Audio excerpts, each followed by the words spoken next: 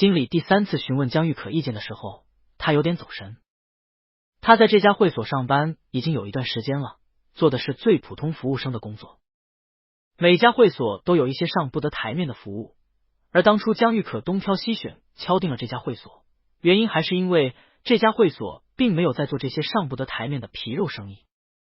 晚上有几个贵客，经理是一个30出头的女人，鲜眉亮眼，化着浓重的妆，涂着艳丽的口红。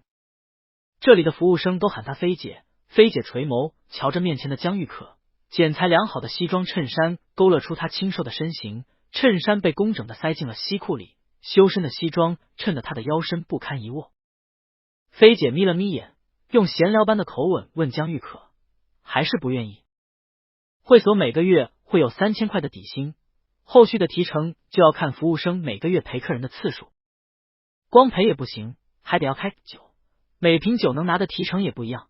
假如你有本事能哄得客人开一瓶上万元的酒，那么这个月的工资就会变得很好看。江玉可的上一个工作是在一家便利店里当收银员，后来某一天上夜班时，因为太过劳累，坐在收银台上打了会儿盹，第2天便被老板调出了监控，严厉的辞退了他。便利店的工资也不高，却比会所辛苦了许多。菲姐并不会强求他们一定要去陪客人喝酒、陪酒或者是陪床，全凭服务生自己愿意与否。所以江玉可挑了一个最清闲的位置，她是负责送酒的，每天只要把客人点各式各样的酒送到包间就够了，送完就可以马上离开。这个位置既不用与别人交流，也不会和客人有太多的接触。江玉可并没有太大的野心，因此她很愿意做这样的杂活。前几天菲姐花了不少钱做了一个尖尖细细又亮晶晶的美甲，如今她用指腹捏着江玉可的下巴，漂亮的美甲贴着她瓷白的小脸。菲姐恨铁不成钢的责骂，臭小子，只是让你陪他们喝酒，你不想说话也没有关系，坐在那里冲他们露出几个笑，想开几瓶酒不都全凭你的意思。在这种风月场所待得越久，人的眼光便会变得越毒辣。一直以来菲姐就是一个喜欢漂亮的女人，她不仅要自己漂亮，身边的事物还有跟着她一起干活的人也要漂亮。会所里的服务生基本都是她挑进来的，她见到江玉可的第一眼就直接把人敲定了下来。彼时江玉可穿着一件洗得有些发旧的白衬衫，毅力精致的五官，一双干净的杏眼拘谨地看着菲姐。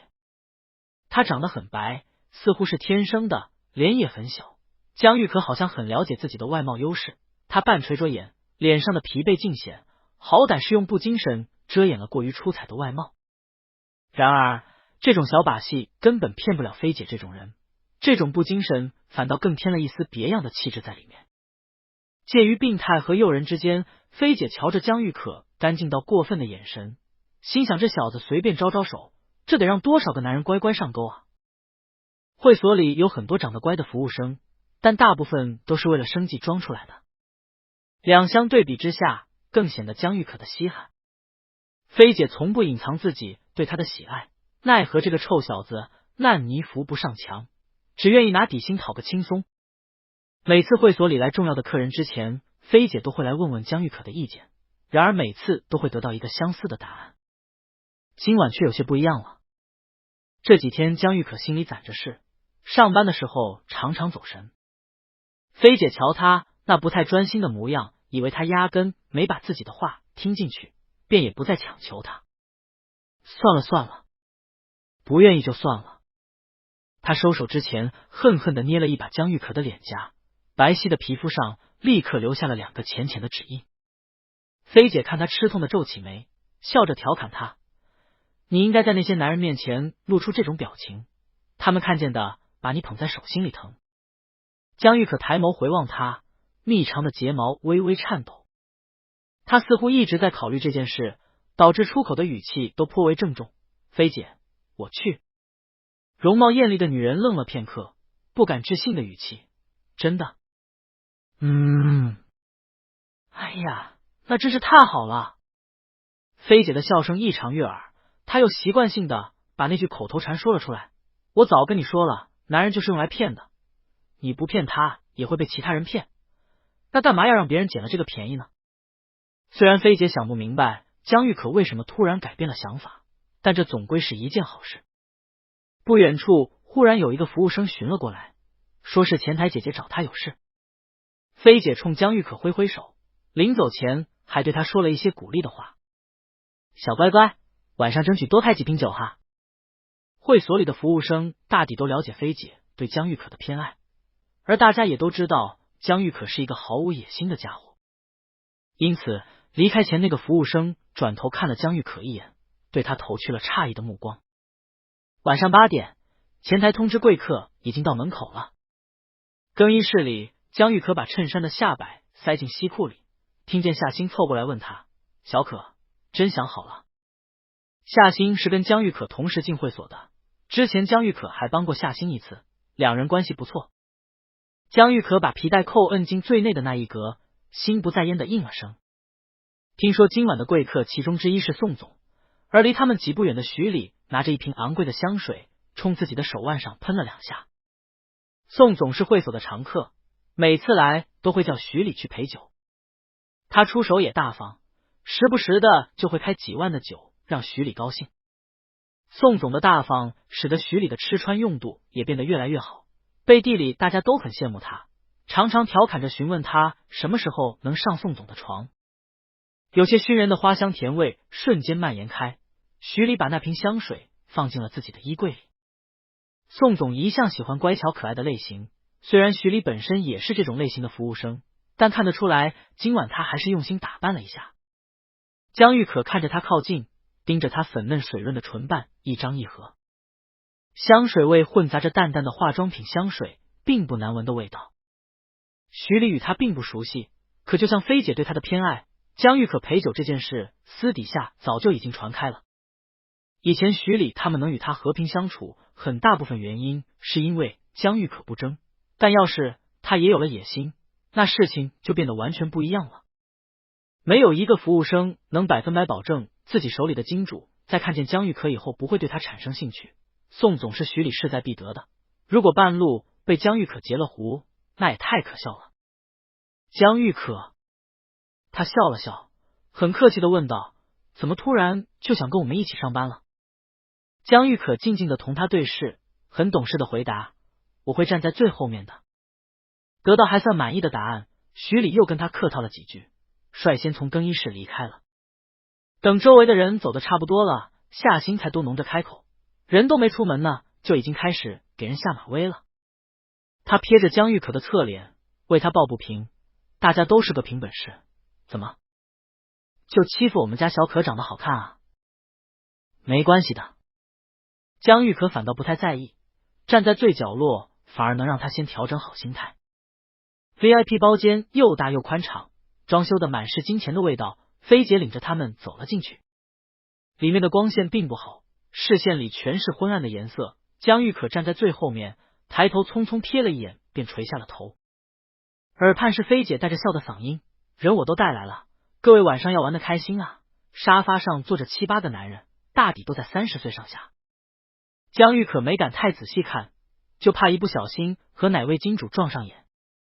菲菲，不知是哪个男人突然这么喊了一声，四周顿时响起了一阵哄笑声。我今晚就是来找你的，你就赏个脸呗。菲姐似乎早已习惯了这种调笑，她笑骂了几句，施施然离开了。临走之前，她在人堆里看了一眼江玉可，眼中的笑意更深了。加上江玉可和夏欣，今晚一共有10几个服务生。菲姐走后，便是徐礼领头，他主动走到点歌设备前，点了一首歌来热场子。有宋总撑腰，沙发上的那些男人自然也会捧他的场。江玉可从来没听过徐礼唱歌，不过夏欣偷偷靠过来跟他讲，徐礼唱功很不错。真的？真的？夏欣看起来比江玉可还要急，因为进来前菲姐给他派了任务，今晚江玉可开几瓶酒，他也能拿相同的提成，所以夏欣这会儿一点都不想江玉可矜持。小可，等他唱完你也去唱一首呗。我不会唱歌。不会唱也没事，你拿个麦站在那里就行。江玉可刚想解释，眼一瞟，不小心注意到了坐在沙发最角落的一个男人。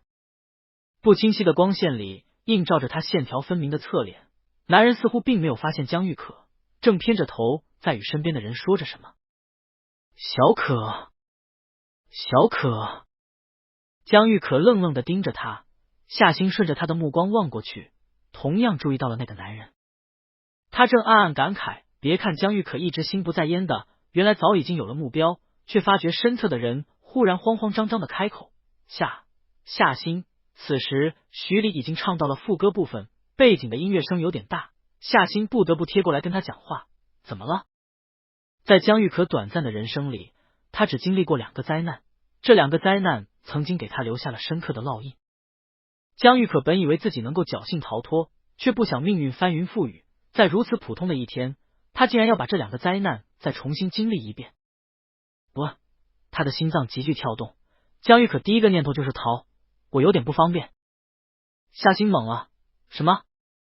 此刻江玉可无比庆幸包间里昏然的灯光，也异常感谢徐礼吸引了所有人的注意力。他离门很近，走几步就能碰到门把手。夏星似乎明白过来他想要做什么，连忙拉住了他。你去干嘛？我尿急。江玉可呼吸急促，仿佛真的要憋不住了。我出去上个洗手间，马上回来。这个理由烂到不能再烂了。碰巧的是，徐礼唱完了一首歌，随着音乐声渐渐变小，那个在角落里和人谈话的男人终于抬起了头，并在一众服务生里精准捕捉到了那个想要逃跑的人。他抓的时机很好，正好在尾声空白的那几秒钟。男人直直的望过去，仿佛透过人群把江玉可狠狠的定在了自己的视线里。江玉可，命运从来只会对江玉可下狠手。3年前是这样，3年后同样如此。被点到名的人心脏猛地跳空了一拍。安静的包间里突然响起男人沉稳清晰的声音，他连语气都把握得很好，听起来仿佛真的只是一个金主对一个服务生有了兴趣。过来。前男友这种生物，只要不是碰上了渣男，无论是抛弃的那一方还是被抛弃的那一方，在重逢以前总要做很多的心理建设。没人会喜欢这种猝不及防的重逢，不管傅离殇喜不喜欢，反正江玉可很不喜欢。包间里的众人一时间都没反应过来，还是夏星最机灵，趁机推了一把江玉可，直接把人从他们当中推了出去。江玉可踉跄了几步，好不容易稳住了身形。液晶显示屏的幽幽白光映着他惊慌失措的神情，江玉可垂着眼睛，像一只误入狼群的白羊。这开口的男人也是会所的常客，他目不转睛的盯着江玉可，不确定的询问：你是新来的？宋总坐在傅离殇的对面，他看着对面那个男人，揶揄道：跟傅总喝了那么多次酒，还是第一次见他对人感兴趣。经过这么一提醒，众人也纷纷回过味来，看江玉可的眼神也慢慢变得了然。刚才开口的男人此时也接上了宋总的话，还真是。宋真，你认识他不？他们进来之前已经有服务生拿了好些酒过来，面前的大理石桌上摆放着各式各样的酒。宋真宋总随意拿起一瓶，很有兴味的瞧着江玉可，有点眼熟，好像见过几次。他扬扬下巴，笑着问道：你是不是来送过酒？江玉可没料到宋真竟然有这么好的记性，他惶恐的点头，僵硬的笑了笑。什么时候啊？有人兴致极高地追问。宋总，哪次我不是跟你一起来这家会所的？怎么我就没见过啊？上周他不就来过吗？放下酒人就走了。宋真瞥了他一眼，嘲笑道：你眼睛长在头顶，哪次正眼看过人？宋真，你别诋毁我啊！我现在不就是在正眼看人吗？很快他便把目标指向了江玉可。乖乖，你叫什么名字？江玉可略微抬头，小心翼翼对上了他的目光。与此同时，早已预料到这一情形的徐礼放下麦克风，十分故意的从江玉可身边走过，他半嗔半怨的开口：你们都还没评价我唱的好不好听呢。他走到宋真面前，紧紧贴着他坐了下来。宋真习惯性的把他揽进怀里，调笑道：怎么吃醋了？徐礼就着这个姿势，顺势拿过了他手里那瓶昂贵的酒，他拿起瓶器，动作娴熟的打开了它。宋真瞧着他撅着的小嘴，笑着哄他：“你这脾气，也就我愿意惯着你。他是副总看上的，我还能跟他抢不成？”其实这话说的非常有歧义，就从他记得江玉可送过酒这点来看，假如傅离商没有看上江玉可，那么宋真还真指不定会做什么。虽然大家私底下都在调侃徐礼傍上了宋真，但一码归一码，包养和金主是他们会所里所有服务生被钉死的标签。徐礼也不是真的没脑子，宋真纵容他那是他愿意纵容他，他可不会蠢到去踩宋真的底线。因此他也只是给宋真倒了一杯酒，佯装生气的塞进他手里：“没有，你喜欢怎么的我心里还不清楚吗？”一旁的崔璐听到这话，没忍住笑了起来。徐礼微微偏头，见他满脸促狭的笑：“宋总喜欢怎样的？他不就喜欢你这样的吗？不然哪能天天哄你开心？”“我不听。”徐礼嘴上这么说，却还是很懂事的，也给崔璐倒了一杯酒：“崔老板，我可不傻，你们都是一伙的。”崔璐捧着酒笑，一抬眸见江玉可还傻愣愣的站在原地，他觉得有趣，不自觉的询问：“你怎么还站在这里？”“副总都等急了。”傅离商确实等急了，刚才他在跟宋真他们讲话的时候，江玉可都感觉角落那道目光要把自己戳穿了。然而他压根就不想过去，江玉可又慌又乱，谁都可以，为什么偏偏就碰上了傅离商？被菲姐带进来的其他服务生趁着不错的气氛，各自找了金主粘了上去。这样每个男人身边或多或少围着一两个服务生，唯独傅离商那里，大家似乎都抱着看热闹的心态，等着始终站在原地的江玉可走过去。宋真看看江玉可，又看了看沉默的傅离商，催了句：“你怎么还不过去？难得副总有这么好的兴致，你不会真要他一直等你吧？”夏星借点歌的理由在点歌机前磨蹭了一会儿，如今他趁着这个机会走到江玉可身后，不动声色的又推了他一把。江玉可仓皇转头，只瞧见夏星洋溢着笑脸朝着一个男人走了过去。十几个服务生坐下来以后，这几张沙发便显得有些拥挤。江玉可硬着头皮走到傅离商面前，心里不停的劝自己冷静，但是越是这么心理暗示，他本就像江湖一般的脑子越是无法冷静。相比于江玉可，傅离商就显得淡定许多。他的身侧已经腾不出空位，于是便拍了拍自己的大腿，很寻常的口吻：“坐这里。”3年的时间不算太长，但也并不短。褪去青涩与校园，傅离商真的变了很多。真坐下以后，江玉可反而冷静了下来，他是贴着傅离商的膝盖坐的，这个姿势不仅让江玉可不舒服，压得傅离商也很难受。于是男人很自然的伸手搂住了江玉可，并不温柔的把人扣进了自己的怀里。身后的崔璐并没有看见傅离商命令的动作，因此以为是江玉可自己坐上去的。他一边想着刚才江玉可装的真好，一边很应景的吹了声口哨，戏谑道：“我还以为傅总真的男女不敬，早知道喜欢这种调调，我们就让菲姐给你找几个浪的了。”“就是，难怪每次傅总跟我们出来玩都没什么兴致，原来是没有找到这种合心意的。”点歌机已经自动播放起了音乐，在傅离商伸手触碰他开始，江玉可好像就听不太到外界的议论声了。两人靠得实在太近，江玉可小心翼翼的扶上傅离商的肩，稍稍拉开了两人的距离。可是这个距离在别人眼里等同于没有，男人的手还按在他的后腰上，薄薄的衣料好歹是挡住了傅离商的体温。江玉可低着头，听到了他很平静的嗓音：“过得好吗？”两人默契的把音量控制在只有双方能听见的范围里。“还行，我要结婚了。”这个消息来得非常猝不及防，江玉可身形一僵，而后很快放松下来。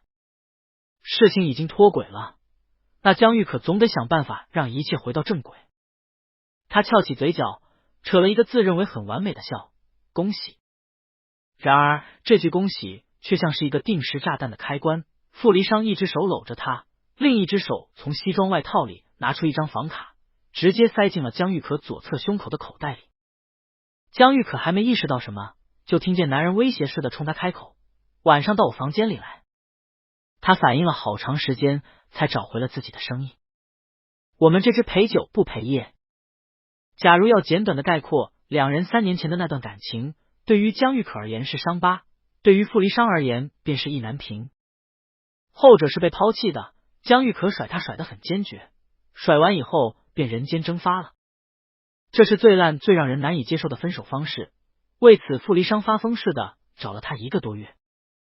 最后还是江玉可的同事实在看不过去，才委婉的告诉他，在两人分手以前，江玉可和一个男人走得很近。从这只字片语当中，傅离殇好像拼凑出来了分手理由，可是这个理由却比江玉可人间蒸发更难以接受。当初是傅离殇追的人，因此他肯定要比江玉可付出更多的感情，其实这都无所谓，傅离殇也不太在乎谁喜欢谁更多一点。他可以接受在这段感情里自己处于劣势方，但绝对接受不了江玉可背叛他。实际上这种事换做任何人都接受不了，傅离殇也没想到居然能在这样的会所里与他重逢。江玉可看上去过得一点都不好，比3年前自己刚认识他那会儿过得更加不好。在刚刚宋真他们拿江玉可当坛子的短暂时间里，傅离殇盯着他，脑子里冒出了很多想法。他瘦了很多，也不太精神，脸色也不太好。他因为别的男人而抛弃他，可那个男人看起来对他也不好，不然肯定不会让他来会所里当服务生。他发现自己的第一个念头就想逃。傅离殇解读着他的慌乱，他到底是问心有愧的。讲道理，傅离殇应该是要恨的，江玉可把自己的真心当垃圾，恨才应该是最正确的情感方式。但看到江玉可的第一眼，萦绕在心头的众多情绪里，唯独没有恨。他不敢去仔细回想，江玉可的慌乱与愧疚已经开始让他动摇。当初知道傅离殇这段感情的朋友们都劝他想开点，而这么长时间过去了，连傅离殇自己都觉得自己已经想开了。原来根本没有。意难平，放不下，难解脱。3年前傅离殇因为江玉可而不断妥协，3年后他总得顺着自己的心意来。温热的指腹贴上了江玉可柔软的唇瓣，傅离殇狠狠摩擦着她的嘴唇，咬牙切齿地说：“跟我睡，然后跟我结婚。”江玉可，你在这里用这张脸勾引了多少男人？傅离殇用了很大的力气，扣在后腰上的那只手仿佛要把自己的腰折断。江玉可吃痛的皱起眉，下意识的脱口而出：“宝宝。”许是包间里昏暗迷离的灯光，又或者是眼前男人熟悉而安心的气息。接连不断的刺激让江玉可在这几秒钟里突然丧失了思考能力，她只是遵循着生理反应，哀哀的轻声喊道：“疼！”很快江玉可便反应过来自己的失言，她怔了一瞬，不自觉的用牙齿去磕自己的嘴唇。显然傅离殇也没想到江玉可会这么喊他，他的手指还摁在他的唇瓣上。江玉可咬紧牙，狠狠咬在了傅离殇的指腹上。异物入嘴的感觉让江玉可慌张抬眼，他赶紧松开牙，昏昏然的环境里，两人对上了视线。他咬得很重，可男人丝毫没有露出疼痛的表情。傅离殇几乎是与江玉可同一时间反应过来的，时隔3年再次听到这么亲密的称呼，他不仅没有感受到任何欣喜，胸口反而涌起一股莫名的怒火。扣在后腰上的手陡然松了力气，江玉可还没缓过神，傅离殇便猛地按住了他的脖颈，把人压向了自己。那本来就很危险的距离变得愈发让人心慌，两人鼻尖贴鼻尖，傅离殇压抑着乱窜的邪火，阴沉沉的讥讽他：“江玉可，是不是每个给你花钱的男人，你都会用这种方式讨好他？”在唇瓣上的手下移，毫不温柔的捏住了他的下巴。江玉可被迫抬起头，漂亮的杏眼里盛着傅离殇冷峻到极点的面容。江玉可很怕疼，这种应该长在金贵少爷身上的毛病，偏偏长在了他这种人身上。但又没办法，他天生痛觉神经就比一般人敏感，一点点痛就会让他疼得浑身冒冷汗。会所里的人不知道，但傅离殇肯定知道他这个毛病，然而掐在自己下巴上的手一点都没收着力。江玉可又疼又难受，控制不住的去抓男人钳制他的手。他想说不是的，没有男人给他花过钱，他也没有这么喊过其他男人。然而话到嘴边，他根本说不出口，因为对于他们而言，傅离殇这么误会他，反而是最好的结果。3年前，他们的感情并没有善始善终，江玉可默默想着，而过错都在我。疼痛使人迷糊，又使人清醒。他怯怯迎上傅离殇的目光，颤抖着嘴唇，最终还是什么都没说。江玉可沉默的态度，在男人眼里就相当于默认，他表现出来的胆怯与懦弱，都是被前男友发现这一切的惶恐。傅离殇当然清楚他很疼，但那又怎么样呢？他们2个已经毫无瓜葛，即便自己心疼他，江玉可也只会把自己当成他鱼塘里的一条鱼，而且还是一条傻乎乎上了2次钩的鱼。傅总，好在有人及时开口，打破了这个僵局。夏星找机会坐在了崔璐身边，他一直密切关注着江玉可，眼见着他和傅离殇似乎并没有朝着大家希望的方向发展，夏星生怕江玉可因为业务能力生疏惹得傅总不快，连忙附在崔璐耳边挑拨了几句。来会所的男人基本都是耳根子软的，崔璐也不例外。他听到夏星佯装失言的爆料，立刻来了兴趣。听说小可酒量很好。崔璐知道了江玉可的名字，也随夏星一样喊他小可。本来崔璐喊自己的时候，傅离殇装作没听见，但一听到是跟江玉可有关，马上接上了他的话茬。是吗？他终于松了手，然后偏头瞟了崔璐一眼。江玉可去揉自己发麻的下巴，垂眼看着傅离殇，很认真的问他：你酒量很好？江玉可有个屁的酒量，有一次他被菲姐骗着喝了一口不知道哪个牌子的洋酒，结果那天晚上上班整个脑袋都是晕的，还送错了好几个包间的酒。他摇头，诚实的回答：不好。可惜现在傅离殇压根就不相信江玉可的任何话，他的诚实随即便被男人曲解。我差点忘了，在这里上班的酒量怎么可能不好？俯视的角度能让江玉可非常清晰的看清傅离殇的神情。男人平整的西装在2人拉扯的时候被弄皱，江玉可低头看着他眼角眉梢的不悦，有些固执的把话重复了一遍：不好。包间里的服务生大都知道江玉可烂到透顶的酒量，而徐礼已在宋真的怀中，冷不丁的打断了他们的对峙。是呀，小可的酒量可好了，这里基本没人能喝过他。宋真眼里闪过一丝诧异，而后了然道：难怪让他送酒，原来是因为他酒量最好。原本夏星计划的挺好，没想到徐礼突然搅局。不过有了他的认同，反而让他的话有了更高的可信度。崔璐凑热闹似的拿了一个空酒杯，熟练的往里面倒了好几种酒。夏星善解人意的接过，站起身走了过去。江玉可下意识的想要站起来，又被傅离殇抓住肩膀按回到自己的腿上。你动什么？江玉可大概也感觉出来大家都想要他喝酒，虽然他酒量差，但喝酒倒不是什么难事。他这会儿脑子倒是转得快，喝醉对他来讲反而是一件好事，因为这样就不用清醒的面对傅离殇了。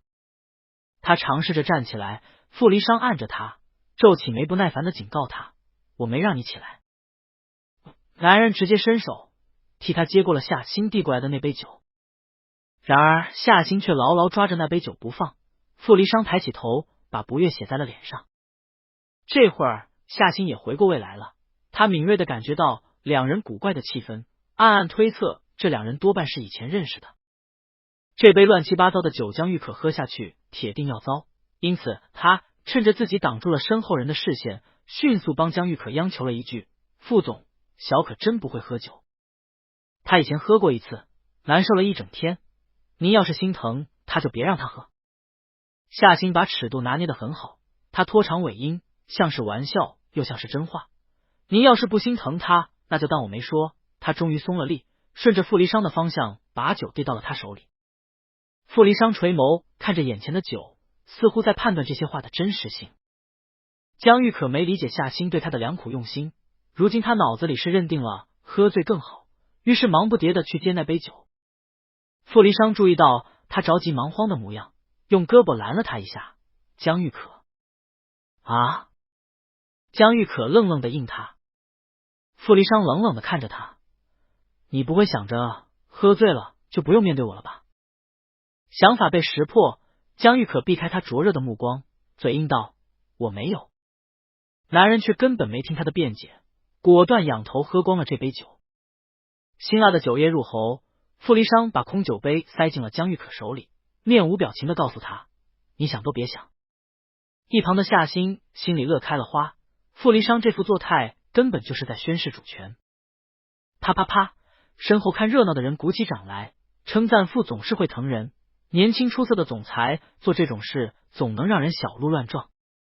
宋真在傅离殇喝酒的时间里指挥徐礼做了一件事，眼下徐礼又端着一杯酒走了过来，他笑得很甜很乖，径直把酒捧到了江玉可眼前，说道：“小可，这是宋总请你喝的。”小可，宋真坐在不远处举起了酒杯，笑得意味深长，好好陪傅总。此刻傅离殇倒是舍得松开江玉可了，他示意身旁的服务生坐过去一点，给江玉可腾了个空位。江玉可坐下以后便去接那杯酒，却被傅离殇抢先夺了过去。夏欣吃过徐礼的亏，宋真那句话的暗示性又太强，他和江玉可对视了一眼，后者反应极快，伸手去盖那杯酒。别！江玉可把慌乱写在脸上，别喝。是呀。徐礼笑着附和道：“傅总，这是宋总请小可喝的，您这样反倒会让小可下不来台。”这时江玉可也来不及思考喝下这杯酒的代价是什么了，他紧紧盖住酒杯。傅离殇瞧着他的动作，突然喊了他一声：“江玉可！”江玉可忽然有了一种不好的预感。男人对上他的眼睛，看他那双漂亮的杏眼里流露出哀求，很平静的跟他讲：“你越线了，我是金主，我怎么对你都是应该的，你反过来命令我就显得很愚蠢。江玉可，不要以为见到前男友就可以沉浸在过去，搞清楚自己现在的位置，不要越线。其实这杯洋酒并不比刚才那杯好喝多少。”傅离殇一边喝一边还在想，他当然知道江玉可的酒量很烂，以前江玉可喝一口啤酒就能醉，醉了就抱着他发酒疯，冲着他傻乎乎的笑，疼痛快要把江玉可撕裂。浴室里到处都是水，蒸腾的水汽氤氲，里面的一切都是雾蒙蒙的。药性折磨着傅离殇，他用残留的意识尽量控制着自己，然而江玉可还是很疼，那种疼从尾椎向上攀，痛得江玉可眼前一阵一阵的发黑。他被抱着摁在了墙上，冰冷的瓷砖贴着他光滑的背脊，促使他清醒。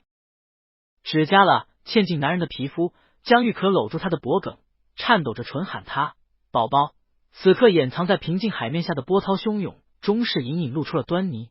男人把江玉可抱进怀里，摸着他的背，非常不明显的哄他：“他知道他痛，可是他也很难熬。”很快本能占据了理智，痛觉开始慢慢消退，江玉可求饶的话语都被海浪拍散，变成了细微的破碎的哀鸣。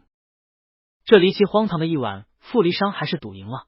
不论过程如何，最后江玉可还是主动跟了过来。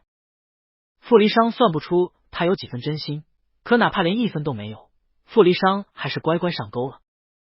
他早说了自己是一条鱼，上了1次钩就会上第2次、第3次、第4次。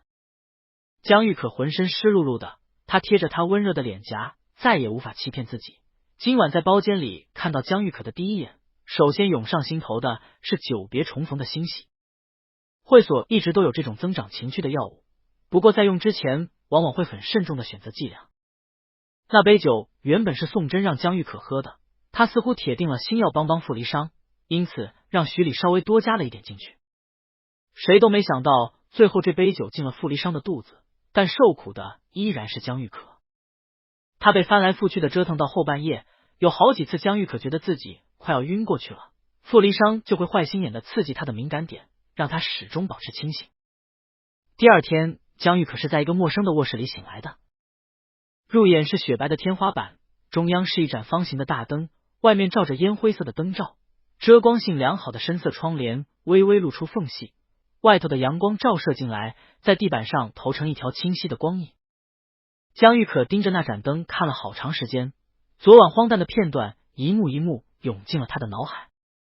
和前男友重逢的第一天就和他滚了床单，请问他还有救吗？那些面红耳赤的画面让江玉可又热又尴尬，他反射性的想翻身，四肢传来的疼痛让他瞬间倒吸了一口凉气。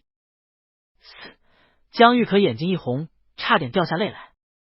门外忽然响起一阵轻微的响动，江玉可连忙躲进被子里，闭上了眼睛。棉质拖鞋敲击着地板，来人仿佛故意放轻了脚步声。江玉可勉强稳住呼吸，不一会儿，一只大手掀开被子一角，沿着稍稍皱起的被单钻了进去。啊！江玉可猛地睁开眼睛，发出一声短促的尖叫。刚刚被疼痛转移了注意力，他这才发觉自己根本没有穿衣服。男人微凉的掌心贴着他的肚子，江玉可惊恐的瞪大眼，慌张的挣扎起来。傅离殇似乎也是刚起，只穿了一件薄薄的家居服。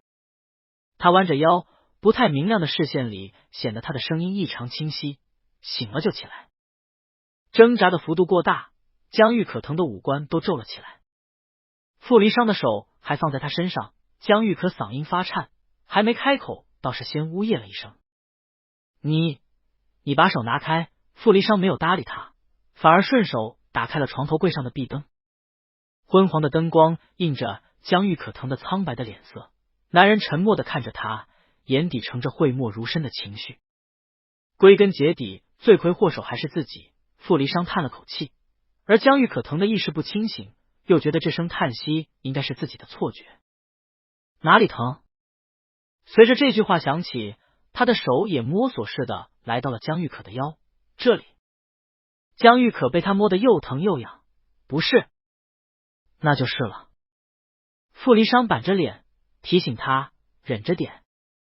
江玉可怔了一瞬，很快腰上便传来一阵酸痛的感觉。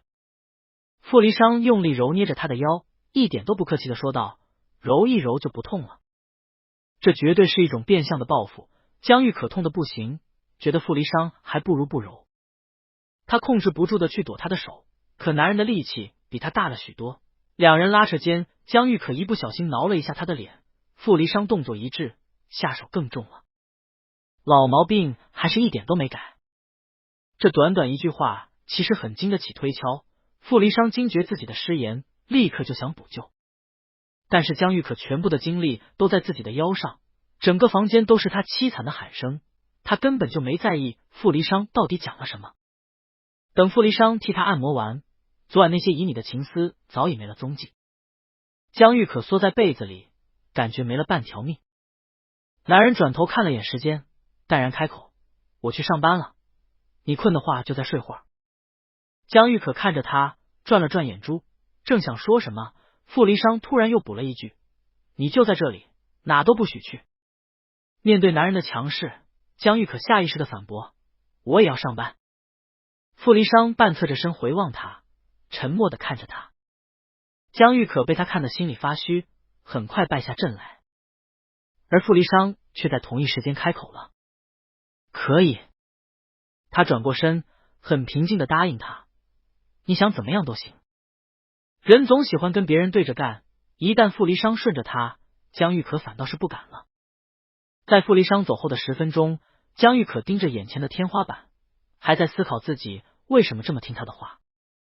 放在枕边的手机忽然嗡嗡震动起来，来电显示是菲姐。江玉可接起来，耳畔立马响起了菲姐清脆的笑声：小可，醒了呀？江玉可应道：醒了。哎呦，嗓子怎么哑了？菲姐笑得停不下来：傅总也真是的，第一次见面就这么不会心疼人，下次他来我得要好好说说他。小可，姐还一直担心你太冷淡，没想到你竟然又给大家一个惊喜。看来菲姐还不知道那杯酒的事情。昨晚包间里实在太过混乱，傅离殇喝完没多久就起身离开了，江玉可被他牵住心神，立刻跟了上去。宋真还没来得及说什么，就见这两人一前一后走出了包间。崔璐瞧着桌上那杯空空的酒杯，感慨道：我还以为真的没有人能入副总的眼，原来都是我想多了。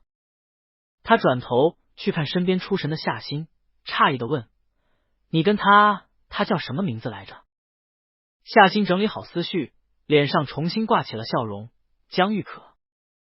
你跟他关系怎么样？还不错。他是新来的？没有，跟我一起进来的。崔璐笑道：我跟宋总也算这里的常客了，副总也来过几次。菲菲真是不厚道，宝贝藏了这么久才肯拿出来。夏欣知情识趣，笑着给崔璐倒酒，他三两句话就把这件事含糊了过去。宋真还没跟别人聊上几句，也被徐礼转移了话题。不论知道内情的还是不知道内情的，都在暗地里羡慕江玉可的好运。而被羡慕的那个人，如今浑身都跟散了架似的。他无视菲姐的戏弄，有气无力地说：“菲姐，我今天想请假一天。”行啊，想请假几天都没关系，跟我还客气什么？菲姐笑呵呵地说道：“对了，昨晚那些客人开酒的钱，我是现在发给你，还是月底和工资一起发给你？”江玉可一时间没听明白，不都是跟工资一起发的吗？是一起发的呀，但昨天你表现的那么好，我总要奖励你吧。可是昨晚傅离商明明就没有开过酒。他正想解释，菲姐却抢在他前头开口：“傅总人真挺大方的，给你的小费是别人的好几倍。小可，你要好好把握呀，抓住了这棵摇钱树，你就可以比别人少吃好多苦了。”像是有一根针突然扎进了身体，一股寒意猛地涌上了心头。江玉可抿了抿唇，试探性的反问：“是傅总给我的？除了他还能有谁？”光听菲姐的声音就能感觉到她脸上的笑意。昨晚他们玩的太晚了，我就先回去了。还是刚刚夏欣告诉我的，说昨晚那些开销走的都是傅总的账。这时忽然有一个号码钻进了两人的聊天之中，江玉可看了眼屏幕，眼皮狠狠跳了一下。小乖乖，菲姐。江玉可打断了女人絮絮叨叨的话，急匆匆的说道：“我还有点事，迟点再说。”电话那头的人愣了一下，听到江玉可骤然急促的呼吸声，以为傅离商出现在了他的面前。他了然道：“好的好的，那我就先不打扰你了。”不等菲姐把话说完，江玉可就挂断了电话。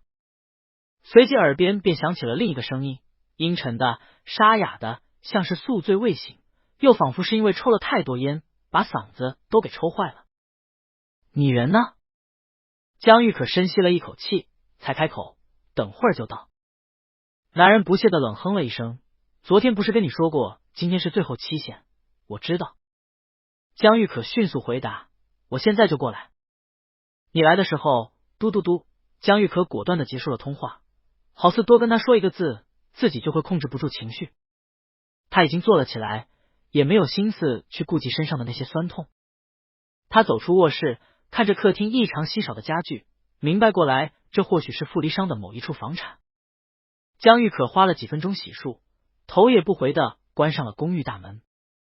走到小区门口的时候，刚到了上班的时间，保安大叔见到陌生的面孔，以为是新入住的业主，热情的打招呼：“早上好啊。”这是在市中心的小区，寸金寸土。江玉可打了辆车，坐进去以后报了一个地址。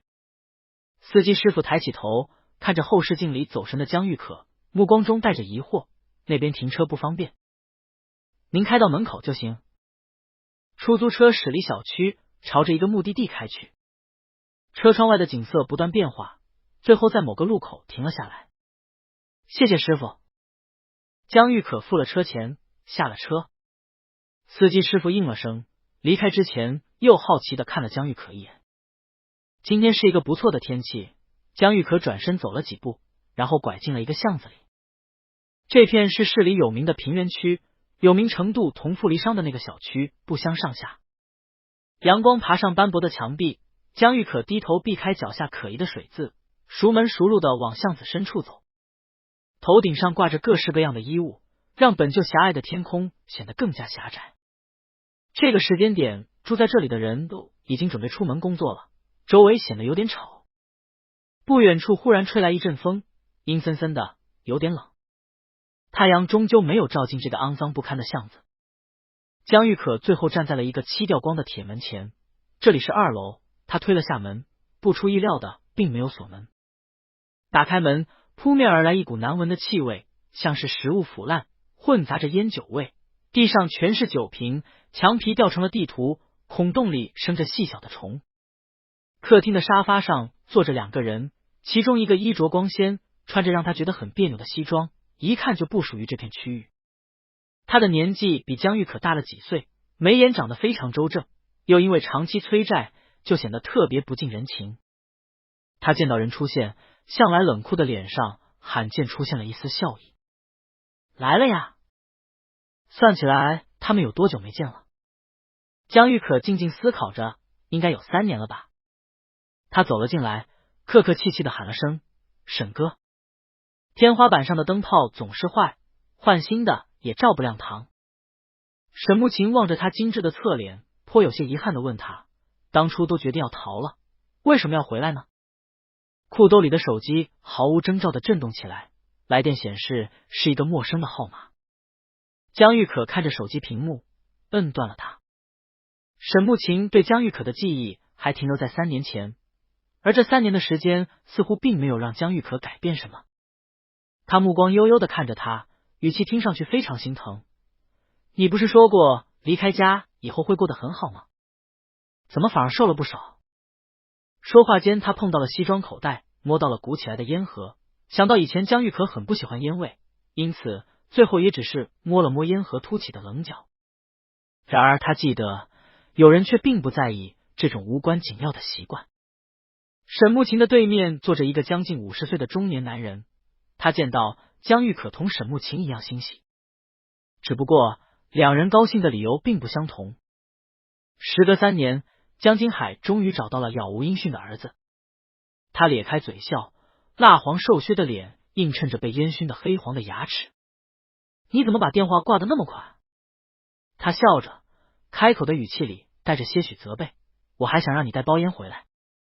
江玉可还在想那串他从未见过陌生的电话号码，听到江金海这么问他，收敛了思绪，没什么表情的说道，手机没电了。哦。面对江玉可如此冷淡的反应，江金海也不觉得怎么样。他瞥了沈慕晴一眼，随即步入了正题，小可，你看你能不能借点钱给我？与电话里完全相反的态度，像是此刻才真正担心起还不起钱的后果。昏黄的灯光下，江金海殷勤的笑脸映在江玉可的眼底，像是一条阴毒的蛇在暗处一直紧盯着你。记忆里的噩梦慢慢苏醒，江玉可被咬得遍体鳞伤，却一直无法摆脱这样的噩梦。江金海的话到底是让沈慕晴犯了烟瘾。他点了一根烟，吸了一口又掐掉，细状的白雾升起。沈慕晴把一些莫名的情绪隐藏在烟雾后面，有些玩味的说道，江金海，3年不见，你倒是客气了不少。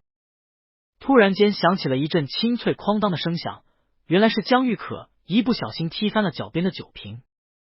深绿色的酒瓶像多米诺骨牌一般向后翻倒，江玉可无意识的后退了一步，酒瓶里剩余的酒液沿着木质地板的纹路渗了进去，他闻到了逐渐浓郁的酒味。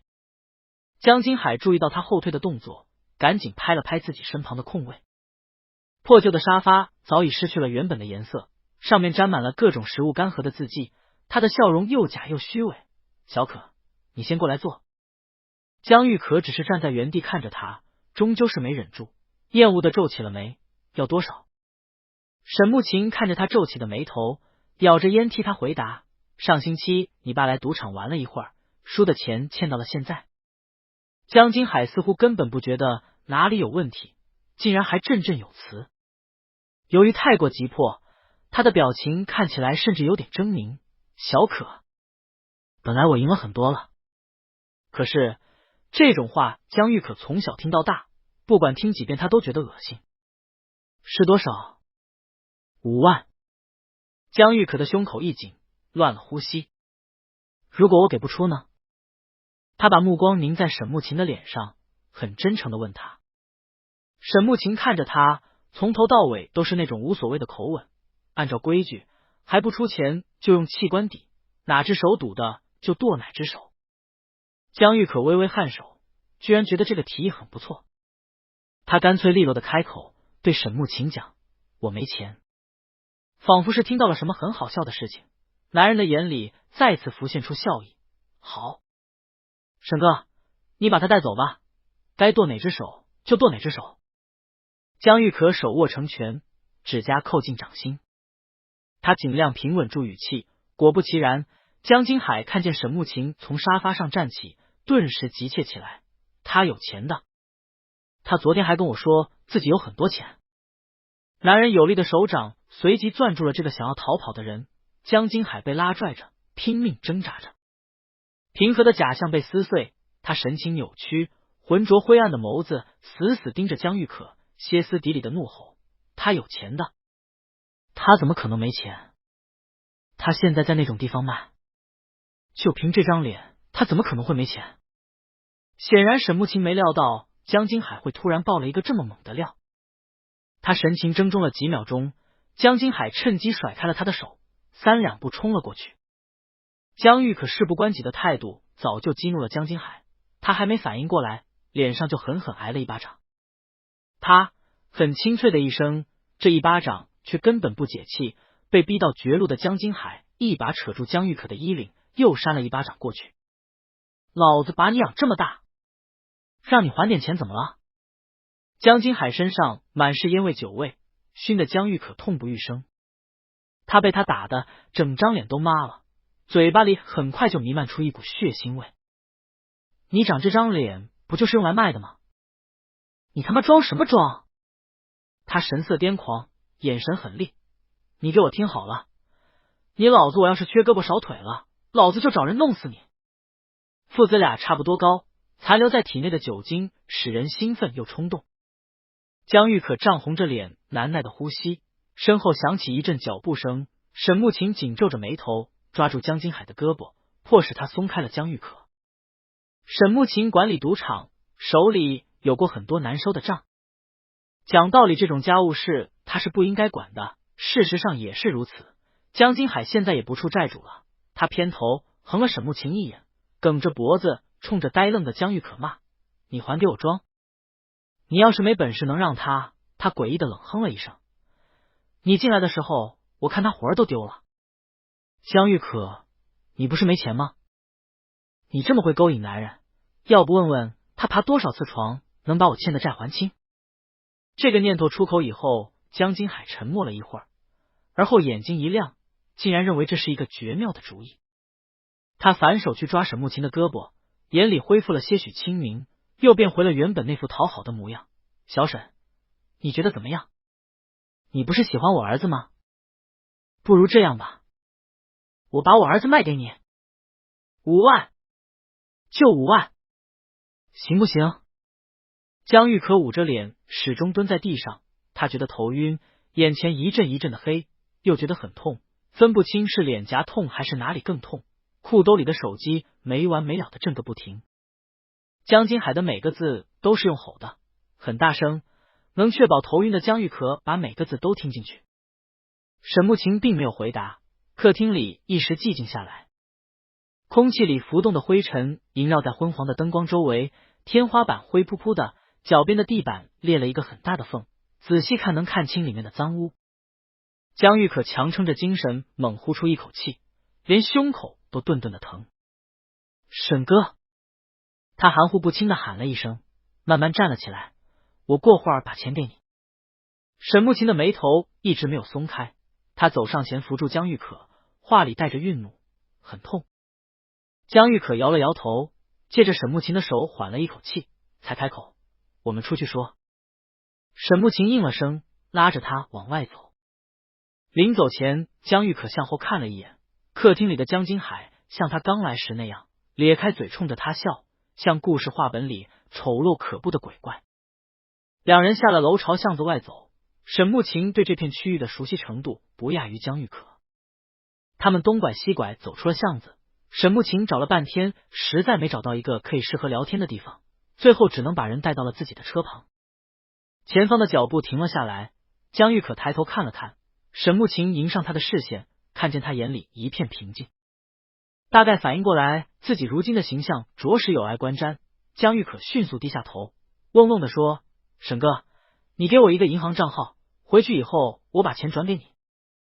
从这样的角度望过去，能看见江玉可低垂的眉眼，想问的话实在太多了。沈慕琴望着他，思索良久，问了一个与刚才见面时相同的问题，不是逃了吗？怎么又回来了？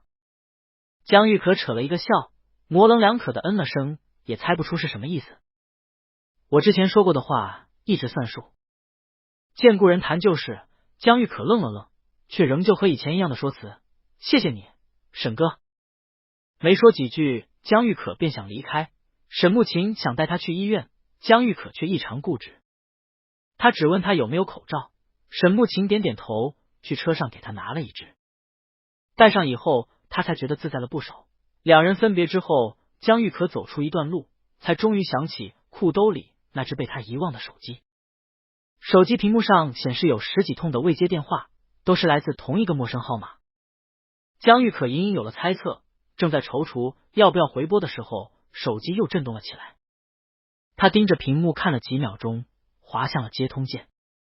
刚接通，就响起了对方沉沉的嗓音，像是风雨欲来，压抑着某种情绪。你在哪？江玉可抬头看了看周围的景色，报了一个位置。在那里等我。挂断电话以后，又过了几分钟，江玉可才意识到傅离殇的话语里带着怒气。10几分钟后，一辆黑色 SUV 停在了路旁，江玉可撑着手坐在路边花坛的大理石瓷砖上。傅离殇停好车，甩上车门时发出了很重的响声。工整流畅的西装线条勾勒出傅离殇挺拔的身形，男人走得很快，迎面带来了一阵风。江玉可眯起眼，正想仰头看他，傅离殇抬手就把他脸上碍事的口罩扯掉了。看到他脸上青青紫紫的巴掌印，傅离殇又惊又怒，眉间笼上一层霾，怎么回事？跟人打架了？这是江玉可在等傅离殇的时间里编造出来的理由。男人站在他面前，背后就是阳光。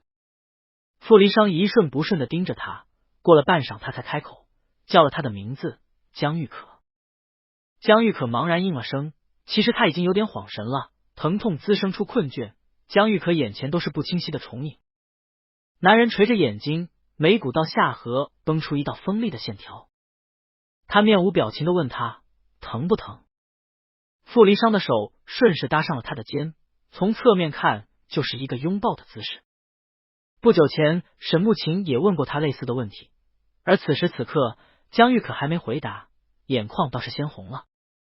他并不想让傅离殇看到他如此狼狈的模样，可是又没有办法，分手前傅离殇是他的命门，分手后他依然是他的弱点。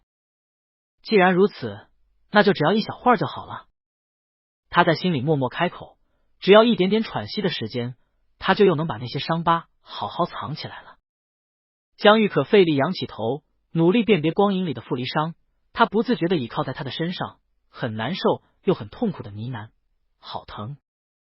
会所里的同事大概都了解江玉可是一个怎样的人。刚来的时候会觉得她长得漂亮，相处久了下来会发现她话很少，也很安静。凑在一起聊天打闹的时候不会有太多表情，但你去跟她说话，她会看着你笑，认真回答你，不会让人觉得是敷衍，好像她天生就是这样的性格。比别人稍微多了解一点的夏欣却不是这样觉得的。江玉可把一切都把握在了一个很好的度上，他不会和任何人有过多纠缠，也不会与任何人谈论他的生活。夏欣跟他认识的这几个月以来，从未听他说起过关于自己的任何事。虽然来会所上班的人多半都有自己的困难，但江玉可把自己的隐私保护得很好，导致直到现在，夏欣除了知道有江玉可这么一个人，其他关于他的一切都是空白，仿佛这个人就是凭空出现的，也可以凭空消失。被傅离殇丢上副驾驶座上的时候，江玉可不自然地瑟缩了一下。男人注意到了这个细节，伸过手来替他系安全带，两人靠得很近，江玉可垂着眼睛偏过头去躲他的呼吸。傅离殇自然不会觉得他在怕他，他绷紧了声线问：去医院？江金海的这2个巴掌又快又狠，江玉可本就怕疼，如今连带着身上的酸痛一起折磨他的神经。他心里清楚，傅离殇并没有相信他的谎言，说不准很快傅离殇就能调查清楚自己被打的真正原因，接着他藏匿了很久的秘密就会被发现，被揭穿，被质问。他并不想这样。与傅离殇重逢，脱离了江玉可对生活的掌控，江金海也找到了他，马上他平静的生活就会被打破，他好不容易得到的安宁都会变得杂乱无章。刚才坐在路边等傅离殇的时候，江玉可想了很多很多。他不想被江金海威胁，傅离殇也应该有更好的生活。江玉可不是一个有本事的人，以前他对所有事情的解决方法是熬，现在是逃。傅离殇是这些所有事情的例外，即便到了现在，他的想法也是傅离殇应该有更好的生活，而不是我不喜欢傅离殇，傅离殇不要纠缠我。眼看着江玉可的眼神越来越飘，傅离殇掐住他的下巴，逼他回过神。3年的时间足够改变很多东西，包括傅离殇，包括江玉可。你在想什么？江玉可一直都知道傅离殇是不甘心的，他是天之骄子，被自己这种一无所有的人甩，确实是一件很丢脸的事，随便谁带入到傅离殇的身份里都会咬牙切齿，所以他才会跟自己说结婚的事情，才会让菲姐给他小费，拿钱去羞辱他。这些事情发生的时候，江玉可的第一反应是疼，那没有办法，这是身体自发做出的反应，就跟潜意识一样，他无法避免。他一点都不怪傅离殇，傅离殇对他怎么样都情有可原，他完全可以接受他对自己的羞辱，他一点都不觉得哪里不对。况且假如没有傅离殇这笔钱，他还不能轻易从江金海手里逃脱，到头来他又欠了傅离殇。不去医院。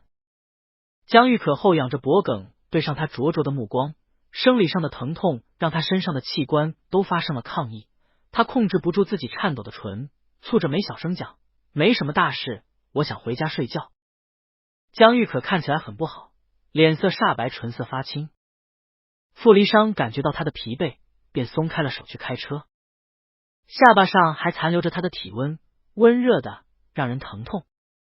傅离殇问他住在哪里，江玉可很痛快的报了一个地址，好似一点都不担心傅离殇以后会不会来找他麻烦。车窗外的风景飞速掠过，江玉可半合着眼，昏昏欲睡的模样。车厢里陷入寂静，傅离殇注视着眼前的车况，注意力却一直放在江玉可身上。他身上的衣服裤子都是自己给他准备的，不太合身，松松垮垮的穿在身上。傅离殇答应放他走，就真的没有再为难他，但人真走了以后，他马上就后悔了。手机号码是从菲姐那里问来的，菲姐跟他讲自己已经把小费都转给江玉可了。傅离殇一开始没听懂，转念一想便明白过来，这估计是宋真的意思。没人知道他跟江玉可的纠葛，所以宋真才会用钱来替傅离殇表示自己对江玉可的喜爱。毕竟江玉可是会所的服务生，金主给的钱越多，代表越喜欢。然而放在曾经的情侣身上就并不合适了。傅离殇问过菲菲江玉可收下钱以后说了什么，风情万种的女人言语里带着笑，似乎很高兴傅离殇对江玉可的在意。他让我跟你说谢谢。愤怒的情绪是一瞬间涌上来的，他愤怒于江玉可真把两人定义成为包养的关系，但包养的意思明明是自己表现出来的。江玉可总能带给他无力感，他讨厌江玉可曾经对他的那些伤害，他讨厌江玉可在会所里上班，他讨厌江玉可不接他电话，对他如此冷淡的态度，他讨厌江玉可对他说谎，他实在太讨厌江玉可了。可是他又那么在乎他，只要江玉可对他笑，喊一声宝宝，对自己露出一点点软弱的模样，傅离殇就什么都顾不上了。他总是拿他没办法的，他那么在意他。回去的路上，傅离殇把车开得很稳，江玉可闭着眼睛陷入了昏睡。他把西装外套盖在了他身上，睡梦里的江玉可皱着眉头，好像被困在一个很不好的梦境里。江玉可报的地址是一个很老旧的小区，离会所并不远。快到达目的地的时候，江玉可猛地睁开了眼睛，他目光失焦，好半晌才眨了眨眼睛，转过头去看傅离殇，到了。开口的声音很轻，像是说给自己听的。要不是傅离殇一直关注着他，差点没听清他说了些什么。身上的西装外套滑了下来，江玉可低头看着自己膝盖上的外套。傅离殇停好车，把外套拿了回来，然后甩给他一袋东西，是一袋药，来的路上去药店买的。傅离殇把每种药的用法都说了一遍，江玉可沉默着点头，听到了傅离殇的最后一句，你现在回家睡觉，睡醒我来接你。哦。好半晌，江玉可才应了一声。他下了车，黑色 SUV 渐渐消失在自己的视线里。小区门口有自动存取款机，江玉可走进去，把卡里的钱都取了出来，对着沈慕琴告诉他的账号打了5万过去。手机震动了好几声，是银行的短信提醒和沈慕琴的回复。他把剩下的几千块钱塞进裤兜，转身走进了单元楼。这个小区虽然老旧，但价格特别便宜。房东是一对上了年纪的夫妻，热情和善，乍一听江玉可以 hold 不住了，纷纷讶异发生了什么。我要走了。江玉可弯了眼睛，看起来喜事将近，要去别的地方了。两位老人多问了几句，都被江玉可完美的搪塞了过去。家具都是原本就有的，要收拾的行李也就几件衣物。出门之前，江玉可对着镜子认真的把傅离商给他买的药都用了一遍，然后小心翼翼的戴上了口罩，顺便把那张余额为0的银行卡折断丢进了垃圾桶。他把垃圾带了出去，走到小区门口，叫了一辆出租车。到了车站以后，买好车票，最后才在候车室买了些吃的当午饭。他一边吃一边给菲姐打电话，电话接通以后，响起了菲姐雀跃的声音：“喂，菲姐。”江玉可咽下嘴里的食物，开口：“跟你说件事。”“什么事啊？”“我要辞职。”菲姐愣了一下：“什么？”“我说我要辞职。”江玉可把准备好的理由说了出来：“我家里出了点事，不能再继续上班了。”“好好的，怎么就辞职了？”菲姐的语气顿时焦急起来：“出什么事了？”“小可，你跟我说，菲姐一定帮你。”这就是江玉可为什么最后才打这通电话的原因。两人在电话里掰扯了很久，菲姐终于相信江玉可是真的没有碰到麻烦，只是因为家里突然的变故，要跟爸妈一起去别的城市。菲姐不说了。江玉可话里尽量带着笑，装作有好事发生的样子：“我要上车了。”他们的通话刚结束，傅离商的电话便打到了菲姐的手机上。男人询问他关于江玉可的事情，菲姐脱口而出：“傅总，小可辞职了。”傅离商眼皮一跳：“什么时候？”“就在刚刚。”他说他要跟爸妈一起别的城市。四周的空气突然被收缩，挤压进不到肺里。电话那头安静了片刻，而后嘟的一声，通话就这么被切断了。傅离商在5个小时以后找到了江玉可，期间他动用关系让他帮忙查江玉可去了哪里。贺明浩一听到江玉可的名字，整个人都不好了。江玉可？哪个江玉可？江玉可出现了。贺明浩一听他的语气，就有种不好的预感。他跟傅离商认识这么多年，瞬间就感觉出傅离商的状态很不对劲。傅离商他甚至能察觉到自己握手机的手有些不稳。“你打算干嘛？”“我要见他。”彼时江玉可刚下大巴车，车坐了太久，他疲惫不堪。上车前，他把拔出了卡槽里的电话卡，眼下他拿着行李慢吞吞的走到出口，然而他一抬眼就跟不远处的男人撞上了视线。逃是下意识的反应，江玉可来不及思考为什么傅离商也会出现在这里。他脚步迟疑的一瞬间，男人就走到了他面前，钳制在手腕上的力量好像要把自己的手骨捏断，江玉可连说疼的权利都被扼杀。傅离商拽着他，直接把他拖上了车，他被摔到了车厢后座，然后车门落上锁。现在是晚上7点，夜晚刚刚开始，有热闹的迹象。这是一个沿海城市，吹来的风都是咸的。黑色 SUV 停在了路边，仅有的光线是从外面的路灯照进来的。行李被丢开，头皮一阵疼痛，傅离商粗暴地抓住了他的头发，江玉可被迫仰起了头。气氛僵至森冷，他对上了男人发红的眼睛，阴沉沉的，带着狠。傅离商掐住他的脖颈，把他摁在车座上，一低头咬住了江玉可的嘴唇。这并不算一个吻，他被动承受着男人的怒火，疼痛的呜咽都被含在了唇间。空气越来越稀薄，他被掐住了喉咙，快要无法呼吸。在意识即将模糊的时候，男人终于松开了手，他控制不住的咳嗽起来，傅离殇却再度咬住他的唇瓣，他掌控着他所有的呼吸，吝啬的把氧气渡给他。所有微不足道的反抗都被镇压，江玉可疼得一直发抖。傅离殇咬他的嘴唇、下巴、脖颈，像是一只恶极的凶兽，露出了锋利的獠牙。男人盯着他，瞳孔黑得可怕，冷峻分明的侧脸浸在了微弱的光线里。他哑着嗓音，贴着他的唇瓣，给他出了一个选择题。他别无选择，在意识回笼之际，江玉可已经半跪在了他的面前。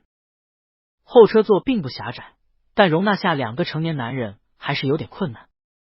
傅离殇注视着江玉可难受的蹙起眉，漂亮的眉眼染上情绪，这像是一场博弈，明明傅离殇才是赢家，可是先低头的又是他自己。他深深吸了口气，身体里沸腾的血液才隐隐有冷却的迹象。月光照不进这条偏僻的街道，他想起贺明浩在电话里说他怎么变得越来越偏执。江玉可似乎真的很想跟他一刀两断，在快要结束之际，傅离殇猛地皱眉，江玉可睁开眼睛，湿漉漉的杏眼定定的望着他。他到底是没让江玉可得逞，他掐住他的下巴，微微眯起眼，感受他带给他的痛苦与欢愉。江玉可干净屹立的脸被他弄脏，傅离殇红着眼把人拉起来，发狠似的吻住他。微苦伴随着腥咸游离在两人的唇舌之间，傅离殇撕咬着他的唇瓣，仿佛真的要吃人，一口一口撕扯着骨肉往肚子里咽。江玉可吃不住疼，尝到了逐渐浓郁的血腥味。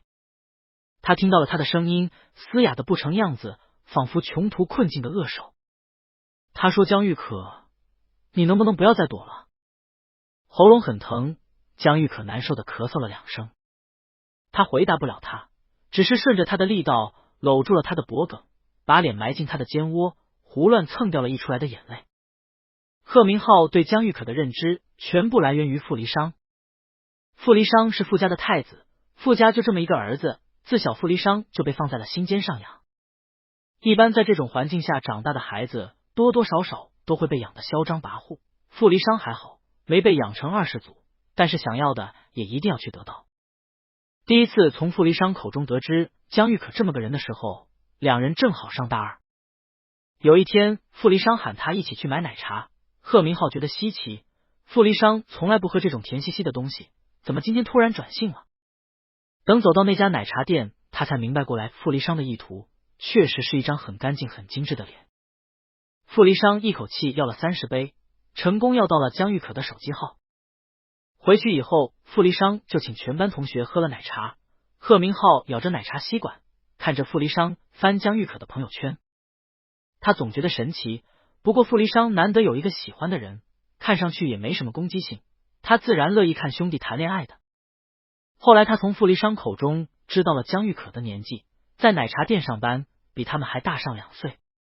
贺明浩对有钱没钱这块倒是不关注，他只是觉得江玉可的脸看起来像18岁，没想到竟然还是哥哥。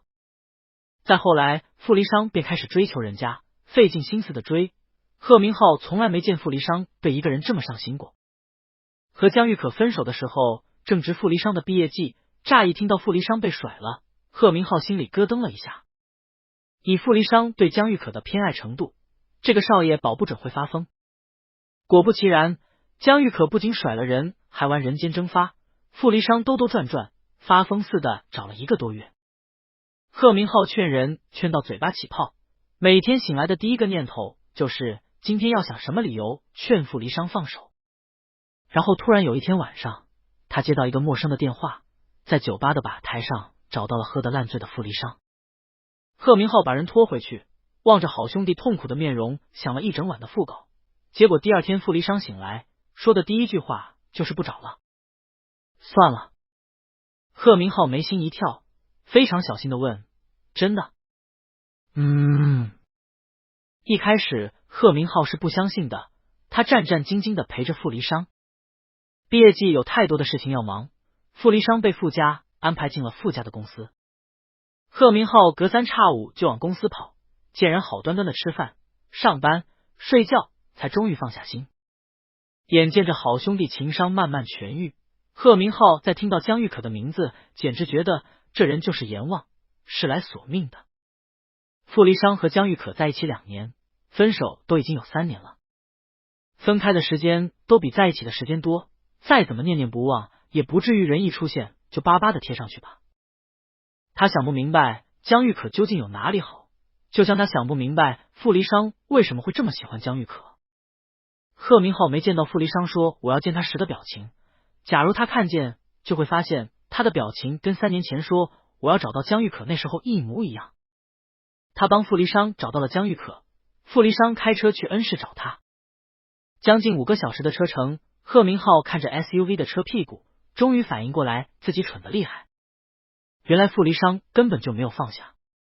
江玉可一直觉得傅离殇是一个很好哄的男人，两人没分手之前就鲜少有吵架的时候，偶尔有了摩擦，只要江玉可稍微哄他2句，傅离殇立刻就没脾气了。合拍的异常。3年过去，傅离殇依旧很好哄，肩膀处传来的湿润让他心软又心疼。江玉可发泄着那些莫名的情绪，傅离殇扣着他的腰，脸贴着他的脸颊，无声的安慰他。很快，江玉可就反应过来自己的失态，他挣扎着从傅离殇的怀里逃了出来。暧昧的氛围被打破，两人似乎都从梦境回到了现实。男人掐住他的下巴，看着他露出疼痛的表情，才慢慢松开手。江玉可，他捏了捏他的后脖梗，看见他闪躲的眼神，语气听上去很冷淡。你不想回答就不用回答了，我也不太想听你的回答。江玉可是被傅离殇强行绑在副驾驶上的，他察言观色，很聪明的选择了闭嘴。现在回 C 市又会是5个小时的车程，先不说江玉可今天到底遭遇了什么，眼下傅离殇也实在没有精力再开那么长时间的车了。贺明浩担心好兄弟，隔1个小时就给傅离殇打电话。当然了，每一个都是未接通的状态。如今他又拨了过来，出乎意料的接通了。喂。贺明浩愣了一下，一时间觉得自己的眼泪都要下来了。大哥，你没事吧？我要被你吓死了。傅离殇曾经来过恩市出过差，根据记忆他找到了之前住过的酒店。他一边开车一边打电话，车在蓝牙，让贺明浩的声音清晰的响在2人的耳畔。吓什么？他看着后视镜，漫不经心的开口。我还不是怕你被江玉可骗。贺明浩愤愤道。你现在在哪？在车上。找到人呢？找到了。人呢？在副驾驶。贺明浩，风沿着车窗吹进来，车里残留的味道似乎在提醒着车里的人不久前发生过什么。傅离殇余光注意到江玉可偏着头在看窗外的景色，贺明浩的话让他转回了头。傅离殇看了他一眼，没什么情绪的问他打个招呼。江玉可自然是认识贺明浩的，他抿了抿唇，静静说道：贺明浩，好久不见。贺明浩像是被他如此淡定的态度恐吓到，支支吾吾半天，愣是一个字都没说出来。傅离殇等得有点不耐烦，那就先这样了，有什么事的话明天再说。等一下。贺明浩从震惊中回过神，赶紧开口。你现在再开车回来？明天回。你们话出口以后，他觉得十分别扭，于是换了种表达方式。那你住哪？住酒店。傅离殇知道贺明浩在担心什么，老实讲，真算起来，他被江玉可骗了不止1次了，所以再被骗上几次也没什么关系。前方是红灯，傅离殇慢慢踩下刹车，随即切断了这通电话。15分钟后，两人到了酒店楼下。下车前，傅离殇把手伸到了江玉可面前，后者迎上他波澜不惊的视线，还是去掏口袋，把身份证给了他。江玉可那一小点行李是傅离殇拿的。下车以后，他见江玉可慢吞吞的跟在他身后，直接伸手牵住了他。即便是5星级酒店，前台也很难看到俊男跟靓仔的组合。他把房卡递给他们，满眼羡慕的目送两人上了电梯。傅离殇开的是一间套房，他像是生怕江玉可跑了，攥着他的掌心都渗出了汗。进到房间之后，还是傅离殇主动开的口，他问江玉可想吃什么外卖。傅离殇买的药有很好的消肿效果，一下午的时间，江玉可脸上的巴掌印就几乎看不清了。他望着头顶璀璨漂亮的吊灯，说了句都可以。口味有变吗？江玉可摇了摇头。傅离殇的手机上全是未读消息，他干脆的忽略了那些。是有一些出名的美食。傅离殇看了一会儿，点了2份中辣的酸菜鱼。江玉可是不吃辣的，跟傅离殇在一起以后，被他带的也吃起了辣。后来两人分手了，江玉可吃辣的习惯却一直没有改回来。套房很大，有好几个房间，跟傅离殇待一块儿实在太压抑，因此江玉可翻出行李箱里的衣服，开口：“我去洗个澡。”傅离殇下意识的提醒他小心一点，不要滑倒。大概是傅离殇大3的时候，有一天江玉可洗澡的时候突然滑倒了，那次扭到了脚，养了3个月才养回来。从此以后，傅离殇就会时不时的提醒他。花洒打开，响起了哗啦啦的水声，江玉可哀叹习惯害人。江玉可洗完出来，外卖正好到了，两人坐在一张茶几桌前，头对着头吃酸菜鱼。想问的实在太多了，傅离殇琢磨老半天，还是决定先吃酸菜鱼。吃完以后，他也没有追问的打算，江玉可一直等着他开口，没想到直到吃完，傅离殇也没有问他任何一个问题。吃完以后，傅离殇也去洗澡了，洗完出来，他看着坐在茶几桌前发呆的江玉可，命令他睡觉。江玉可转头困惑的看着他，我很困。他穿着浴袍，身上是同款的沐浴露香味，走过来去拉江玉可，为了找你我开了5个小时的车，我现在站着也能睡着。江玉可思考了半晌，最后也只能应了句哦。睡觉真的只是单纯的睡觉，江玉可被逼着躺在了傅离殇的身侧。男人身高腿长，抱着她的腰，一条腿压着她的腿，把她牢牢禁锢在了怀里。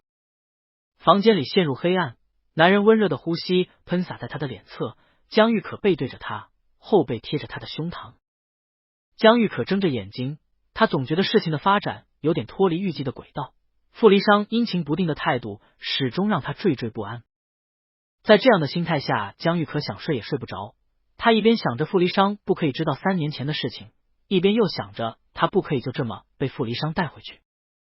脑袋里满是纷杂的思绪，冷不丁的有人捏了捏他的后脖颈。江玉可怔了一瞬，过了好一会儿才轻声开口：“怎么了？”男人紧了紧环在他身上的手臂，在他还没反应过来的时候，一口咬在了他的颈侧。江玉可疼得直抽泣，傅离殇松了牙，用唇瓣去摩挲着上面的印记。他模糊的呢喃，但江玉可把每个字都听得清清楚楚。小骗子，跟我结婚吧。自从两人重逢以后，傅离殇好像对结婚有非同一般的执念，仿佛只要他跟江玉可结婚以后，所有拦在他们之间的问题都能迎刃而解。江玉可被困住手困住脚，他微微挣扎，却被抱得更紧。感受到他的抗拒，傅离殇也退了一步，很大度的给江玉可2个选择：跟我结婚，或者被我关起来，你自己选一个吧。他给江玉可做的上一个选择题是在不久前的车厢里，像恶兽般的男人紧紧贴着他，语气异常冷静的询问他是打算在车里坐，还是打算在车里帮他口。如今江玉可的脖颈上还留着傅离殇的牙印，不明显，却能让身体自发回忆起那种疼痛。明明傅离殇是最清楚江玉可究竟有多怕疼，却总是逮着咬他，咬到唇舌间，尝到血腥味，看到他露出软弱的表情。很奇怪的，他竟然变成了那个让他最疼的人。江玉可想象着傅离殇说这句话的表情，看着黑暗里的某一处，无声的叹了口气。也许是黑暗的环境能让人不再那么抵触，又或者是江玉可早已经下定了决心。他缓缓开口，语调平静而温柔：“宝宝，我们已经分手了。”傅离殇听到这句话也不觉得有多伤心，他的注意力全放在江玉可喊他的那个昵称上，暗暗思考着3年没见，他得想办法让江玉可多喊他几声。他点头应他，附和道：“我知道。”江玉可一听他那语气就明白，他根本就不知道。他觉得有点头疼，跟你重逢也让我意外，我知道当初分手都是我的过错。现在你做这些是在冲我发脾气吗？我可以接受，也能理解你。我离开。江玉可顿了顿，接着说道，我离开并不是因为你，好吧，虽然看起来我确实是在躲你，就算没有遇到你，我也打算辞职离开那里了。而与你重逢，只是使江玉可更笃定，他要尽快离开那个地方。自昨晚到现在，这还是江玉可第一次说这么多的话。傅离殇静静听完，默默把他怀里按了按，然后把下巴搁在了他的头顶，而后他才慢慢开口，非常跳跃的说了一句，我没有答应。江玉可愣了一下，什么？分手？黑暗里，男人眯了眯眼睛，怀抱里江玉可温热的体温让他安心。当初我们分手，我并没有答应。所以呢？傅离殇的话听上去像是在无理取闹，江玉可哭笑不得的反问他，可事实就是我们已经分手了，我并没有你想象中的那么好，你还不明白吗？一连两个问句，傅离殇有条不紊的一个一个回答他，所以我要跟你结婚。你好不好不是由你来决定的，江玉可，你可以接着骗我，那些不想说的你也可以不说，但是你要跟我结婚。自从分手以后，两人还没有进行过如此心平气和的聊天，然而话题转了一圈，还是回到了原点。江玉可太阳穴突突的跳，有些控制不住的脱口而出，你怎么？他咬了咬牙，在失态前堪堪收住了那些话语。然而傅离殇还是听懂了，他笑了起来，接上了江玉可没说完的话，我怎么变得这么无理取闹？江玉可不知道的是，两人分手以后，傅离殇就很少笑了。本来他就是一个情绪有些内敛的人，上大学的时候跟江玉可谈恋爱，才把那些喜怒哀乐表现在脸上，分手以后就几乎看不见能让他开心的事。现在傅离殇的笑还是因为江玉可，假如贺明浩在这里，大概会咬着牙骂傅离殇烂泥扶不上墙。江玉可贴着他，感受到他微微震动的胸膛，听他愉悦的拿话刺他，江玉可，是你教的好，明天跟我回去，你有把户口本带在身上吗？刚刚你翻衣服的时候，我看到你的户口本了。即便江玉可再有耐心，眼下也被他激出了一点脾气。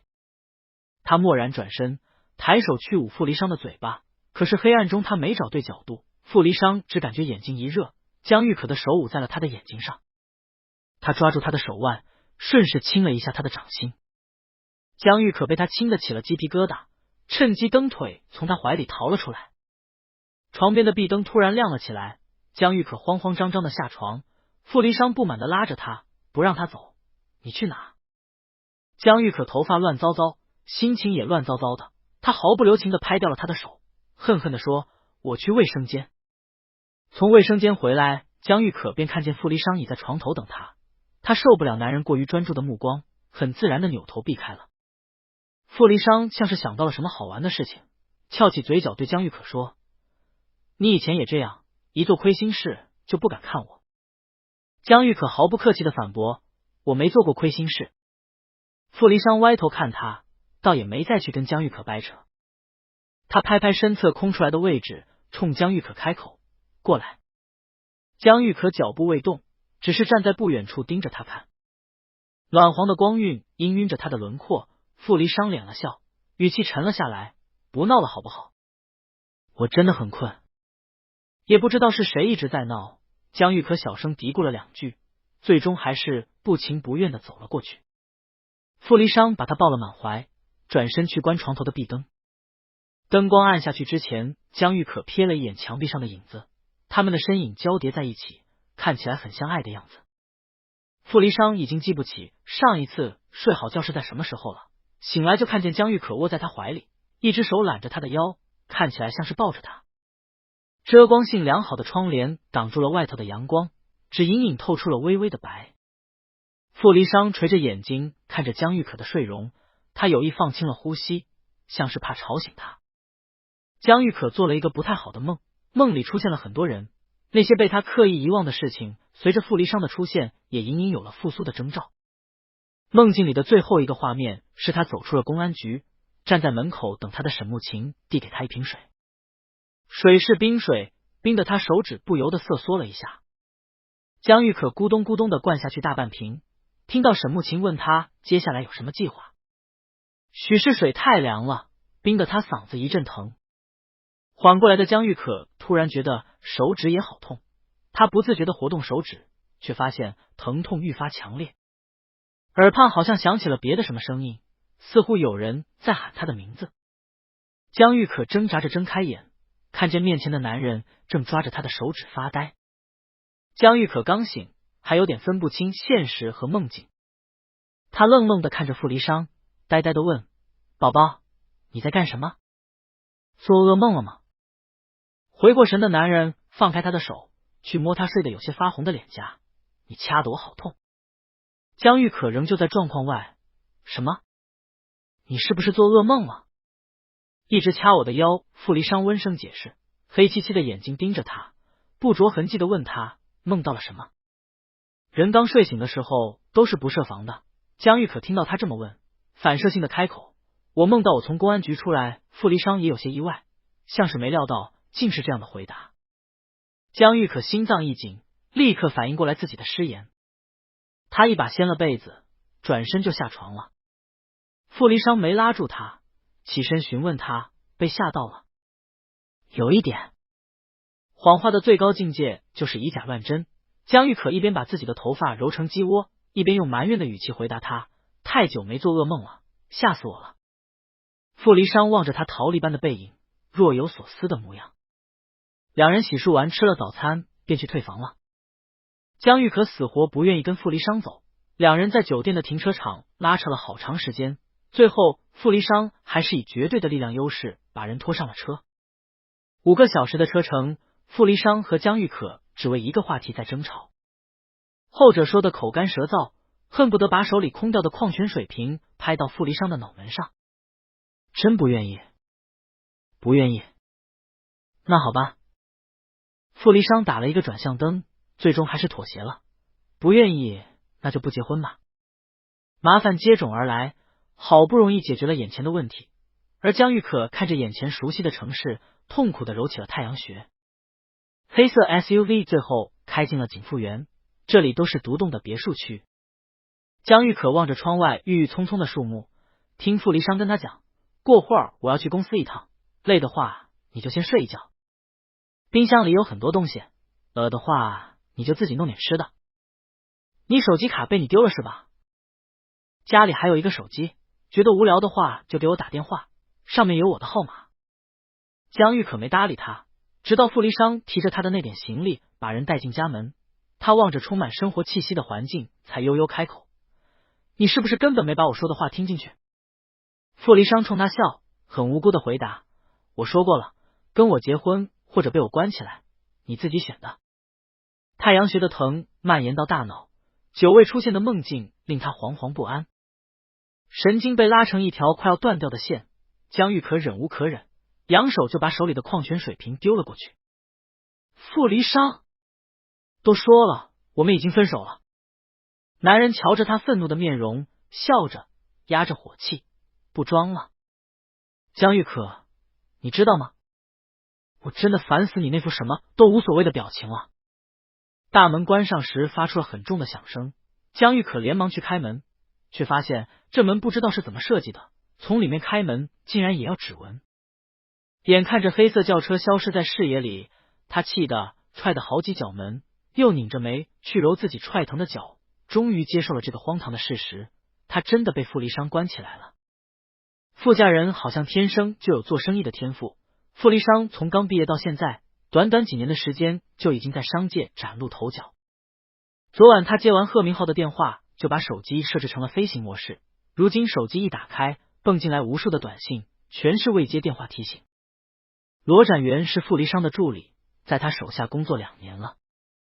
自家老板从昨天白天开始就变得不对劲，来了一趟公司，还没交代几句就急匆匆的走了。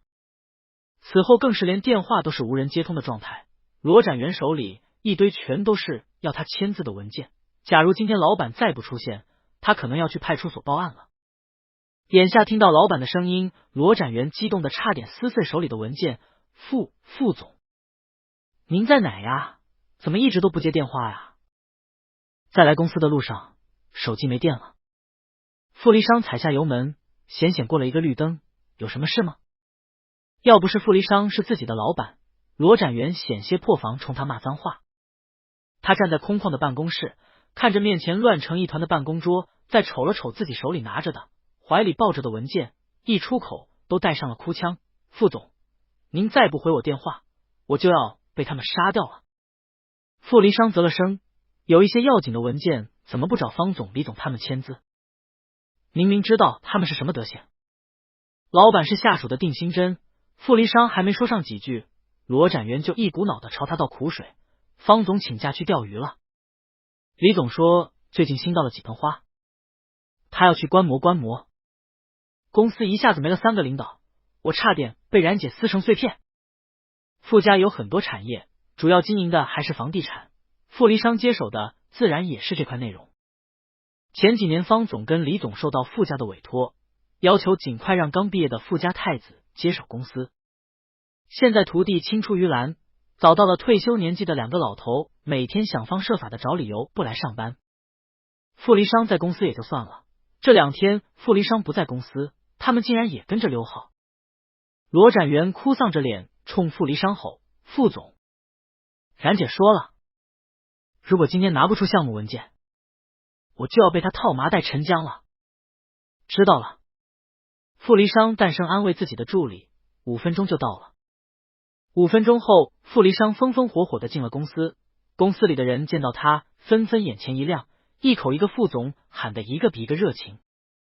前台秘书眼睁睁的看着傅离商冲进办公室，他喊住紧追其后的罗展元：小罗，喂。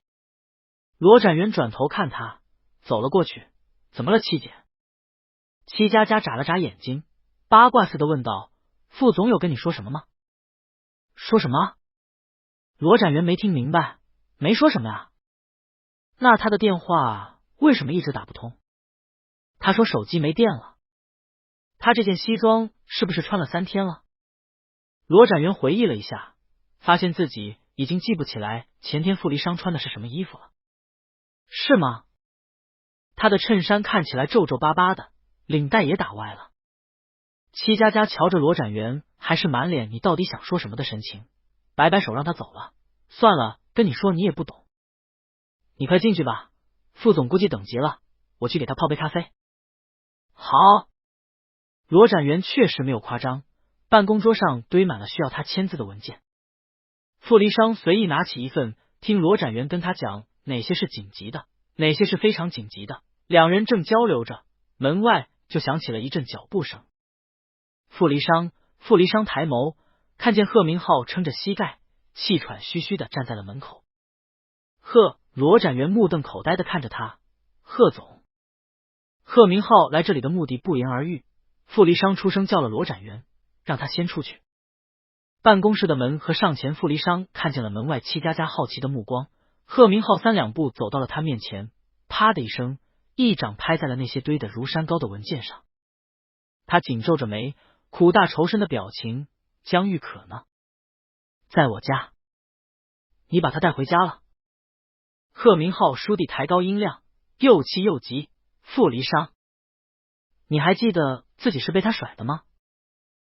你现在打算干嘛？把他带回家，让他再甩你一遍。傅离商听着他的大呼小叫，眉毛都没动一下。他快速翻阅着手里的文件，签名的手又重又稳。傅离商签完一份文件，又拿起了另一份。傅离商，贺明浩见他无视自己，干脆去抢他手里的文件。我跟你说话呢。手里的文件被抢走，傅离商终于抬头正眼看他。贺明浩竖着眉，狠狠地瞪着他。他把那份文件抢回来，淡淡说道：贺总，没看见这里的文件吗？我真的很忙，有什么事迟点再说。贺明浩听他拙劣的借口，气不打一处来：别签了，你们傅家又不缺这么几份文件的钱。可是公司要倒闭。贺明浩冷笑一声：不说是吧？那我现在就去你家找他，问问他当初为什么要跟你分手。果不其然，傅离商立刻丢了文件，把视线聚集在了贺明浩脸上。2个从小玩到大的朋友默默对视了几秒钟，傅离商沉声叫他贺明浩。贺明浩扬了扬下巴，居高临下的望着他。遗憾的是，傅离商看着他，想的却是另外的事情。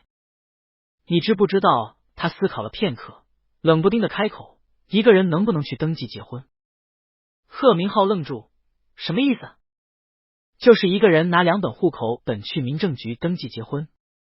贺明浩一下子没反应过来，他只是用正常人的思维，下意识的表达了自己的困惑。那你结婚证上的照片怎么拍？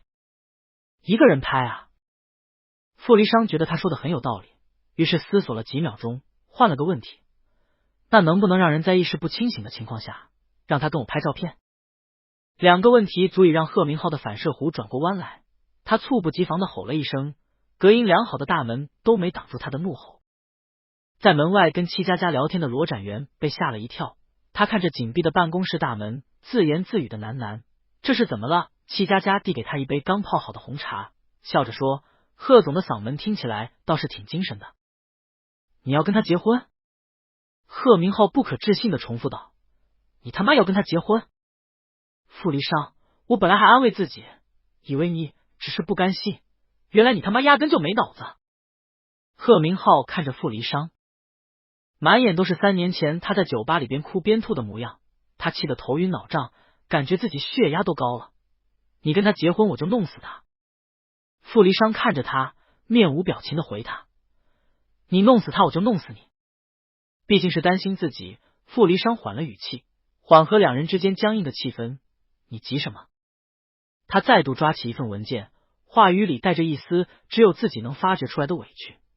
他还没答应我。而在贺明浩眼里，江玉可现在做的所有事情都是他的手段，都是在欲擒故纵。他深深吸了口气，迫使自己冷静下来。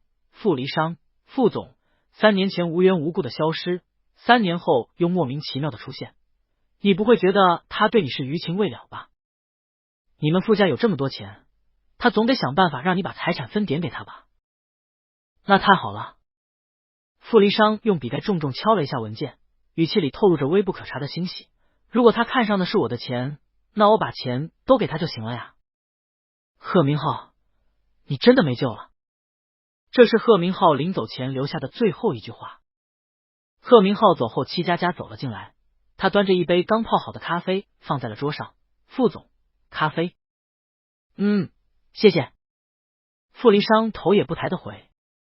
等戚佳佳也走了以后，办公室终于安静了下来。由于心里惦记着人，傅离商总不能静下心。他签完几份要紧的文件，丢下笔，拿起了手机。傅离商的办公室在28楼，背后是一整面的落地窗，采光极佳的地理位置能俯瞰到整个 C 市的景色。他站在落地窗前，拨通了一个号码。等待音响了几声，电话被接起，江玉可应声应气的质问：干嘛？他忍不住笑：你在干嘛？在想办法撬门。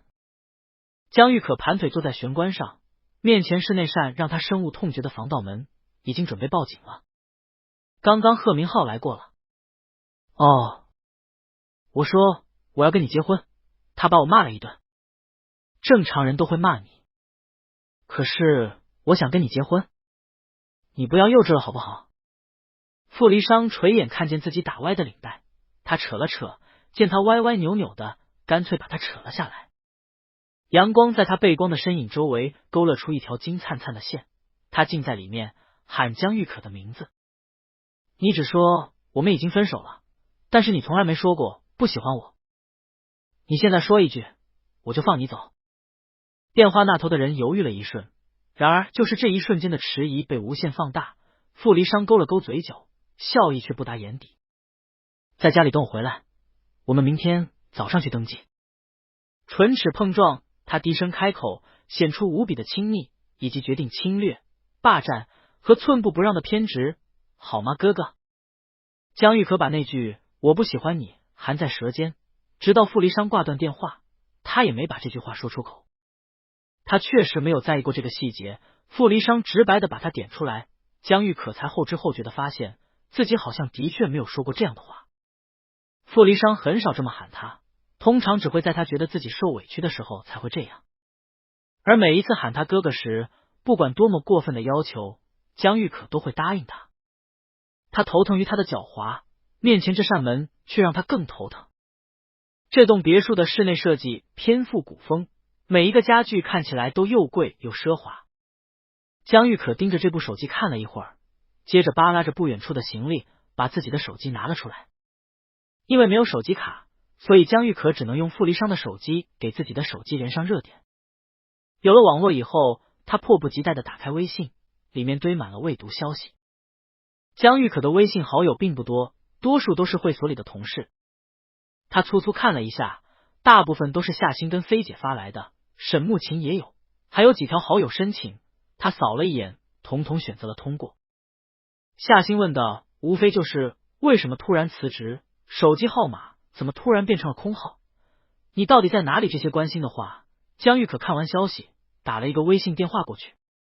电话很快被接通，夏欣焦急的声音响了起来：喂，小可，你终于有消息了，你在哪儿啊？我要被你吓死了。他昨晚是夜班，这个时间刚好睡醒，一睡醒就看见了江玉可的来电。江玉可想到这2天发生的荒唐的事情，一时间还不知道该从哪里讲起。你怎么突然辞职了？我去问菲姐，她说她也不知道。夏欣想不通，只能把事情的缘由归结在突然出现的那个人身上。是因为副总吗？前天晚上你跟他出去，夏欣思来想去，也只有这个原因能说得通了。是发生了什么不愉快的事吗？江玉可揉着眉心，只是说道：他是我前男友。夏欣一堆问题还来不及问，就被江玉可的这个猛料炸得瞠目结舌。他消化了好一会儿，才结结巴巴的说道：啊，他是你前男友？江玉可应道：难怪前天晚上傅离商那么反常，也难怪江玉可一直不愿意陪酒。跟傅离商这种男人谈过恋爱，换成他也不会愿意去跟会所里的金主们浪费时间。你们？夏欣脑洞大开，好奇的追问：那你们现在是复合了？是副总不让你继续上班的吧？这个逻辑也说得通。几个月前，傅离商和江玉可因为某些原因吵架分手，于是后者便进了会所上班。眼下副总回心转意，江玉可自然不能再在会所里待着了。这种情况在会所里也不是没有发生过。夏欣越想越觉得自己的推测很有道理。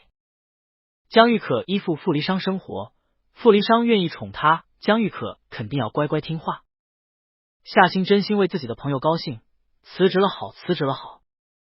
这里上班又苦又累，还要看人脸色。小可，你运气好，能碰到像副总这样愿意真心待你的，以后不要再耍脾气，让他不高兴了。江玉可一听这些话就知道夏欣想歪了，他干巴巴的解释：事情不是你想的那样，我跟傅离商是在他读大学的时候认识的。夏欣，我们交往了2年，也不是他跟我分手，是我甩的他。夏欣，我也没想到会遇到他，现在他要跟我结婚，我不愿意，他就把我关起来了。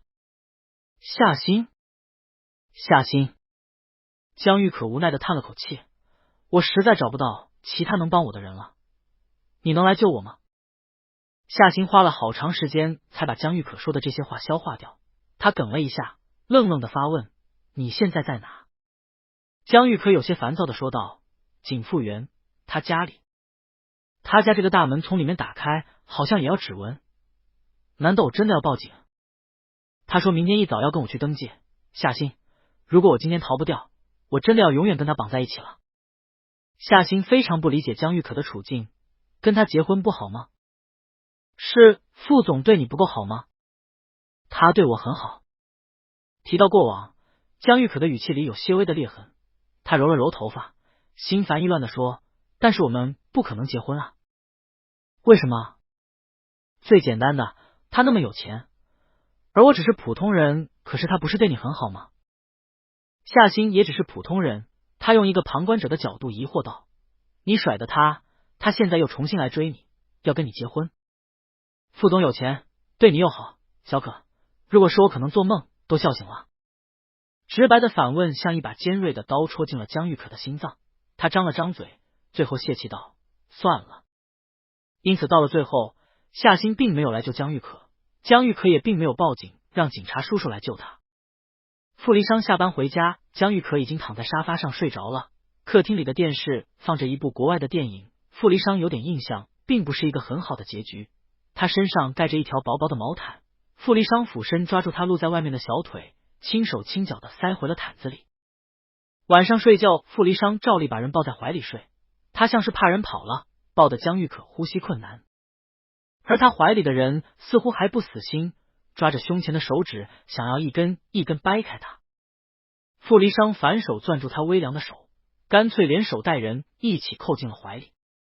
抱着傅离殇还不满足，还时不时的亲江玉可两下。许是一觉醒来就能梦想成真，傅离殇有些收不太住自己的情绪，而江玉可窝在他怀里，直到天蒙蒙亮才迷迷糊糊的睡着。这一觉江玉可依旧睡得不安稳，乱七八糟的梦揉杂在一起，搅得人心神不宁。他一会儿梦到江金海猩红着眼问他为什么不能代替他去死，一会儿梦到受害者家属慌张无措的眼泪。闹钟响起的时候，他瞬间睁开了眼睛，比他早一步醒来的傅离殇仿佛被他眼中的惊慌吓到，揽着他问道：怎么了？做噩梦了？好半晌，江玉可才回过神，他的心跳仍然很快，开口的嗓音发着抖：几点了？快9点了。傅离殇拍了拍他的背，安抚他。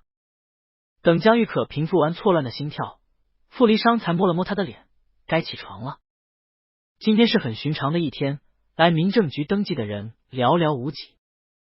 下车前，傅离殇把2本户口本拿在了手里，江玉可罕见的拉住了他，仿佛确信自己再也无法挣扎。江玉可抿了抿嘴，脸色看起来有点不太好。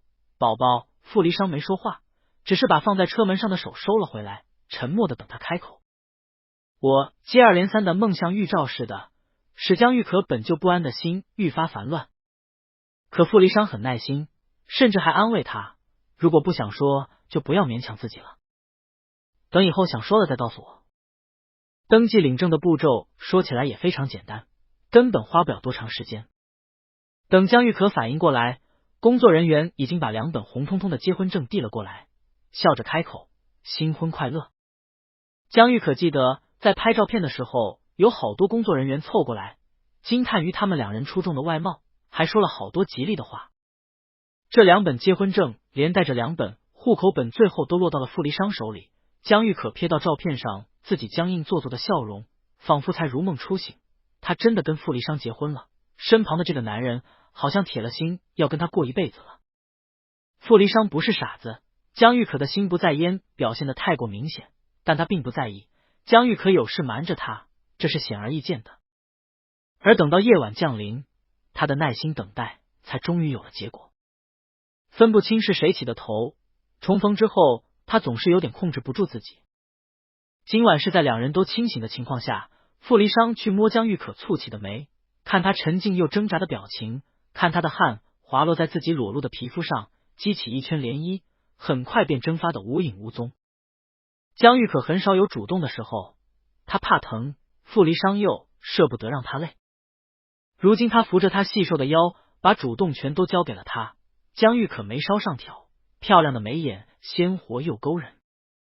他听他喊自己宝宝，尾音发颤，藏着很深的自己也看不懂的情绪。他搂着他的脖颈扶了下来，2人离得近了，傅离殇看见了江玉可的眼泪。他说：宝宝，我怎么感觉你一点都没有长大，结婚这么重要的事，你怎么可以这样任性？傅离殇也笑，他摸着他清瘦的脊椎骨去咬他的唇。江玉可含糊的开口，斥责他老做一些不值得的事，又说到了离婚。傅离殇不爱听，抓住他的腰反客为主。2人分手的时候，贺明浩曾帮他查过江玉可，包括行踪，包括身世背景。然而似乎有人刻意掩盖，贺明浩查了半天都没查出什么结果。今早拿到户口本的时候，傅离殇看到了江玉可父亲的名字，而户口本上只有父亲没有母亲，并且江玉可从来没在他面前提起过自己的父亲。他可以从这个名字着手，可是他又不太愿意，他想等江玉可主动开口。傅离殇看着眼前的江玉可，感受着他压抑的委屈，扣着他的后脖颈，吻上了他的眼睛。不是你的错。他猜不出他委屈的原因，只能捧出自己的真心送给他。太喜欢你了，所以没有不值得。眼泪沾湿了眼睛，江玉可把眼泪都蹭到了他脸上，说想要他抱。掌心下的皮肤温热而熨贴，傅离殇的脸上也沾上了眼泪，像此刻2颗湿漉漉的心。手机响起来的时候，江玉可把自己的脑袋往被窝里再藏了藏。单调的铃声从响起到自动挂断，然后再响起又自动挂断。铃声第3次响起的时候，江玉可实在受不了了，他闭着眼睛狠狠拍了拍睡在他身侧的男人。傅离殇动了动，没睁开眼，只是习惯性的紧了紧手臂。江玉可被他勒得差点喘不过气，昨晚2人闹腾到很晚才睡。被窝里的2具身躯紧紧相贴，江玉可身上全都是傅离殇弄出来的斑驳印记。他咳嗽了2声，哑着嗓音喊宝宝。傅离殇迷迷糊糊的应了声，把脑袋朝江玉可身上埋，别理他们，继续睡觉。江玉可被他蹭得痒，抬手拍他的脸，好吵。男人深深吸了口气，咬住唇边颈侧细腻的皮肤啃咬。江玉可疼得皱眉，捂住后脖梗去踹他，疼。然而由于昨晚的纵情，这一脚不仅没有踹出去，江玉可自己小腿还抽筋了。傅离殇发现不对劲，瞌睡立马就醒了。卧室里的床头灯亮了起来，浅淡的一层光亮漂浮着，稀疏浮离的光影下，江玉可拢着眉心，龇牙咧嘴的去揉自己的小腿。傅离殇连忙坐了起来，伸手去帮他。这点时间，那第3个电话也自动挂断了，随即第4个电话再度响了起来。江玉可听得头疼，自己的脚被抓在傅离殇手里，贴着他结实的小腹。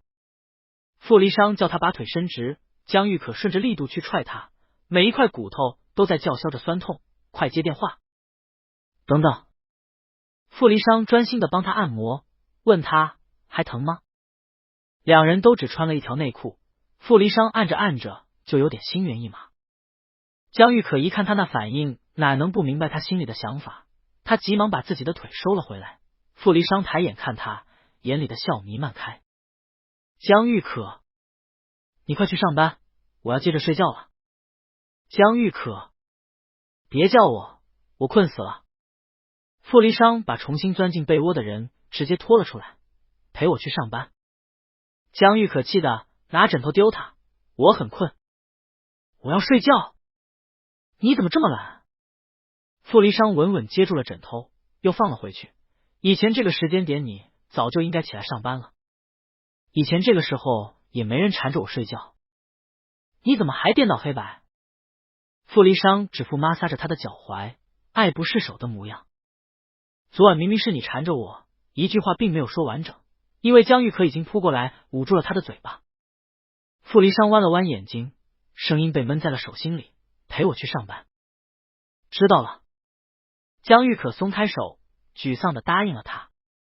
那几个电话都是一些不同的人打来的，彼时江玉可正在自己为数不多的行李里挑一件领子最高的衣服。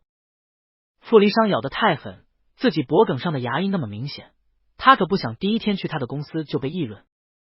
傅离殇倚在门旁，眯起眼看江玉可在衣柜前换衣服。手机里罗展元的语速飞快：傅总，方总跟李总已经到公司了，我把文件拿给他们签字了，不过上午的会议他们都不能出席。江玉可已经穿好了衬衫，傅离殇盯着他细长的手指扣上了最上面的那颗纽扣，心不在焉的问：理由？昨天方总钓鱼把鱼竿钓坏了，他要再去物色一条新的鱼竿。李总买花的时候一不小心摔坏了一个花盆，他说得找人把这花盆重新粘好。随着时间的推移，方总李总请假的理由越来越匪夷所思。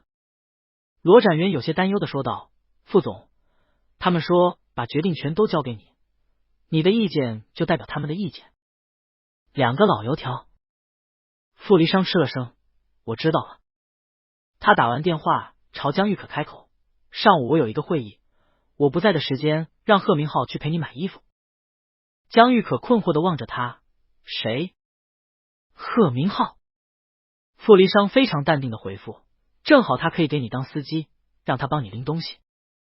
江玉可觉得有点好笑：你不怕他揍我？他不会。两人出了卧室，傅离殇把一张卡递给江玉可，密码是你的生日。这是昨晚两人商量好的，其实不能说是商量，是傅离殇单方面要求的。两人结婚非常匆忙，江玉可的行李又只有那么几件衣服，因此傅离殇让他去购置一些需要的生活用品。清单也是傅离殇列的，仿佛特别笃定江玉可会做什么。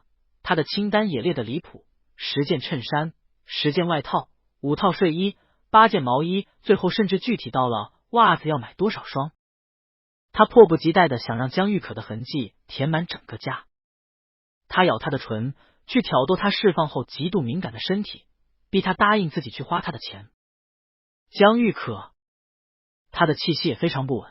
我们已经结婚了，你非要我现在去办手续，把我名下所有的财产都转移到你身上吗？上午的会议是10点开始，两位新婚伴侣忽略一众好奇的目光，走进了办公室。贺明浩已经在里面等他了。傅离殇向来说一不二，他很担心他真带着江玉可去领证。而当自己的好兄弟和江玉可一同走进来时，贺明浩仿佛听见了自己心碎的声音。罗展元跟在他们后头催他：“傅总，他们都已经到了。”傅离殇也没多说什么，只是交代贺明浩：“你去陪他买衣服，给他当司机。”啊！贺明浩一瞬间以为自己听错了，你说什么？傅离殇却没理他，他马上就要去开会了，却一直站在江玉可面前不肯挪步。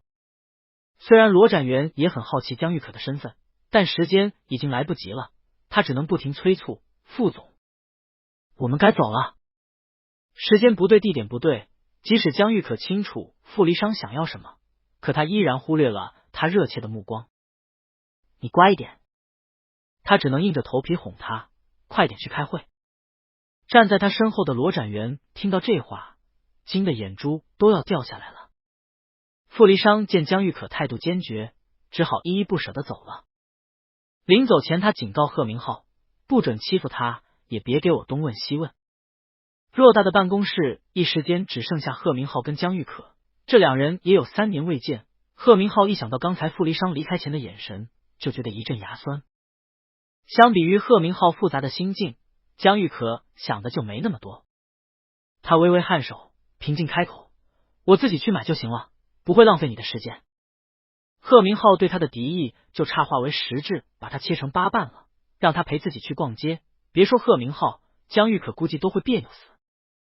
3年的时间让贺明浩成熟了许多，只可惜这个成熟在面对江玉可的时候就有点维持不住了。他重重的哼了一声，没好气的说：“走了去商场了，我还真能让你自己一个人走路去。”他走到门口，手扶着门把手，像是想起了什么，倏地转头，目光森森：“昨天太忙了，没时间问，你们俩真领证了？”江玉可迎上他森然的目光，点了点头：“领了，昨天早上领的。”贺明浩仿佛有话要说，但江玉可等了片刻，只听到他应声应气的讲：“走吧，带你去最好的商场。”都已经跟傅离殇结婚了，贺明浩不满的抱怨，还穿得邋里邋遢的。江玉可看着自己的衬衫和休闲裤，啼笑皆非的回道：“麻烦你了。”贺明浩的车是一辆黑色迈巴赫，去年贺家合作了好几个服装方面的高定品牌，这也是傅离殇让贺明浩陪他逛街的一部分原因。两人上车以后，俱都沉默下来。江玉可本来就不是一个话多的人，贺明浩专心开车。前方的十字路口是红灯，江玉可瞥了一眼，发现竟然有90多秒。车缓缓停了下来，在等待的时间里，贺明浩突然出声：“你去了哪里？”江玉可愣了一下，转头去看他。贺明浩对上他的眼睛，很认真的重复：“和傅离殇分手后，你去了哪里？”车厢里的氛围忽然凝重起来，来之前江玉可就已经做好了被诘问的准备，因此他避开他的眼神，回答：“Z 市。C 市去 Z 市大概要坐好几个小时的飞机，既然话题起了头，贺明浩自然不会轻易放过他。你是心虚才故意跑得这么远？”贺明浩冷笑道：“既然消失了，为什么又要出现？好好在 Z 市待着不就行了吗？”贺明浩的语气实在糟糕，江玉可却没他计较，我也是不久前才回来的。为什么要回来？明知道傅家在 C 市发展，傅离商也在 C 市，你不是把他甩了吗？为什么又要答应跟他结婚？这些问题江玉可一个都回答不了。红灯转绿，贺明浩缓缓踩下了油门。江玉可注视着前方的车况，又搬出了那个万能的借口，我没想到会遇到他的。似乎每句话都是深思熟虑以后才说出口的。江玉可说一句顿一句，听起来异常艰难，也没想到会跟他结婚。你知道他这个人？江玉可皱起眉，慢慢的说，很犟，又认死理，我说服不了他。所以你回来了，还跟他结婚？3年前玩弄了他，3年后打算再玩一遍。贺明浩刻薄道，只要他对你还有感情，他一看见你就会走不动路。这些你都知道，可你还是答应他了。江玉可怔怔的望向他，好半晌才挫败的开口，我比任何人都希望他能幸福。别跟我说这些有的没的。贺明浩不屑道，你伤害过他，这就是事实。车厢里静得可怕，良久以后才传来江玉可的回答，原本贺明浩是想跟江玉可好好聊聊的，可是他一想到早上醒来收到的消息，就感觉如鲠在喉。江玉可的脸色也好不到哪里去。贺明浩默了片刻，开口道歉，对不起，刚才我太冲动了。他挠了挠头发，自己也有点生气，本来我是想跟你好好说的，可是江玉可抬眸，有些受宠若惊，没关系，你是他朋友，为他着想是应该的。贺明浩藏不住话，更何况正主就坐在自己面前。拐过这个转角就到商场了，商场门口的保安看见贺明浩的车，老远就迎了上来打招呼。地下停车场照不到阳光，常年阴冷。贺明浩停好车，憋了一路的话还是没憋住。他看向江玉可，目光中带着奇异的怜悯。周围的光线很暗，江玉可仰头去辨别他的眼神，猛然间有了一种不好的预感。所以你有做好心理准备吗？贺明浩轻声问他，当他父母整个傅家知道你爸因为杀人而坐牢的时候。老人常说梦都带有一定的预见性，那些不安的噩梦沉浸了几天，终于在此刻爆发。贺明浩的声音很轻，暗暗融入这阴冷的空气里，沿着呼吸侵入到四肢百骸。江玉可忽然觉得好冷，他木木的动了动指尖，好像感觉自己浑身的血液都凝固了。江玉可从记事起就知道自己不是一个幸运的小孩，他的童年伴随着父亲母亲无休止的争吵。等到有一天那些争吵声终于消失了，他的母亲抚着他的脑袋说很对不起他，然后便离开了。江金海向来不是一个好的父亲，他是烟，是酒，是赌。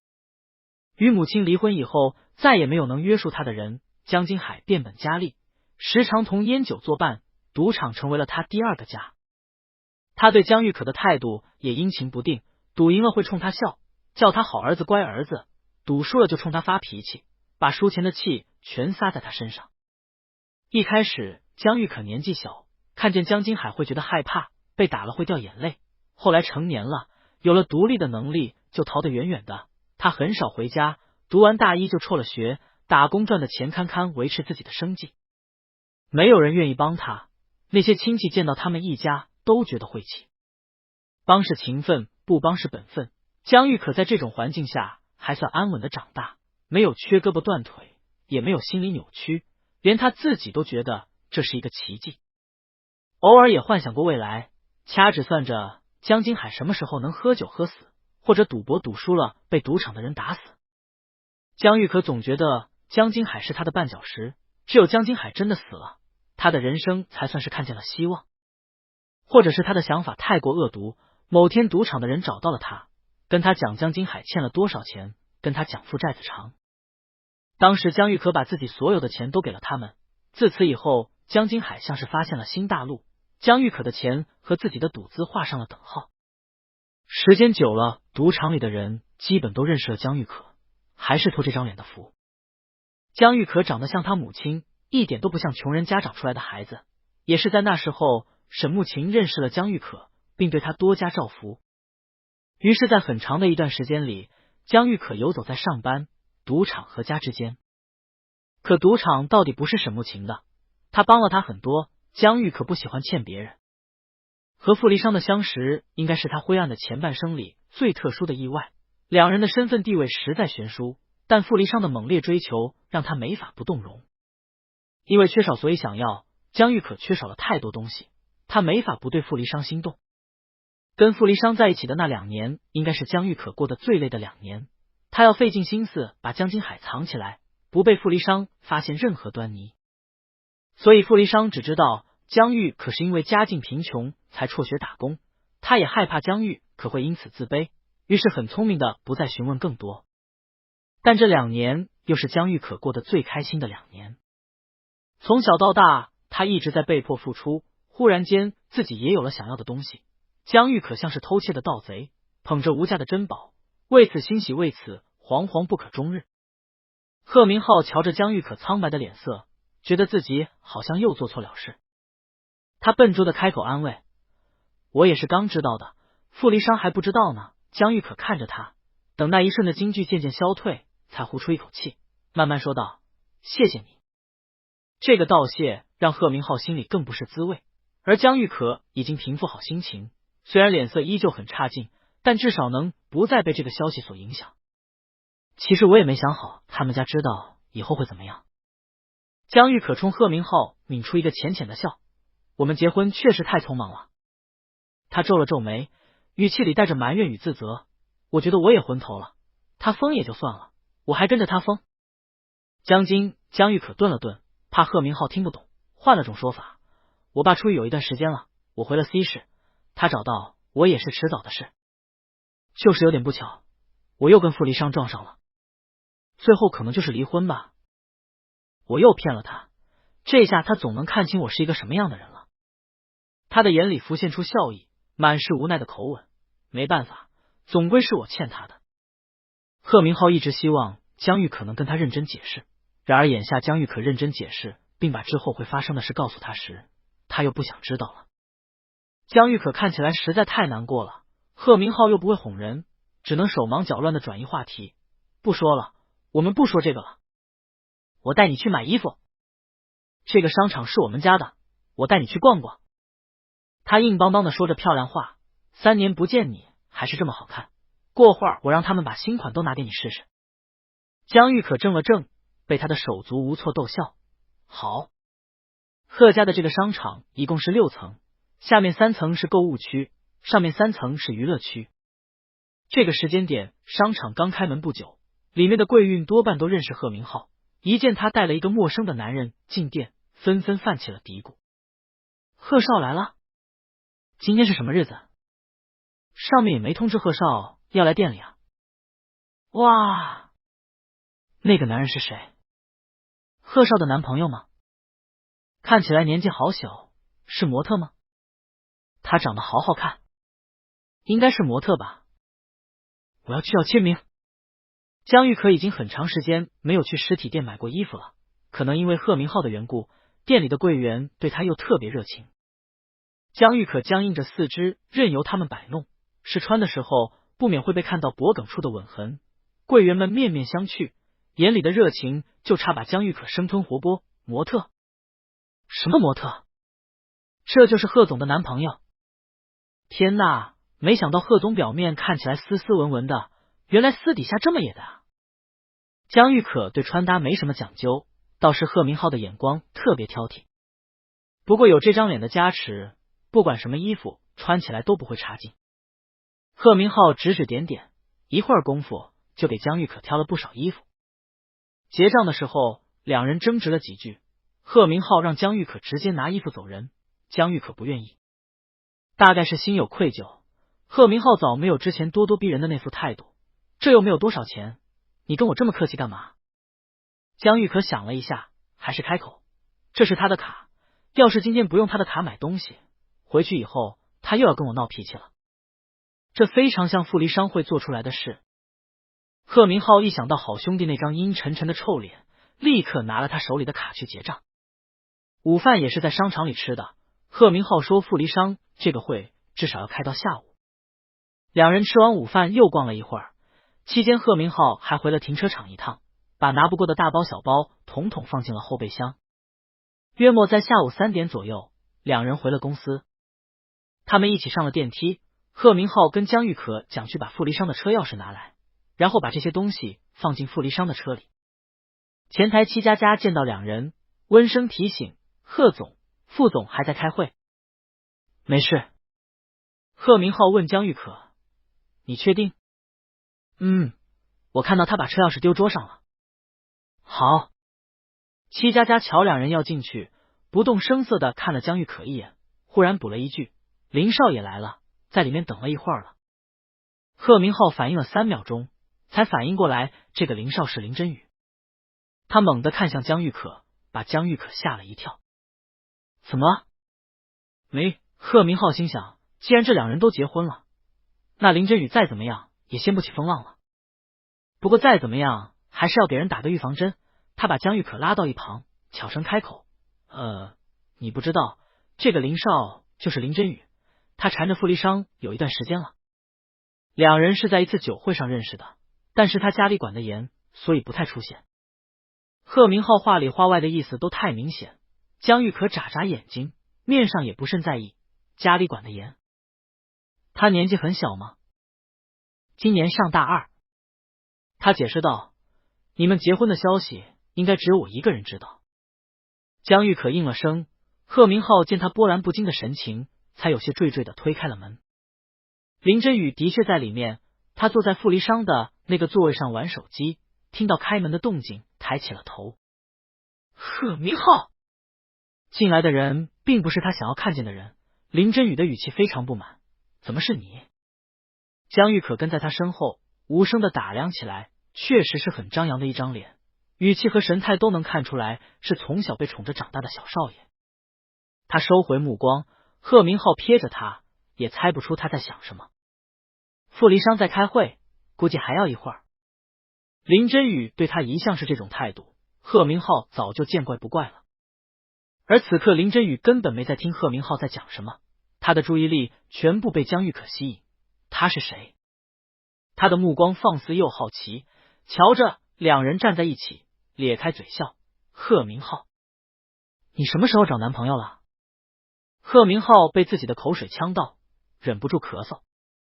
江玉可抬手拍他的背，正要开口说话，门外就响起了罗展元的声音。傅总，几个小时的会议让傅离商脸上带着倦容，他一进门就看见了站在门口的江玉可，上下扫了几眼，低声说道，陪我去吃饭。紧随其后的罗展元默默把后半句你想吃什么外卖咽了回去。江玉可点点头，而被无视的林真宇立刻迎了上来，不悦道，傅离商。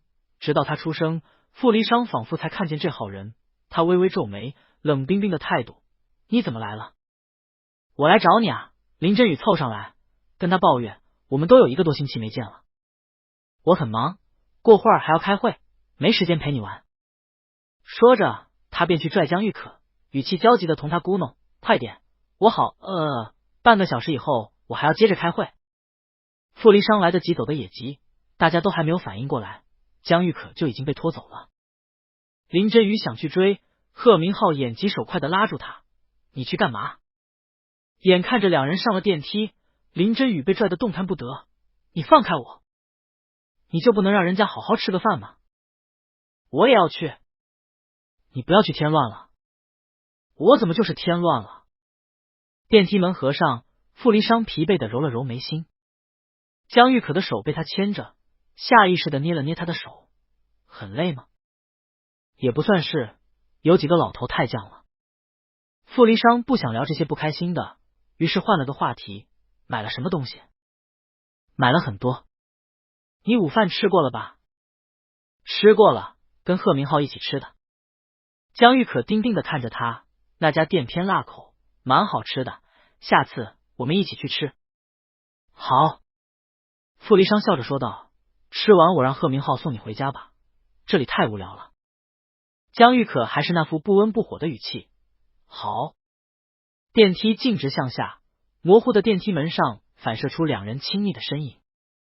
江玉可总觉得跟一个小孩计较会显得自己很幼稚，但也许是失而复得的心境影响到了他，江玉可没办法不去在意，所以他只是略微沉思了几秒钟，眉头末尾的说道：“宝宝，他长得很好看。”谁？一开始傅离殇没有反应过来，等他意识到江玉可在说什么的时候，有些吃惊。从前两人谈恋爱的时候，他也不乏追求者，但江玉可从未在乎过这些。吃惊过后便觉得惊喜，傅离殇低头凑过去，戏谑的问：“你是不是吃醋了？”江玉可对上他的眼睛，大大方方的承认：“有一点。可是你以前从来都不会吃醋的。”两人靠得近，男人漆黑的瞳孔认真的看着他，低低的笑：“江玉可，你好像很喜欢我。”傅离殇带着江玉可去了离公司不远的一家便利店，下午3点多，便利店里几乎没什么吃饭的人。林家跟我们有业务上的往来，所以就认识了。傅离殇似乎是真的饿狠了，吃的有点快，江玉可买了一个小蛋糕，在一旁小口小口的吃着。他开口让傅离殇吃慢点，戳了一瓶牛奶放在了他的手边。傅离殇咽下嘴里的饭，顿了下说道：“你知道我这个人对不喜欢的从来都不会上心。”其实他根本不用跟江玉可解释，江玉可承认吃醋只是向傅离殇通知自己觉得心里有点不舒服，他只是在意那个感受，而不是在意林真宇这个人。两人谈恋爱和分手加起来的时间都够林真宇读完整个大学了，他们彼此之间最害怕的是对方不再对自己有感情，而情敌这种外界因素最多只能当作生活的调剂品。其实我很想告诉他我们结婚的事。傅离殇很快就把一份肥牛饭吃完了，他抬头去看江玉可，可是我怕他多嘴，又要去烦你。实际上更重要的原因还是因为他和江玉可之间还有很多问题没有解决。江玉可又是一个擅长玩消失的，万一别人的言论或者举动影响到了他，让他又跑了，那傅离殇的下半辈子估计再也不能好过了。他们不是知情人士，光看表面肯定会说一些不好听的话。傅离殇没怎么吃饱，于是伸手去夺江玉可手里的勺子，江玉可用胳膊挡了他一下，然后舀了一勺蛋糕喂进了他嘴里。西装革履的男人顿时因为这一勺蛋糕而满足的勾起了嘴角。可是明明是我缠着你不放的，他们不懂，所以还是不要让他们知道了。傅离殇的语气很轻松，江玉可静静的听他讲完，又舀了一勺蛋糕递到了他嘴边。傅离殇垂眼看着勺子上的蛋糕，问他：“奖励我的？”“太甜了，吃不下了。”江玉可又往前递了递，傅离殇顺从的张开嘴，甜腻腻的蛋糕便进了他的嘴里。傅离殇赶时间，两人并没有逗留太久。出了便利店，他把家里的钥匙给了江玉可，那个门路指纹特别麻烦，要他们门锁公司的人上门来处理。我已经联系过他们了，你先用钥匙开门吧。他打了电话喊贺明浩下楼，让他把江玉可送回家。隔着手机，江玉可都听到了贺明浩的怒吼：“我看起来很闲吗？你最近不是没项目吗？我看你是挺闲的。”贺明浩更愤怒了：“我是工具人，成天帮你安抚这个小情人那个小情人，说话注意一点。”傅离殇面无表情的警告他：“我现在是已婚人士。”贺明浩，我们在停车场等你。挂了。几分钟以后，贺明浩拿着车钥匙来到了停车场，现在离开会时间只剩下5分钟了。傅离殇见司机出现，自己便离开了。江玉可并没有重新买手机卡，他嫌麻烦，傅离殇又给过他一个手机，于是干脆把里面的卡拔出来塞进了自己的手机里。路上江玉可问了一嘴林真宇，贺明浩说他们走了以后，林真宇很快也走了，临走前还对他放了好些狠话：“你最好不要跟他有瓜葛。”贺明浩提醒他，他脾气大，他爸妈又那么宠他，你肯定要吃亏的。江玉可目不斜视的看着前方的车况，回道：“他一个小孩，只要别太过分，我能跟他计较什么？”他的语气有点冷，仔细一听还有点像傅离殇平时说话的语气。贺明浩睨了他一眼，暗暗啧了2声，这对夫妇的促进还真是一个比一个大。贺明浩把人送到家以后就离开了，江玉可把买的衣物整理出来，该洗的丢进洗衣机，该穿的挂进衣柜。收拾完发现傅离殇给他发了短信，说晚饭让他自己吃，他开完会就会回家。冰箱里有好多食材，江玉可煮了点面条，随便吃了几口便回卧室了。这些天他一直都没有睡好，眼下有了困意，他洗漱完便上床睡觉了。他睡得浅，像是心里惦记着事，总是睡一会儿就惊醒。好不容易睡着了，门外又响起了窸窸窣窣的声音，大概是傅离殇回来了。江玉可翻了个身，仍旧是半梦半醒的状态。没过多久，身侧的那个空位被填满，他跌入了一个温暖的怀抱。男人刚洗完澡，身上带着沐浴露的香气。江玉可迷糊的往他怀里钻，呢喃着叫他。一个吻落在他的发顶，太轻了，江玉可几乎感觉不到。他又做了梦，梦里的家属拽着他，他们在病房门口拉扯。里面躺着的受害者身上插满了仪器，他们的一声声质问像一个个巴掌，狠狠地扇在了江玉可的脸上。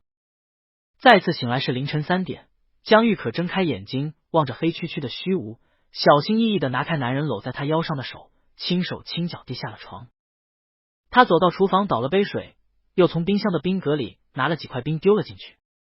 一杯冰水下肚，江玉可才控制住自己发颤的指尖。阳台上挂着他今天洗好的衣服，在地面上阴出了一小块水渍。江玉可推门走了出去，外头黑漆漆的，初秋的夜渗着丝丝凉意。江玉可靠在栏杆上，长长的舒了口气。白天贺明浩的质问到底是变成了一根刺，他告诉自己不要放在心上，可大脑潜意识的反应却骗不了人。自从和傅离殇重逢之后，他几乎每晚都会做噩梦。江玉可想了很久，把原因归结于傅离殇太好了，太美好了，他又带给他这些美好的遥不可及的事物。以前他还能小心翼翼的捧着，但现在连伸手触碰都有点胆怯了。身后响起了很轻的脚步声，江玉可怔怔的盯着不远处的那棵树。他想得太入神，并没有注意。肩上一重，有人从背后抱住了他。江玉可吹了风，身上冰冰凉凉的，他侧头去看，男人把下巴搁在他的肩窝，闭着眼睛，像是困极了。江玉可也没有说话，他在等他开口。然而等了好长时间，傅离殇都只是那么抱着他，仿佛自己是一只非常舒适的抱枕，能助他美美的入睡。两人大男人半夜3点在阳台看风景，这个画面怎么想怎么都觉得诡异。最终还是江玉可没沉住气，他哭笑不得的问道：你在干什么呀？宝宝。傅离殇沙哑深沉的嗓音响在耳畔，带着浓浓的困意，又做噩梦了。江玉可应了声男人紧了紧手臂，他身上很热，把江玉可冰凉的皮肤都晕上了热度。你刚刚不见的时候我也这样。傅离殇每个字都说得很慢，似乎在组织语言，又好像是真的没睡醒，每天晚上都睡不着，一睡着就梦到你，睡醒又看不见你。贺明浩那时候特别怕我，生怕我一不小心就变成了疯子。他偏头吻了吻江玉可的脸颊，问他：你呢？江玉可歪头想了想，诚实的回答：那时候好像天天哭，有时候醒来枕头都是湿的，眼睛很疼，就去药店买眼药水，结果第二天醒来眼睛更疼了。傅离殇笑他爱哭鬼。江玉可也笑，等了片刻却没见傅离殇继续问他。他有些困惑：你不问吗？傅离殇反问他：问什么？问我为什么会哭。你想说的时候就会说的。傅离殇不太在意的回，随即又叹了口气，去咬江玉可的耳朵，以后做噩梦了就喊我，我醒来没看见你心好慌。傅离殇不动声色地哄着江玉可，抚平他焦躁的不安。两人笑闹了一阵，迟来的困意慢慢涌了上来。你还记得那天晚上在会所里发生的事情吗？记得，你说你要结婚了，还问我用这张脸勾引了多少男人。江玉可回想起那天傅离殇的态度，我还有些害怕，感觉你变了很多。太久没见你了。傅离殇跟他解释，他凑在他耳边，似乎想讨一个承诺。江玉可，我什么都可以接受，不要再离开我了，不然我真的会发疯。客厅里只亮了一盏壁灯，照在阳台上，像是朦胧的月光。江玉可低头去看交叠在自己胸前的双手，轻声的回应他：“宝宝，我很想你。迟来很长时间的，一见面就想说的，我很想你。你太好了，我根本舍不得离开，所以只能等你不喜欢我，厌倦我，再抛弃我。这次我把主动权交给你，可是真等到了那一天，我一定会哭得很难看的。你说对了，我就是一个爱哭鬼，一想到那些阴暗的事情迟早会被你知道，我就止不住的害怕。我沉溺你对我的喜欢，又害怕你的不喜欢。宝宝，我好怕配不上你啊。”第二天两人起床的时候，江玉可跟傅离殇讲要出去找工作，此时他正在给男人别袖口，宝蓝色的袖扣上刻着别致的花纹。傅离殇低头看着他颤动的睫毛，非常支持他。好啊，你有什么打算？江玉可抬头看他，打算先随便看看。需要我帮忙吗？你有什么推荐吗？傅离殇顺势揽住了他的腰，穿衣镜前两人亲密相拥，正好我缺一个助理。江玉可笑了起来，顺着他的话问道：“你不是有一个助理了？”那是我的工作助理。傅离殇捏了捏他细瘦的腰，暗示道：“我还缺一个生活助理。”那不行。江玉可给他别好袖口，轻轻松松从他怀里逃了出来。他也同他开玩笑：“挣你的钱不就是在挣自己的钱？那也太不划算了。”这话让傅离殇心里美得不行，他拉着江玉可跟他讲：“顺便去学车吧，这样上下班比较方便。车库里还有好几辆车，都积灰了，你学会了正好能物尽其用。”江玉可想了想，答应了下来。傅离殇又多叮嘱了几句，不许回会所，今天我不开会，有什么事给我打电话。可是我今天约了夏欣，答应了去会所找他。傅离殇挑眉，诧异的问：“什么时候约的？”就在刚刚刷牙的时候。江玉可想起两人的聊天内容，他一直挺担心我的，还有菲姐也是。现在终于能联系上我了，他们都想见见我。傅离殇有些不满，但江玉可并没什么朋友，他只好退一步：“那好吧，白天会所估计也没什么客人，你自己当心一点，不要被人盯上了。”不知道的还以为江玉可去的是什么龙潭虎穴，他好笑的看着傅离殇：“好歹我在那里上了几个月的班，我总比你多了解一点。还有，他替自己解释了一句：你遇到我的那天，我是第一次陪酒，以前我都是送酒的。”傅离殇怔了怔，下意识的问：“以前是送酒的，为什么突然要去陪酒？”江玉可脸上的笑容忽然淡了，他挣扎了几秒钟，有些尴尬的回答：“因为缺钱。第二天菲姐就转给我好多钱。”他看着傅离殇，明明男人帮了他，他的语气听上去却有点奇怪。虽然你帮了我，可是我那时候还是有点生气的，但是我又不应该生气，所以我很矛盾。傅离殇听懂了他的后半句，但没听懂他的前半句。江玉可的语气听起来像撒娇，他去掐他的脸，疑惑的问：“钱？什么钱？第二天你真跑了，我还生气呢。”江玉可被掐着脸，导致说话含糊。菲姐说：“你给了我好多小费。”我哪有给你小费？傅离殇略微思考了一下，瞬间就明白了其中的弯弯绕绕，是宋真给的。那天是我买的单，他肯定以我的名义给的你。他们不知道我们的关系，所以就这么做了。我怎么可能会给你小费？给了你不是躲得更远。江玉可仰头望着傅离殇皱起的眉头，在这么多问题里，这其实是一个不太重要的事情。然而江玉可还是开心了，他觉得自己幼稚，但控制不住扬起的嘴角。傅离殇去摸他弯弯的眼睛，高兴了。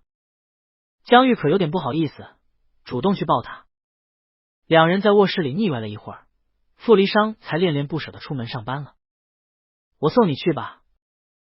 不要了，现在太早了。那好吧，那你自己注意安全。夏欣是10点上班，江玉可在衣柜里挑了一件毛衣，又花了好长时间才打到一辆网约车。实际上他离开会所也就不到1星期，可这些天里发生了太多的事情。等到他再见到穿着制服的夏欣，忽然觉得恍然。夏欣看见他倒是兴奋的不得了，一边说他没良心，一边又关心起他来。没过多久，菲姐也找了过来。今天她穿了一件黑色的长裙，显得又冷又艳。让我看看是哪个小没良心。菲姐笑着调侃，家里的事情处理好了。这是当时江玉可湖州的一个借口，显然菲姐不是很相信。夏欣偷笑，意有所指的说，当然处理好了，不然也不会愿意出现。江玉可把自己领证的事情告诉了夏欣，也是信任他不会到处乱说。菲姐没听出其他意思，还在惋惜江玉可这么好的一个苗子辞职了，那现在总可以回来上班了吧？你的位置我还一直留着呢。菲姐，夏欣差点没笑出声。江玉可为难的说，家里不让。菲姐随即明白了他的意思，这倒没什么，会所里也时常会出现这样的事。他摆摆手，并不在意，这样也好。那你现在在哪里上班？还没找。江玉可也有点愁，想找个清闲一点的。菲姐看着他，忽然眼睛一亮，对了，我朋友前几天还在招收银员呢，是一家甜品店，在大学城那里，但是刚开的，工资有点低，不知道你愿不愿意？江玉可还没回答，夏欣已经笑嘻嘻的替他开口了，当然愿意，他现在就是想找个事干，不然会闷死。菲姐问江玉可，真的？江玉可点了点头，笑着应道，愿意的。那我把他微信推给你。谢谢菲姐。哎呀，跟我客气什么呀？你又不是不知道我最喜欢你了。楼上有服务生在叫菲姐，他冲他们开口，那我先去忙了，你们玩。夏欣，今天允许你偷懒。夏欣应得大声，谢谢菲姐。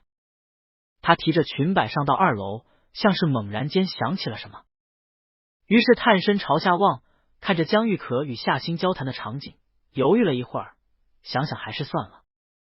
他觉得有些遗憾，不久前傅离殇对江玉可表现出了极其浓厚的兴趣，如果把握的好，真的是一个很好的机会。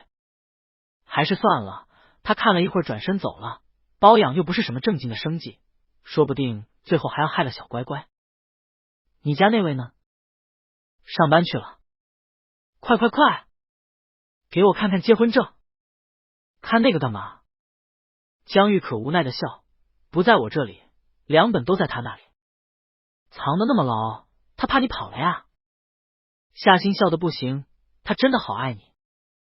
那你现在的身份是什么？副总的爱人。哇塞，小可，你现在身价是不是也有好几个亿了？江玉可骚得慌，去截他的话茬，你别笑了。干嘛？你敢做，我还不能说啊。江玉可拿他没办法，那你说的小声点，不要让别人听到了。哎呀，你慌什么？我又不会到处乱说。要是我跟副总这样的人结婚，我也要藏起来。夏欣嘿嘿的笑，这可是宝贝，不能让别人知道。两人嘻嘻哈哈聊了好久，中间他们还去外面吃了午餐。下午2点多的时候，江玉可跟夏欣道别，离开了会所。菲姐的朋友，也就是甜品店的老板，已经通过了他的好友，让他明天去店里找他。现在时间还早，江玉可在路边瞎转悠着。适逢离会所2条街的拐角处新开了一家花店，江玉可从门前经过，又鬼使神差的走了回来。店门前摆着好多花，姹紫嫣红的，晃眼的很。老板娘从店里走了出来，热情的向他解读各式各样的花语。江玉可认真的听老板娘讲了好长时间，最后手一指，指向了不远处，给我包1束玫瑰吧。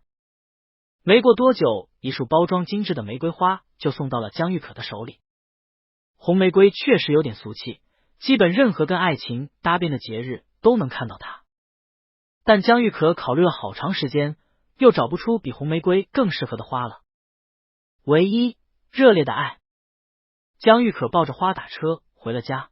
到家以后，他拿着花坐在客厅里，一边看电视一边等傅离殇回来。他始终没有把花放下，一直捧在怀中。等待的时间里，包装纸沁了掌心的汗，变得微微发皱。傅离殇一到家就看见了江玉可，和他怀里那束扎眼的红玫瑰。他愣了愣，朝他走过去，送我的。江玉可把花递了过去，面上毫无波澜。今天什么日子？江玉可想了想，摇头，不是什么日子。那怎么突然想起送我花？回来的时候路过花店。江玉可仰头看他，漂亮的杏帘里映着客厅的灯光，亮亮的，里面又满是认真，觉得你会喜欢，就买了。他问他，宝宝喜欢吗？傅离殇弯下腰，很郑重的回答，很喜欢。江玉可纵容的笑，任由他的舌尖撬开自己的牙关，有些凶狠的吻了上来。贺明浩曾不止一次说过傅离殇偏执。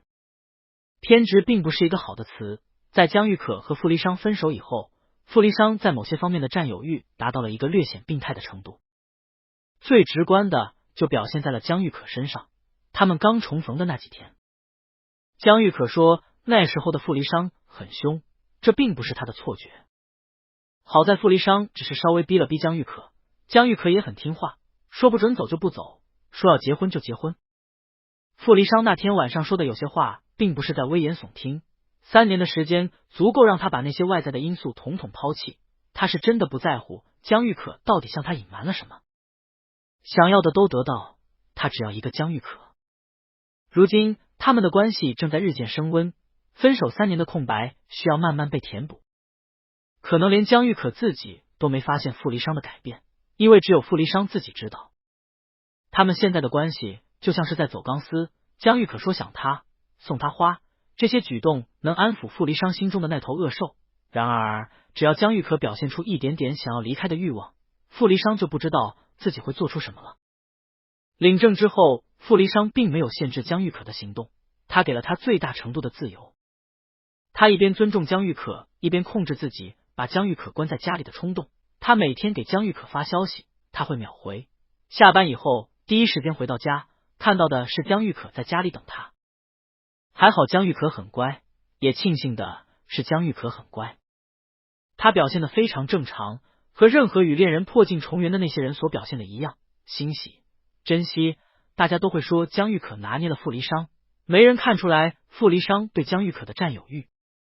那天晚上傅离殇告诉他分手之后，他总是会梦到他，其实他只说了一部分，另一部分是这3年来他想的最多的就是假如以后能和江玉可重逢，他一定会撕咬他的肉，把他一口一口吃进肚子里，这样江玉可就永远不会离开他了。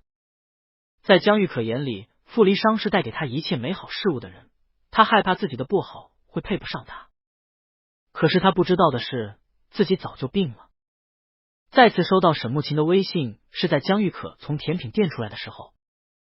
甜品店的老板是一个性格与菲姐很像的女人，看到她的第一眼对表现出了超乎异常的热情。她说自己运气很好，以这么低的工资骗到了一个这么漂亮的小男生。江玉可头疼的反驳她，说自己已经28岁了。甜品店刚装修好，适逢大学生开学，正好是一个非常合适的时机。明天才是甜品店正式开业的时间，店里除了江玉可，还有另外一个甜品师，他与老板共同负责甜品的制作。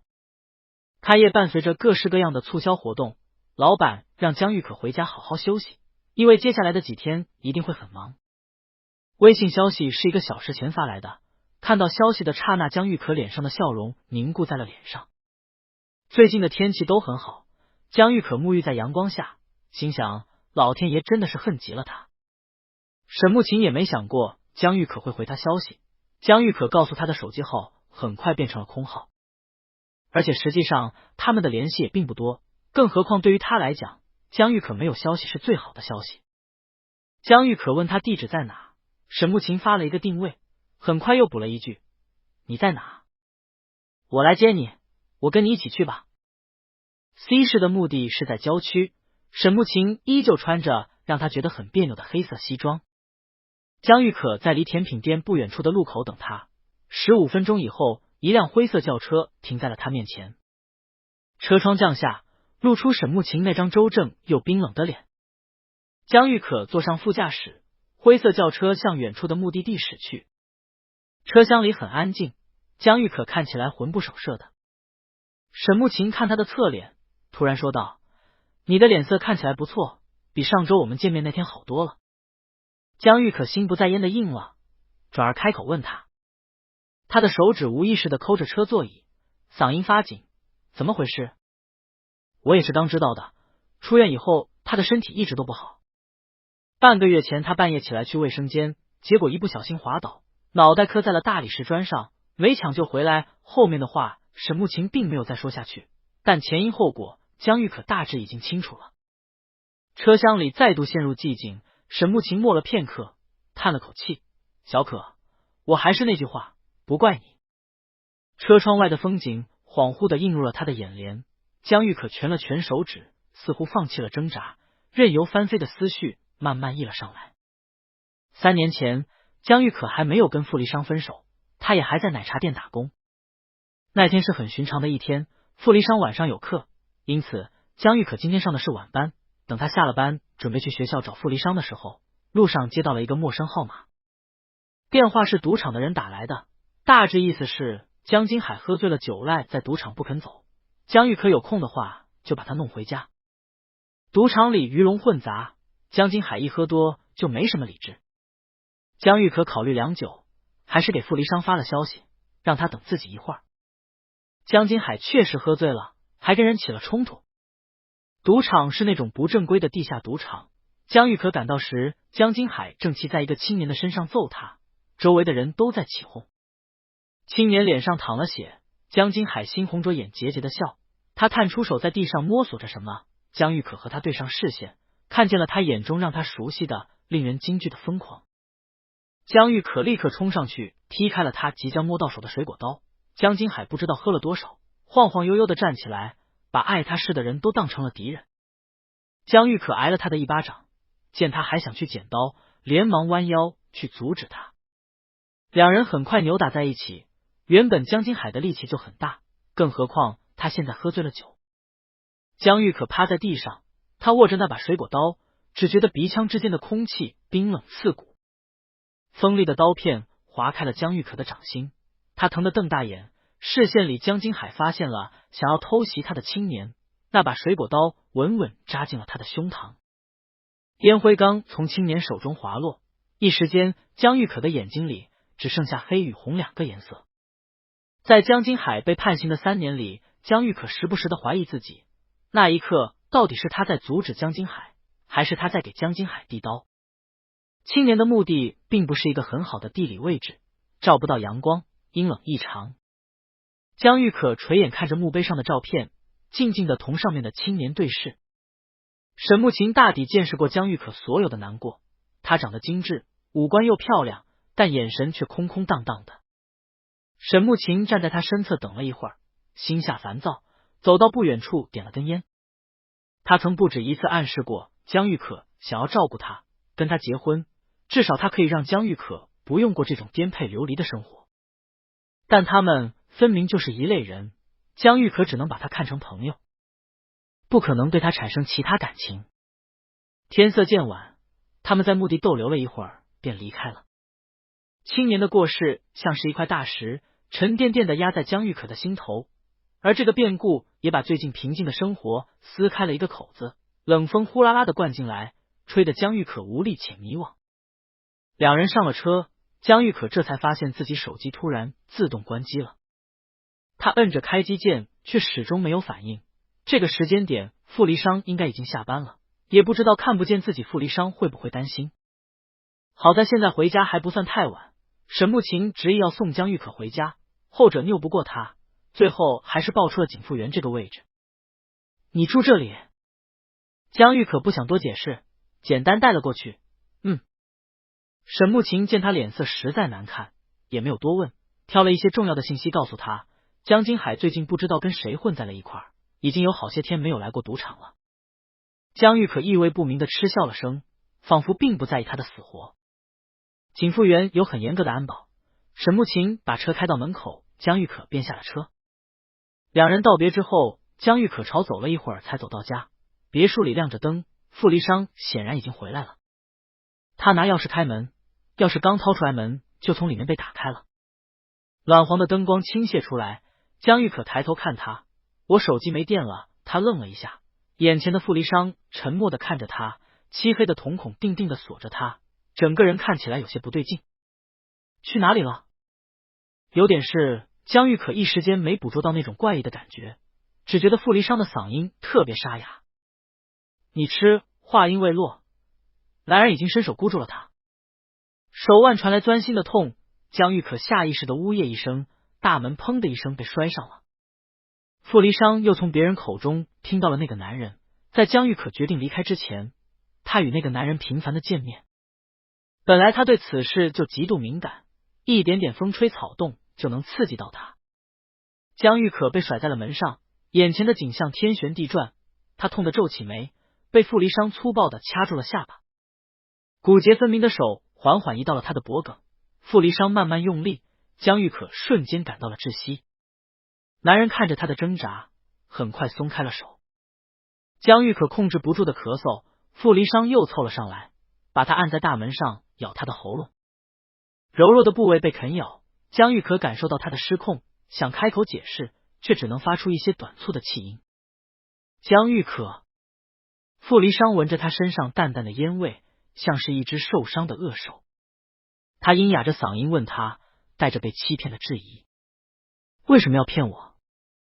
为什么又要走？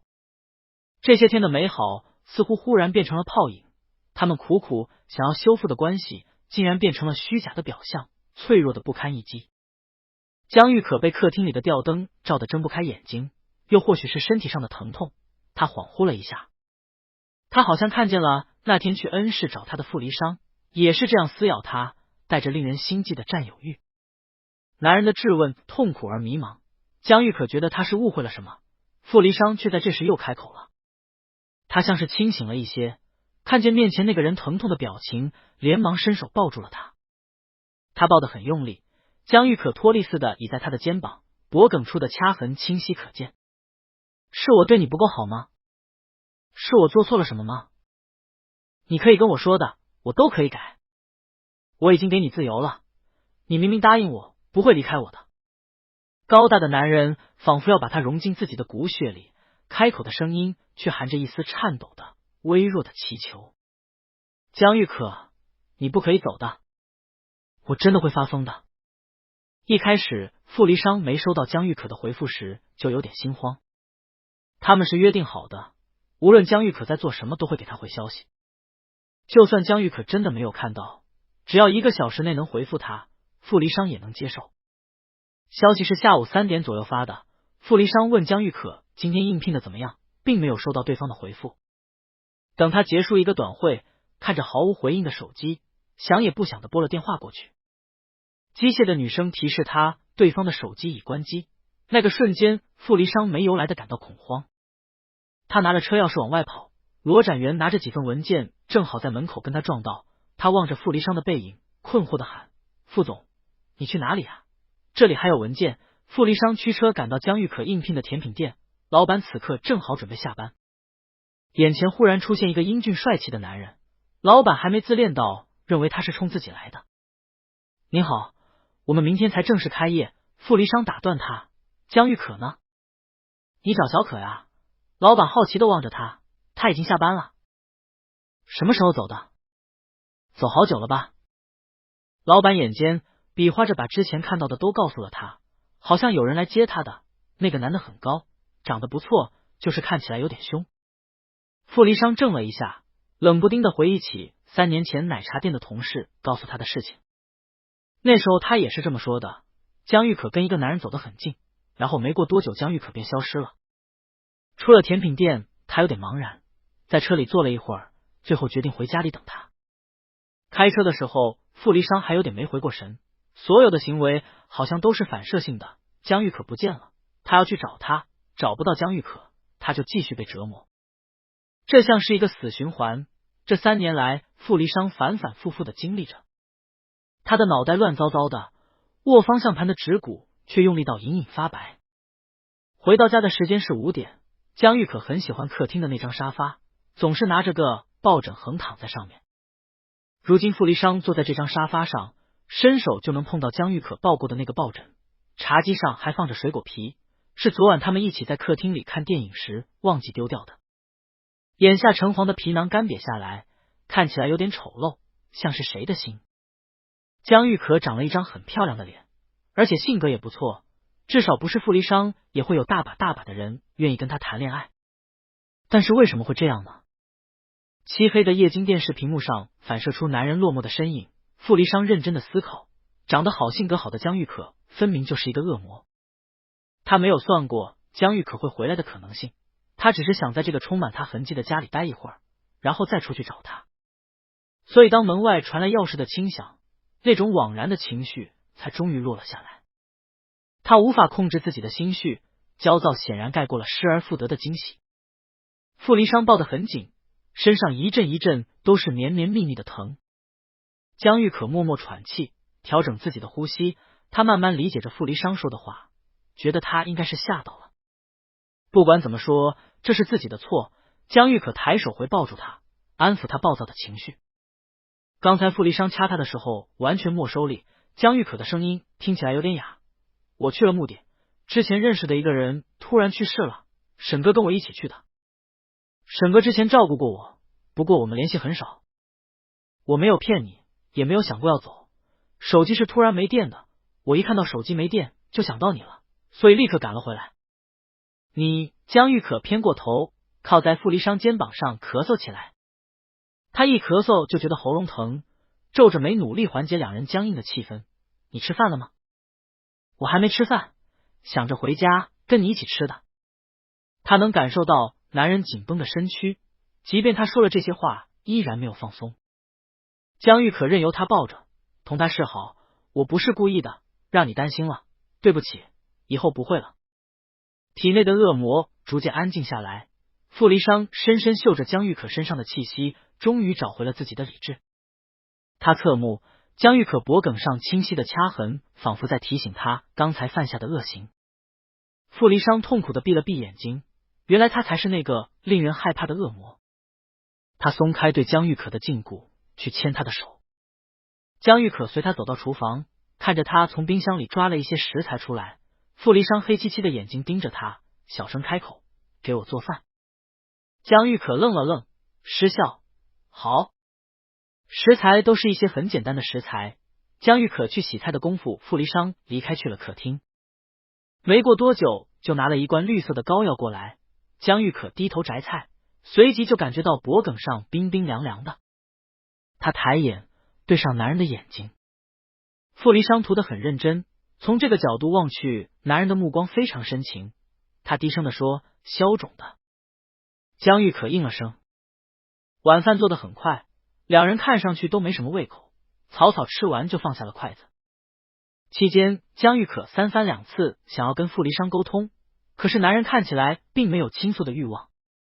而后傅离殇接了一个电话，公司似乎有紧急的事情，导致这通电话打了很长时间。傅离殇一直抓着他的手，江玉可沉默的陪着他。挂断电话之后，傅离殇又拉着他进了浴室。这栋别墅的浴缸很大，但很少使用。傅离殇脱了西装外套，蹲在了浴缸前。汩汩的水声响起，江玉可站在门口看了一会儿，他好像猜到了傅离殇想要做什么，但又不是很确定。雾气慢慢在浴室里晕开，傅离殇丢了花洒，站起了身。他走到江玉可面前，抬手去脱她的衣服，江玉可挡住他的手，傅离殇又不依不饶的抓住了他的衣服下摆。男人的语气十分认真：“帮你洗澡。”江玉可脸一热，慌张的回：“不用，我自己来。”然而傅离殇却执拗的不肯放手，两人无声的对峙了片刻，到底是江玉可先低了头。那我自己脱。他觉得荒谬，又捉摸不透傅离殇的意思，但他又不是小孩子，怎么真能让他帮自己脱衣服？身上的衣服一件一件的剥落，他很快就浑身赤裸的站在了男人面前。江玉可的身体也很漂亮，清瘦却不显得十分单薄。傅离殇瞥了一眼，便挪开了目光。浴室里的灯光太亮了，江玉可有些害羞。他遮掩似的跨进浴缸，可水是透明的，一眼就望到了底。浴缸里的水漫了上来，江玉可始终低着头，微微蜷缩着腿。他觉得荒唐，但傅离殇实在不对劲，他只能先哄着他。实际上两人坦诚相见过很多次，傅离殇也不是没有帮江玉可洗过澡，可那一般是在江玉可累得睁不开眼的情况下。如今这种情况，这种境地，彼此沉默而清醒。傅离殇的衬衫挽到了小臂，他帮江玉可抹上沐浴露，动作亲密，像是对待一件珍贵的瓷器，却不带任何 kiss 意味。水温有点烫，江玉可的皮肤微微泛着红。浴室里只有断断续续的水声，江玉可像一只精致的木偶娃娃，任凭男人随意摆弄她。这样看，江玉可脖颈上的指痕愈发明显。雾气氤氲里，她去摸男人的眼睛，水珠沾上眉眼，有一些顺着脸颊滑落下来。他抬眼看他，目光深沉而着迷。傅离殇洗得很认真，直到江玉可稍稍缺氧，才把他擦干抱了出去。秋天的夜晚染着冷意，傅离殇把人塞进被窝，江玉可靠在床头，终于忍不住拉住了他。他的脸颊被水温蒸得发红，江玉可蹙着眉开口：“宝宝，你跟我说说话。”傅离殇坐在床沿，他凝视着眼前的人，伸手扯下了自己的领带。领带是深蓝色的，傅离殇捏住他的手腕，材质良好的领带随即勒上了他的皮肤。此刻江玉可才终于反应过来傅离殇想要做什么，他惊慌的收回手，却被抓住了另一个手腕。傅离殇捆住他的手腕，当着江玉可的面打上了死结，领带紧紧贴着他的皮肤，手腕上的青筋清晰可见。宝宝，江玉可惶恐的看着他，你在干什么？傅离殇像是害怕他着凉，把人整个塞进被窝，又仔仔细细给他掖好了被角。他沉声开口：“你乖一点。”然后起身进了浴室。卧室里只亮了一盏床头灯，江玉可躺在被窝里，只觉得床单的凉意沿着皮肤滚上了心头。傅离殇洗得很快，没多久浴室里的水声就停了。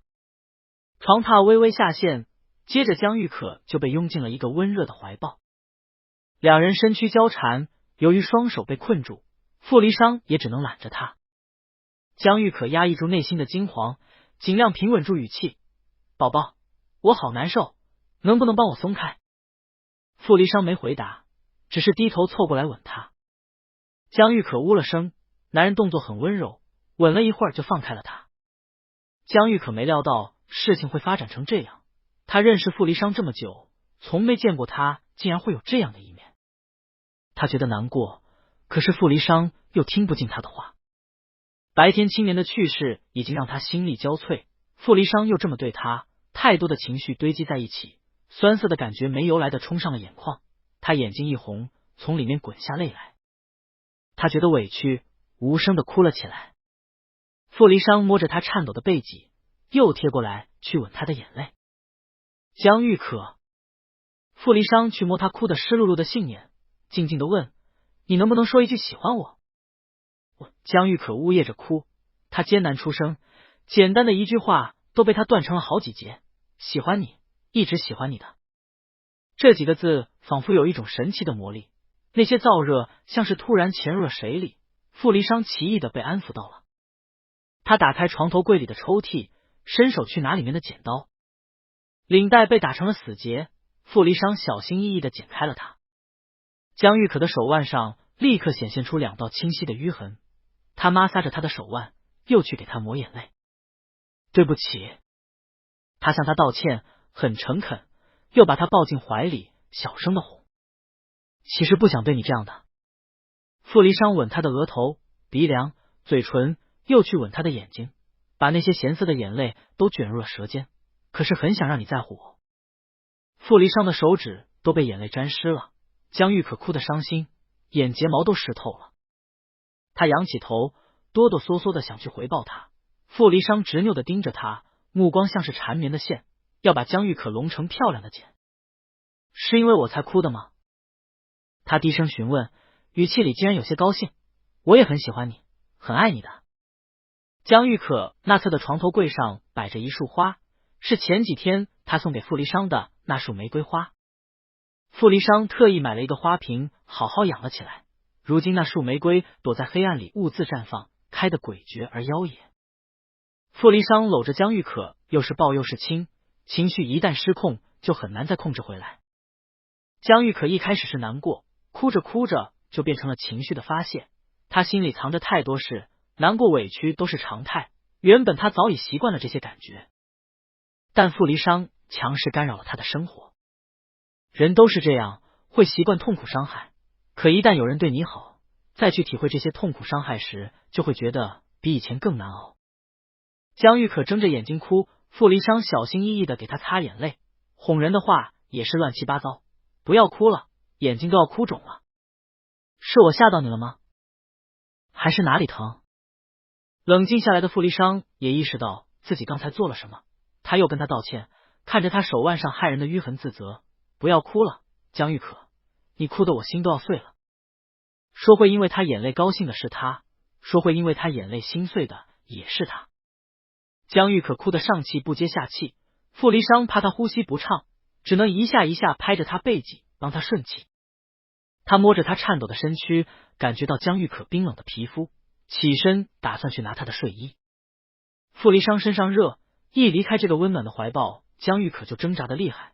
他抓着男人的手不让他走，傅离殇没办法，俯身无奈的说：“你身上太冷了，我去拿睡衣。”江玉可这才依依不舍的放开他，给他穿上了睡衣，又拿了膏药给他擦脖梗和手腕上的淤青。做完这些，傅离殇是一点脾气都没有了。他深深叹了口气，他总是拿他没办法的。两人重新钻进了被窝，这回傅离殇自己也穿好了睡衣。江玉可终于止住了眼泪，不过之前因为哭得太久，现在他整个都有点发懵。其实今晚的氛围很适合做点什么，只可惜两人一直都没有那个心思。傅离殇去关床头的那盏壁灯，然后伸手去盖江玉可的眼睛。睡觉？明天你不是还要去上班吗？掌心忽然传来一阵细微的痒，江玉可眨了眨眼睛，睫毛在傅离殇手心里蹭，心脏像是突然被挠了一下。傅离殇侧身抱住了他，江玉可默默的蜷缩在他怀里，倦极似的闭上了眼睛。过了良久，身侧传来清浅的呼吸声。傅离殇觉得他是睡着了，才紧了紧手臂，把脑袋搁在了他的肩窝，是一个极度缺乏安全感的姿势。他闻着他身上的气息，倦意终于慢慢袭来。半梦半醒之际，耳畔有人传来了一个模糊的声音，是江玉可的。宝宝，他悄声开口，你很害怕吗？傅离殇并没有回答，只是把脑袋朝他怀里藏，任凭困意把他拖入黑暗的梦境。再次醒来已经是第二天清晨，江玉可是被闹钟吵醒的，他皱着眉翻身，脸上有什么东西滑了下来。他迷瞪了一瞬，顿时翻身坐了起来。枕侧是一块毛巾，折成了长条的形状，还是温热的。江玉可摸了摸自己热烫的眼睛，好像是明白了什么。床的另一边早就已经没人了，江玉可先去卫生间照了照镜子，除了脖梗上的印记和脸色不太好以外，其他看起来倒是挺正常的。他开门走出了卧室，贺明浩坐在客厅里，一边打哈欠一边等他。他听到楼梯传来的声响，头一抬，跟下楼的江玉可对上了视线。江玉可看着他，不自觉地皱了下眉。你怎么来了？贺明浩一眼就注意到了他脖梗上扎眼的淤痕，他傻了一下，瞪大了眼睛。你被家暴了？江玉可，你这脖子怎么回事？傅离殇家暴你？江玉可没搭理他。他呢？他去接机了，有个重要的客户一早就到了。那你在这里做什么？他让我送你去上班。江玉可默了默，嘀咕了一句，你看起来很空。贺明浩听见了，他觉得江玉可话里有话，潜台词似乎是你为什么这么听傅离殇的话？他让你做什么你就做什么。我就是最近比较空。贺明浩耸耸肩，大大方方的承认了，而且我有求于他，只能当他的狗腿子了。你还没说你这脖子是怎么回事呢？傅离殇打你了？没有。江玉可转身上楼，不知道该怎么评价贺明浩的冷笑话。洗漱完，两人便出门了。江玉可特地穿了一件米色高领的打底衫，贺明浩怎么琢磨，怎么都觉得有点欲盖弥彰的意思。江玉可望着车窗外的景色，恹恹的，看起来没什么精神。贺明浩专心开车，冷不丁的听到江玉可问他：“贺明浩，傅离殇是不是变了很多？”贺明浩看了他一眼，瞬间反应过来他问的是什么。他哼笑了声：“当然了，你不知道你甩了他以后他是怎么走出来的。况且人都是会变的。连续3天吃一模一样的3餐都容易厌倦，要求一个人不去改变确实太难了。”甜品店的老板娘总能有意或者无意撞见江玉可来上班，不过让他好奇的是，昨天到今天短短2天的时间，来接送江玉可的男人已经换了3个了。黑色迈巴赫停在路边，贺明浩冲江玉可招手：“等你下班我再来接你。”江玉可回答：“我可以自己下班。”“那不可以。”贺明浩对他笑：“我得看着你，然后向傅离殇实时汇报你的情况。”江玉可大抵也清楚傅离殇存了什么心思，要是傅离殇今天有空，他100%确定这个男人会自己跟来。江玉可想到昨晚发生的事情，最后还是默认了贺明浩的举动。一进甜品店门口就有一个很大的柜台，老板和甜品师已在柜台上偷偷摸摸看了很久了。老板一见江玉可进来，迫不及待的喊他：“小可。”江玉可走过去和他们打了个招呼。那些，老板指了指贺明浩离开的方向，兴致勃勃的问：“都是你男朋友？”江玉可疑惑的发问：“什么？”老板冲江玉可挤眉弄眼，一副我都知道的表情：“昨天你下班以后也有一个很帅的男人来找你，那个也是吗？”他说的人多半就是傅离殇。江玉可避开了他们八卦的眼神，却逃不过他们锲而不舍的追问，只好挑了一些能回答的问题，含糊不清的回答：“朋友，普通朋友，没有，没追我。那个是，那些不是。”江玉可换好工作服，没过多久便到了营业时间。老板的促销活动营销的非常好，一整天下来，江玉可拒绝了100来个问他微信的顾客，甚至还有好几个男人想约他下班以后共进晚餐。对于这样的情形，老板自然是乐意的，生意太好，他们准备的甜品几乎都已经售罄。老板大手一挥，直接让江玉可提前下班了。贺明浩在10分钟前就已经在门口等他了，现在时间还早，江玉可先开口问了嘴傅离殇在哪。贺明浩说应该是在公司。那去他公司吧。一放松下来，江玉可就觉得异常疲惫，一想到店里那些聒噪的男人，他难得有点烦躁。贺明浩尽职尽责的当着他的司机，车开到地下停车场以后，他们上了电梯。电梯上到1楼的时候停了下来，门打开，门外站着一个妆容精致的女人。四目相对，贺明浩惊喜的开口：“阿姨，您怎么来了？”小贺。女人穿了一件很简单的黑色长裙，笑起来的样子很温柔。“我来找傅离殇。”贺明浩也笑，话脱口而出：“好巧啊，我们也是。”他下意识的去看江玉可，笑容顿时凝固在了嘴边。傅离殇的眉眼有几分像他的母亲，所以当女人把目光停住在江玉可脸上的时候，他竟然不躲不避，也迎上了他的视线。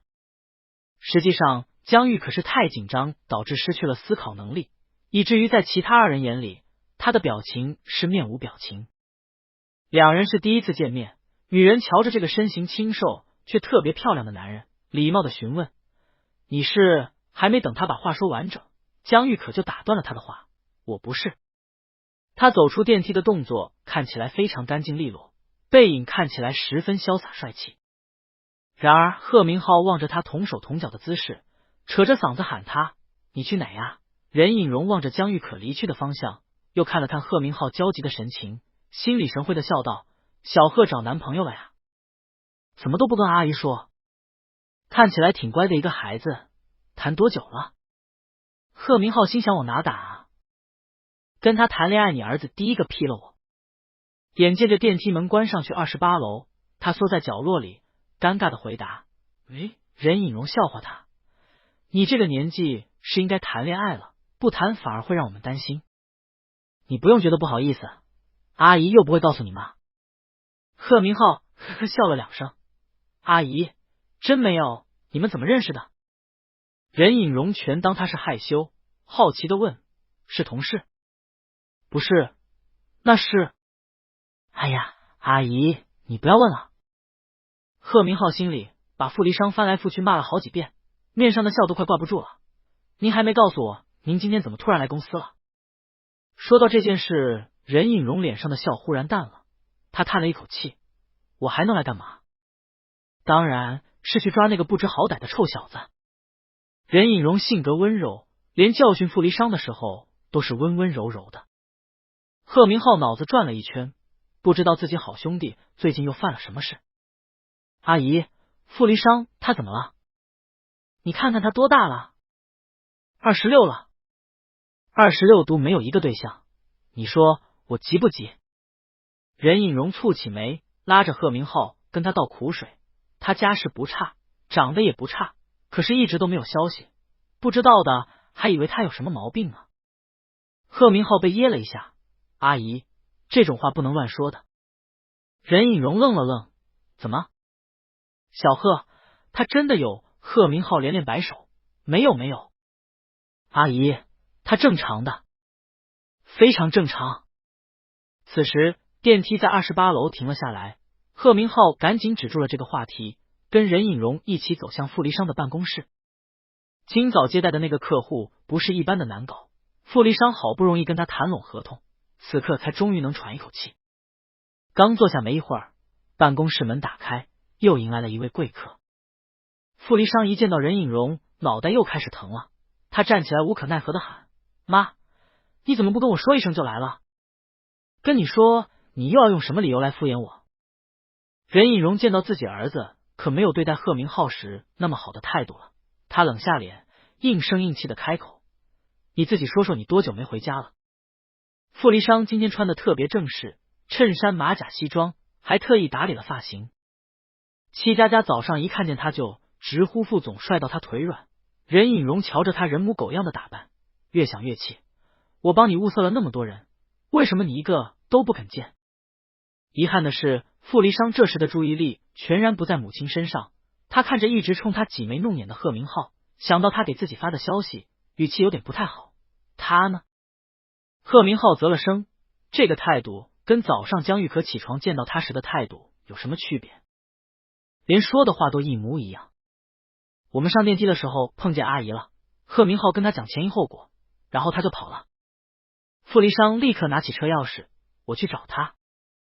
你去找谁啊？任颖荣被无视，还没来得及生气。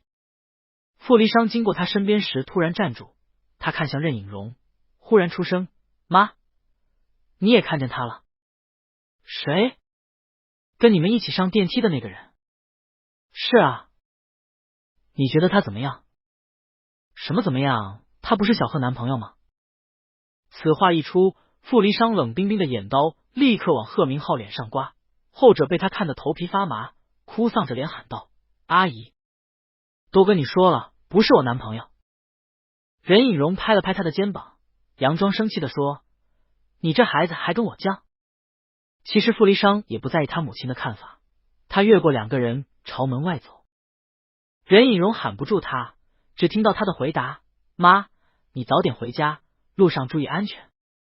任颖荣气得差点没控制住表情：小贺，你看看他，你看看他，真是越来越无法无天了。贺明浩急忙给他顺气：阿姨你别生气，他这样做是有理由的。什么理由？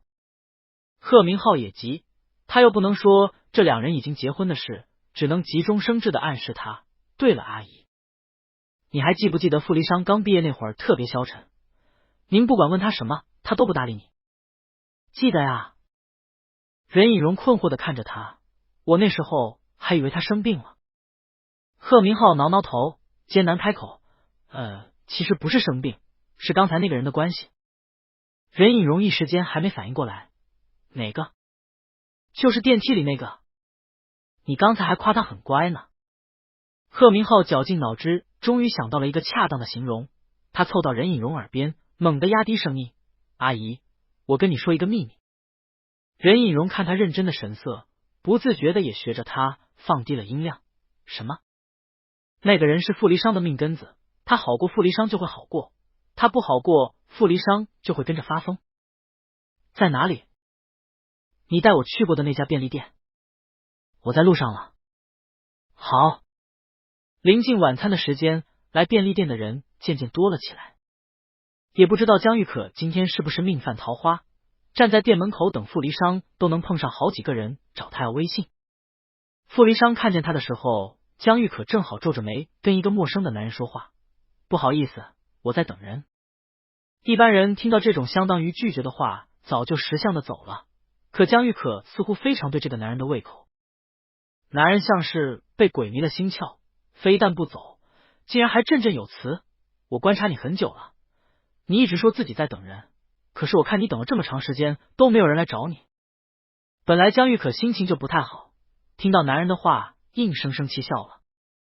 他抬头正想说什么，余光瞥见傅离殇的身影，没好气的开口：不好意思，我爱人来接我了，再见。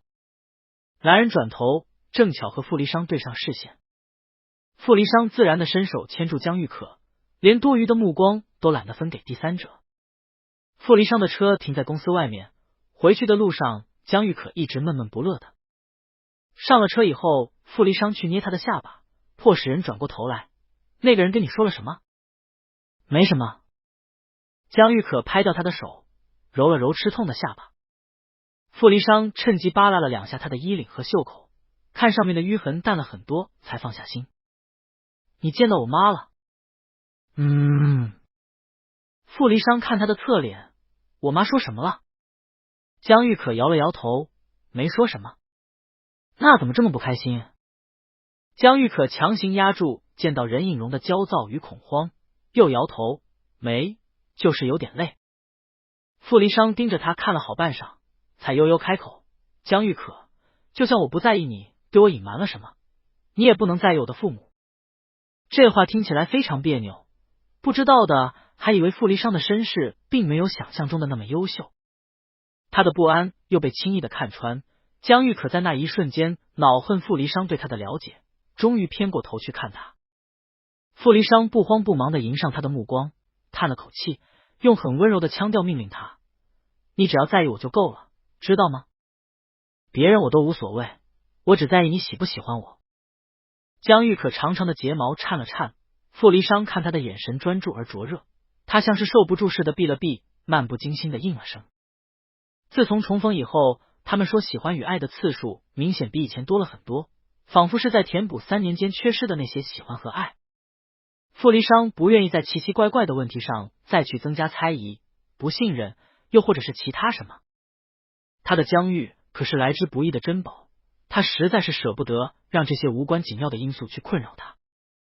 江玉可，他喊他，两相对视，傅离殇突然笑道：我在哄你，你能不能给我个面子笑一笑？爱人是一个听起来就包含爱意的词，几分钟前的那声爱人，傅离殇其实是听见了。江玉可收拾好杂乱的心绪，漂亮的杏眼弯了弯，屹立的眉眼瞬间生动了起来。贺明浩的那些话像是一颗石子投进了平静的湖面，荡开的波澜把任颖荣搅得每天心事重重。他自然是惊喜的，虽然他与江玉可的第一面非常匆忙，但女人的直觉告诉他，江玉可并不像那些别有用心的人，是冲着傅家的家产来的，这样也就大大减少傅离殇被玩弄感情的概率。但听贺明浩所说的，自己儿子没有被玩弄，但在这段感情里处在了劣势方。任颖荣的好奇心被勾起来，去骚扰傅离殇，问他是不是谈恋爱了。傅离殇也没否认，任颖荣便趁势要求他把人带回家给他看看。傅离殇二话不说拒绝了。我又不会欺负他。太早了，见面了反而不好。听听这话，什么时候父母变成阻碍孩子谈恋爱的绊脚石了？可好歹是有对象了。晚上任颖荣躺在被窝里唉声叹气，傅行之搂着自己老婆宽慰他，他又不是小孩子了，真确定下来以后会带来给我们看看的。我就是担心。任颖荣忧心忡忡的说，我听小贺的意思是你儿子特别喜欢人家，万一他直接带着人去领证了怎么办？傅行之好笑的看着他，你就是喜欢胡思乱想，领证这么大的事情怎么可能说去就去？是吗？当然了。知子莫若母，任颖荣一不小心道出了事情的真相。傅行之又跟他聊了好多，终于用旅游、包包、衣服转移了他的注意力。托老板的营销，甜品店的生意一直都很好。来这里买甜品的多半都是大学生，好多男大学生看见江玉可都会忍不住跟他多聊几句。一天下来，江玉可说的最多的不是多少钱，而是不加微信和我今年28岁。老板笑得花枝乱颤，去揉江玉可的脸，夸她长得嫩。江玉可刚刚拒绝了一个188的大一男大学生，他叹了口气，暗想着自己以前打工的时候也没这么吸引人啊。哎呀，那个男孩子走的时候看起来好伤心哦。老板，江玉可只好把话再重复了一遍，我今年28了，不是18。那意思是你18的话就会答应人家咯？我不是这个意思。那你跟我解释解释。哦，你可以不解释这个，你可以解释那个每天来接你上下班的男人。江玉可乖乖的闭上嘴，决定再也不随便回答问题了。临下班的时候，菲姐突然出现在了店里。她穿了一身运动服，头发扎了起来，没有化妆，少了在会所里盛气凌人的气质，看起来亲和了不少。菲姐今天休假，刚练完瑜伽，经过的时候顺带来看看。她一向喜欢江玉可，看见人便一直拉着她说陪自己去逛街。江玉可盛情难却，再加上老板一直撺掇着，只好换了工作服陪她去逛街了。有了之前的教训，上车以后，他马上给傅离商发了微信。巧的是，傅离商晚上有饭局，也没有时间陪江玉可吃饭。车上，江玉可听菲姐说了不少事，大多都是会所里发生的。菲姐一边开车一边转头递给江玉可一个眼神，听说崔老板跟夏欣有猫腻。江玉可反应了一会儿，才想起来菲姐口中的这个崔老板是崔璐。他有些困惑的挑了挑眉，夏欣跟他偶尔有联系，但从没听他讲起过这个事。两人到了商场，菲姐亲昵的挽着他，熟门熟路的开始一家一家逛。一楼是珠宝首饰店，菲姐逛了几家熟悉的，出门以后看着对面那家陌生的店面，忽然开口：咦，Fine 设计师珠宝，这家是新开的吗？江玉可以为他在问自己，正想回答说不知道，菲姐已经拽着他风风火火的飞奔过去了。他们来的正巧，店里有不少人站在柜台旁。菲姐凑热闹似的围过去，听柜员在介绍一款戒指。这款戒指是我们的电磁波谱系列，以极简线条为基础，象征世间万物均被悉心保存，所有的存在都终将会被看见，万事万物必有回响。江玉可看了一眼，确实是那种很小众别致的风格。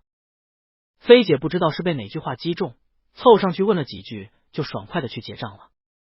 他上次逛街的记忆还停留在贺明浩陪他买衣服，这两人逛街的风格极其像。江玉可还没陪他逛一会儿，手上拎的购物袋就快拿不下了。晚餐是在商场里吃的，吃完以后，菲姐满血复活，又拉着江玉可楼上楼下的跑。后者从身到心都疲惫的不行。这时突然来了一个电话，江玉可喘了口气，随便找了根圆柱靠着休息。什么？菲姐接起以后，表情立刻变了。江玉可抬头看他，见他皱起眉，知道了，我马上就过来。挂断电话以后，菲姐喊他：小可。走了，去会所。怎么了？菲姐接过他手里的购物袋，急急忙忙递上电梯。夏欣肚子疼，刚才突然晕倒了。江玉可惊异道：怎么回事？听他们说白天夏欣就没什么精神。菲姐回忆了一下昨晚夏欣接待的客人，脸色不太好看。她看向江玉可，江玉可立刻回答：我也去。商场离会所还是有一段距离，路上菲姐车开得飞快。中途夏欣自己打了电话过来：菲姐，我没事，可能没吃晚饭，刚刚眼前黑了一下，休息休息就好了。我马上就到了。菲姐对他说道：不管有没有事，我总得看看你才放心。时隔一段时间，再次来到了这个熟悉的地方。菲姐停好车，江玉可下车以后，不经意的朝旁边一瞥，忽然看到一辆熟悉的车。停车场光线不好，但这辆车江玉可坐过太多次，她不得不熟悉。他很快收回目光，跟着菲姐往里跑。两人跑到大厅前台，与此同时，有一个男人从楼上走了下来。人呢？里面。前台的服务生见到江玉可也很惊讶，然而江玉可此刻的目光并不在他身上。刚才在停车场见到了熟悉的车，此时在会所里见到了熟悉的人。他目光微凝，见熟悉的人身后还跟着一个从没见过的服务生，一个朝上望，一个朝下望。两人目光交汇，江玉可瞧他下楼，然后偏开头，从他身前跑了过去。傅离殇下意识的去抓他的手腕，江玉可被迫站在了他面前。他转头看他，忽然笑了起来。我现在没空，有什么事迟点再说。夏星在休息室里，菲姐和江玉可推门进去的时候，看见他抱着垃圾桶不停的呕吐，他半个身子都滑出了休息室的小床。江玉可连忙跑过去帮他。夏星一整天都没吃东西，吐到后来满口饭苦，嘴唇都青了。菲姐给他拿了瓶水，江玉可扶着他，摸到他湿漉漉的掌心，都是冷汗。夏星，起得来吗？我们去医院。挨过胃里这波翻滚，夏星喘了口气，也有力气说话了。你怎么也来了？我正好跟菲姐在一块儿。真没事。夏星笑着安抚他们，只不过映着他如今的脸色，笑容看起来特别勉强。我已经吃了药了，晚上睡一觉就会好了。菲姐屈指敲了一下他的脑门，就你这个吐法，你这药能吃得进肚子里？夏星心虚似的缩了缩脖子，拿过那瓶水漱口。来的路上，菲姐大概也琢磨出原因了，她语气有些严厉，跟班主任教训学生似的。昨晚你喝了多少？夏星眨眨眼睛，装傻，没多少。臭小子，现在连我都要骗了是吧？菲姐气不打一处来，想揍他，又看他虚弱的模样下不去手，他恨恨道：昨晚你的提成可拿了不少。夏星有气无力的笑了两声，那是我的辛苦钱。虽然江玉可没有多少陪酒的经验，但夏星时常会跟他聊一些包间里发生的事情。他扶着他的肩，皱眉道：昨晚是谁？夏星瞧着面前虎视眈眈的两个人，见实在躲不过，才小声回答：宋总、崔老板，还有他们的一些朋友。江玉可愣住，菲姐不久前还告诉他夏星跟崔老板有猫腻，难道他曲解了这个猫腻的意思？然而菲姐很快就给了他答案。崔璐没拦着？他咬牙切齿的骂：这男人不是最会疼人了？其实事情是这样的，最近崔璐来的勤，很快大家都知道他看上了会所的一个服务生。昨晚一些没见过夏星的老板都调侃着让他开酒喝酒，崔璐也不拦着，夏星被架了上去，最后差点没走出包间。菲姐见过的男人比他们多得多，因此嘴上也不饶人。他们让你喝你就真喝那么多，撒个娇说几句好话不就糊弄过去了？夏星，你不是很会耍小心思吗？怎么一下子变得那么蠢了？夏星底气不足，低着头朝江玉可身后躲了躲。菲姐心疼他，瞧着他的脸色软了语气：起得来吧，我送你去医院。菲姐，真不去完以后给你放3天假，工资不会少你1分钱。如果你想我晚上睡得着觉，就别再动我犟。菲姐狠狠瞪了他一眼，江玉可见此拍了拍夏星，示意他不要再说了。话都说到这份上了，夏星再不情愿也得去医院了。他跟菲姐道谢，3人出了休息室，径直朝停车场走。大厅里只有前台的服务生在接电话。江玉可上车之前去了一眼身侧，傅离殇的车亮着车灯，仿佛在等什么人。他弯腰坐进车里，夏星头靠着车窗，江玉可调整了他的姿势，让他能稍微舒服一点。菲姐同样注意到了不远处的车灯，车里没亮灯，但隐隐能看清驾驶座上的人。他望着后视镜里的江玉可，开口：我还没问你呢。轿车驶出停车场，江玉可抬头看他：什么？刚才你在大厅里跟副总说的话是什么意思？江玉可神色不变，没什么情绪的回：字面意思。你也要跟我打哑谜？菲姐又好气又好笑，现在你们1个2个都出息了，都有秘密了。十几分钟前，江玉可在大厅里撞见傅离殇，一共说了2句话，一句是我现在没空，另一句是不要跟来。趁红灯的间隙，他转头去看江玉可，目光如炬：你什么时候跟傅总搞在一起了？是不是就是那次陪酒？江玉可总觉得这个搞字非常别扭，他生硬的转移话题，去问一旁突然精神的夏星：今晚宋总他们都在？夏星点头：在。崔老板没叫你？叫了。夏星悠悠叹了口气：我不是没去吗？他有说什么吗？没说什么，他好像知道我不舒服，就让我好好休息。江玉可思索了片刻，最后还是什么都没说。兜里的手机震动了几声，江玉可看了消息，回复：我陪夏星去医院。十分寻常的回答，压根就看不出江玉可是生气了还是没生气。到了医院以后，又是挂号又是验血，夏星被诊断为急性肠胃炎。等真正折腾完，已经10点多了。江玉可陪着夏星挂盐水，他向菲姐开口：菲姐，你先回去吧，我陪着夏星就好了。我不放心。江玉可冲他眨眨眼睛：你早点回去休息。菲姐接收到他的暗示，看着状态不是很糟糕的夏星，才终于松口：我先走了，你们回去的话给我发个消息。好。等菲姐离开以后，江玉可注视着一直夏星不安分的手，说道：人走了。夏星连忙用另一只没有扎针头的手去掏手机，他看完消息却没有回复，还很老实的递给江玉可：你自己看。江玉可粗粗扫了一眼，把上面的内容看了大概，与夏星对视：你怎么想的？我能怎么想？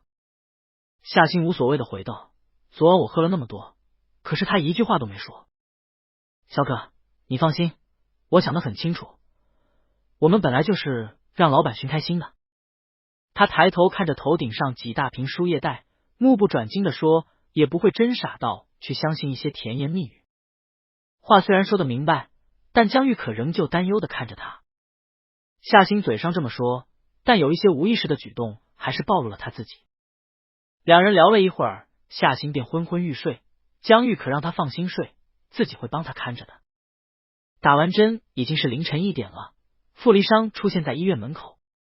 夏星睡了一觉，精神好了不少，他揶揄的看着江玉可，笑嘻嘻地上了车。江玉可陪夏星坐在了后座，把人送到家，他嘱咐让他好好休息。等人走后，傅离殇扭头望了过来，江玉可同他对视几秒，自觉地坐上了副驾驶。忙活了这么久，他也累得不行，偏头靠在车座上。傅离殇一边开车一边喊他：江玉可。你有什么想问的吗？我问什么？今晚的事。没有啊。江玉可的态度太过正常。男人倏地皱眉：你为什么没有想问的？我为什么会有想问的？江玉可自然知道他说的是什么。宝宝，我又不会怀疑你。不行。傅离殇偏偏跟他杠上了，你必须要问我。江玉可转头看他，脸上浮现出笑意：我不吃醋还不好吗？不好。恰好是一个红灯，傅离殇也偏头看过来，他的眼睛黑沉沉的，透着股固执。你为什么不吃醋？当傅离殇在大厅里跟江玉可撞见的那一刻，他的第一个念头是紧张。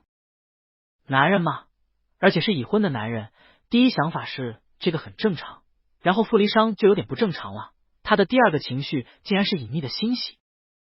在会所这种不正经的地方被江玉可当场抓获，身后甚至还跟着一个不怀好意的服务生。江玉可好歹在这里上过班，什么心思眼睛一瞥就能看出来。他去抓江玉可的手腕，对上眼的那瞬间能感受到他的怒火。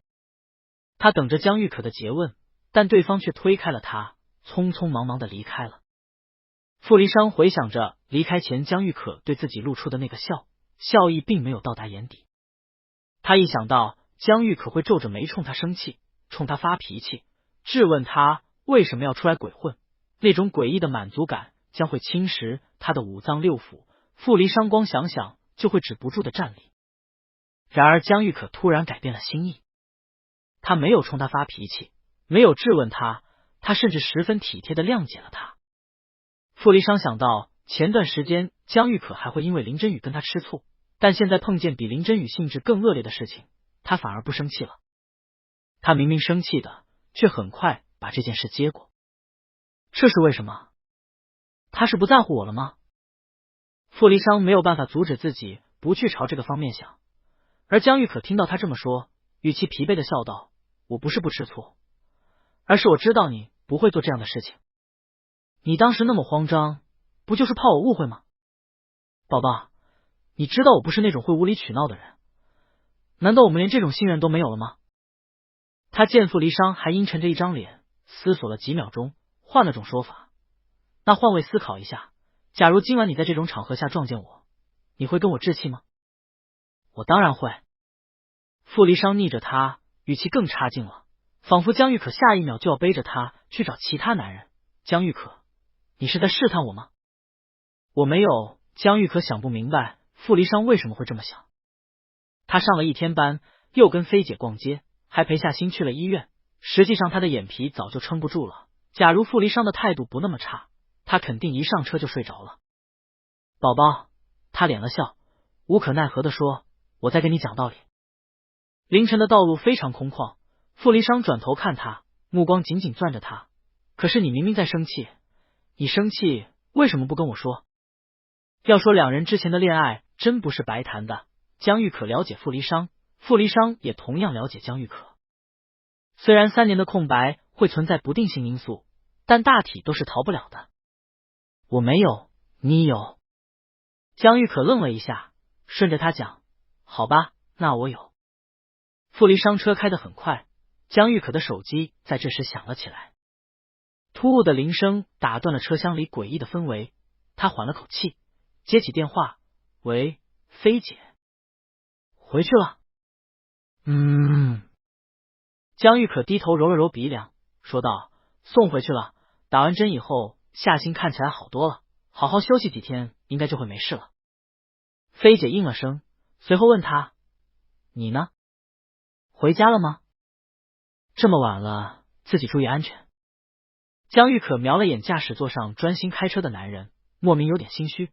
好，知道了。也许是今晚的事情给菲姐敲响了警钟，甜品店的老板3番2次跟他八卦过来接送江玉可的那些桃花。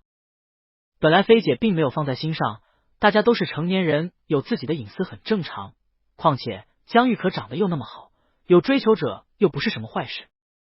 但让他意外的是，江玉可竟然真的和傅离殇搅和在了一起。在他的认知里，傅离殇是他们那个圈子里最清醒的。傅家有钱，慢慢也有了权，傅行之老了以后，这些东西肯定都是给儿子的。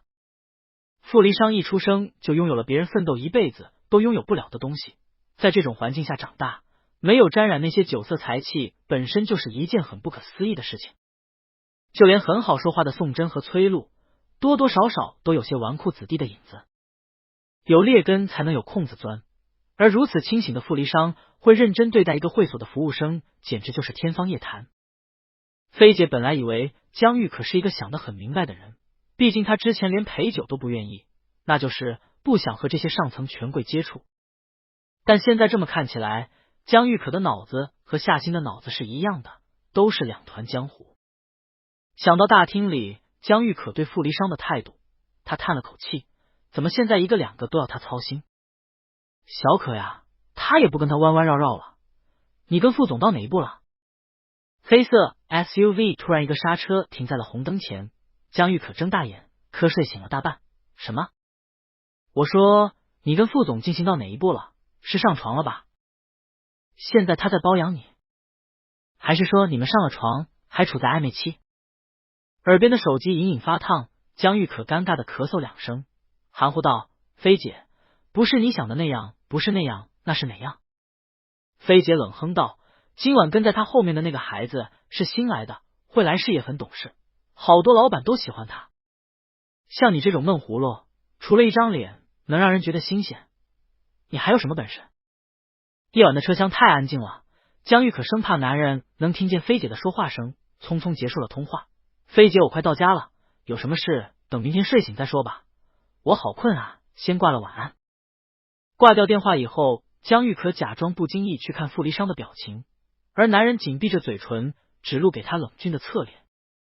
傅离殇停好车，下车之前，江玉可拽了他一下，他回头看见他主动靠了过来，嘴唇上是气气软软的触感。傅离殇垂下眼，感觉到他湿热的舌头撬开了自己的牙关。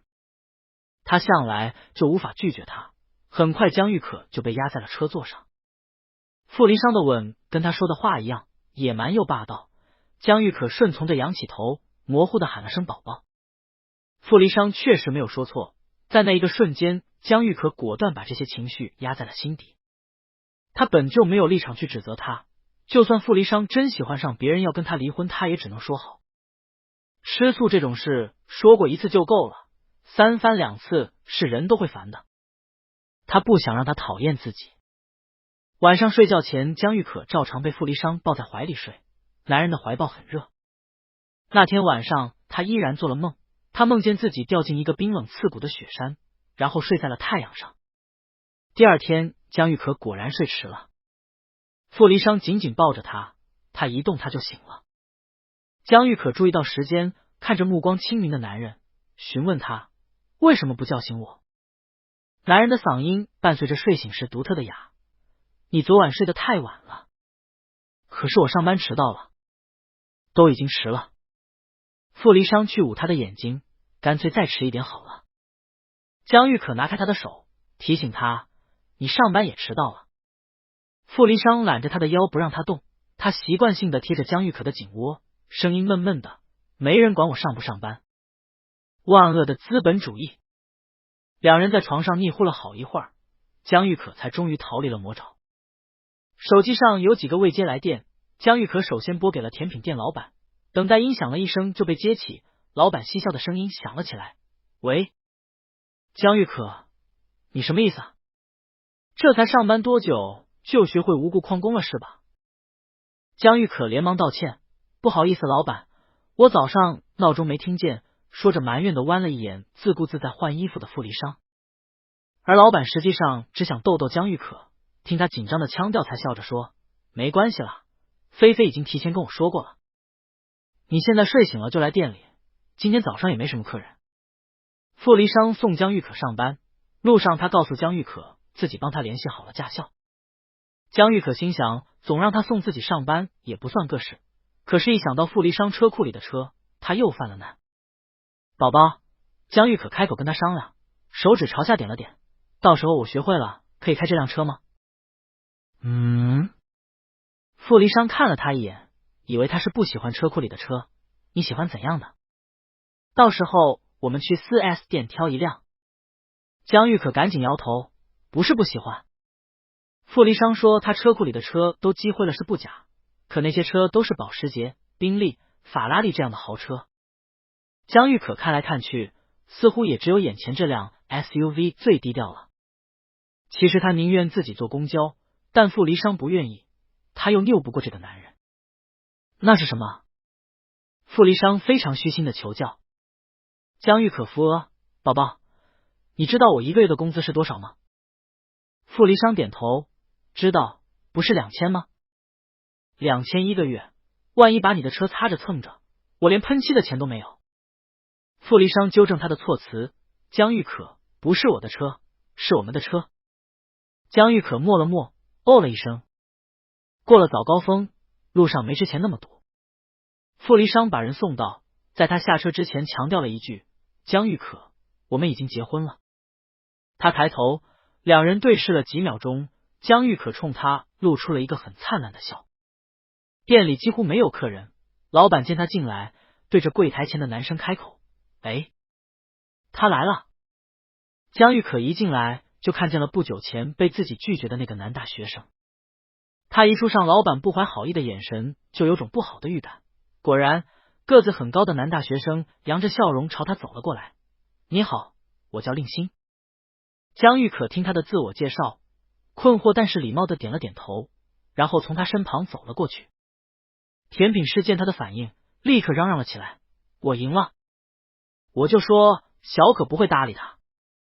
江玉可回头发现那个男生还站在原地，又走回去，踌躇着对他讲：“我不是不搭理你，只是你之前做过自我介绍了，我知道你叫什么名字。”令星眼睛一亮，这个年纪的男生最不缺乏的就是热情。望着你的时候，炽热的眼神像是外头正午的阳光。老板见状笑盈盈的说道：“小可，他是玩摄影的，想找你当模特拍一组照片。”江玉可也笑了起来，他先对自己迟到的行为表示抱歉，察觉到这几个人虽然也在笑，但似乎并没有玩笑的意思。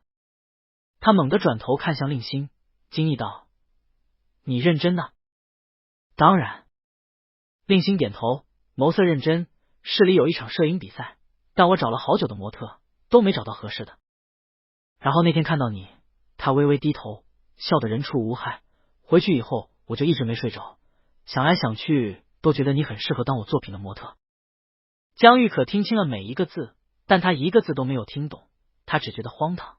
“你是不是认错人了？”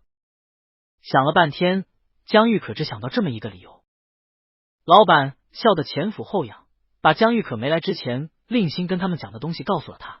他说：“你身上有一种易碎感。”那是他找了好久都没找到的东西。江玉可不知道什么易不易碎感，也不想知道。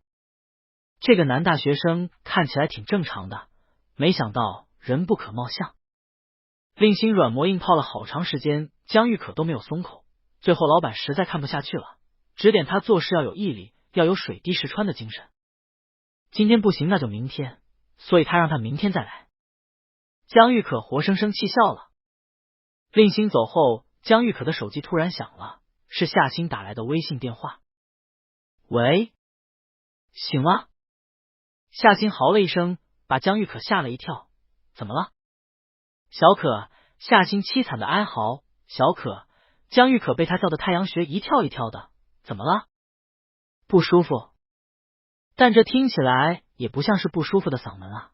“我来找你吧。”夏星兴奋地说。“你在哪？”“我在上班。”“发个定位给我。”临近午饭的点，夏星到了店里。许是昨天生了病，虽然精神不错，但脸色还是有点苍白。老板见到夏星就夸他长得可爱，还问他愿不愿意也来店里上班。江玉可带着他在附近找了一家面馆吃午饭，一坐下，夏星便把手机推了过去。江玉可瞧着上面的代收款，默默数了数有几个零。他什么意思？夏星拿回手机，陈述道：“他说让我吃点好吃的。”江玉可留意着夏星的神情，喊他：“夏星，我知道了。”夏星当着他的面把那些钱退了回去，嘟囔道：“都说了我不傻。”江玉可这才放下心。两人聊了几句，夏星又满眼羡慕：“小可，我好羡慕你哦，副总那么喜欢你，一定对你很好。要是别人喜欢我，我都不知道他会喜欢我什么。”江玉可直快的手顿了一下，筷子上的面便掉到了碗里。他心想，他也不知道傅离殇那么执着于他，时间久了，连他都有一种自己是独一无二的错觉。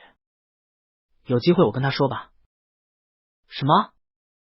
江玉可重新夹了一块子面，低头让人看不清他的表情，说我很喜欢他，所以他也要一直喜欢我。夏星愣了愣，反应过来以后嘲笑江玉可的肉麻。主要是江玉可嫌少会说这种话，夏星一时间分不清是认真的还是在逗他。真的？江玉可笑了起来，当然是开玩笑的。傅离殇联系的那家驾校动作很快，隔天就打电话给江玉可，让他去报名考试。江玉可自从辍学以后就再也没有学过任何东西，所以他对待科目一的态度极其认真，每天下班以后就捧着手机刷题。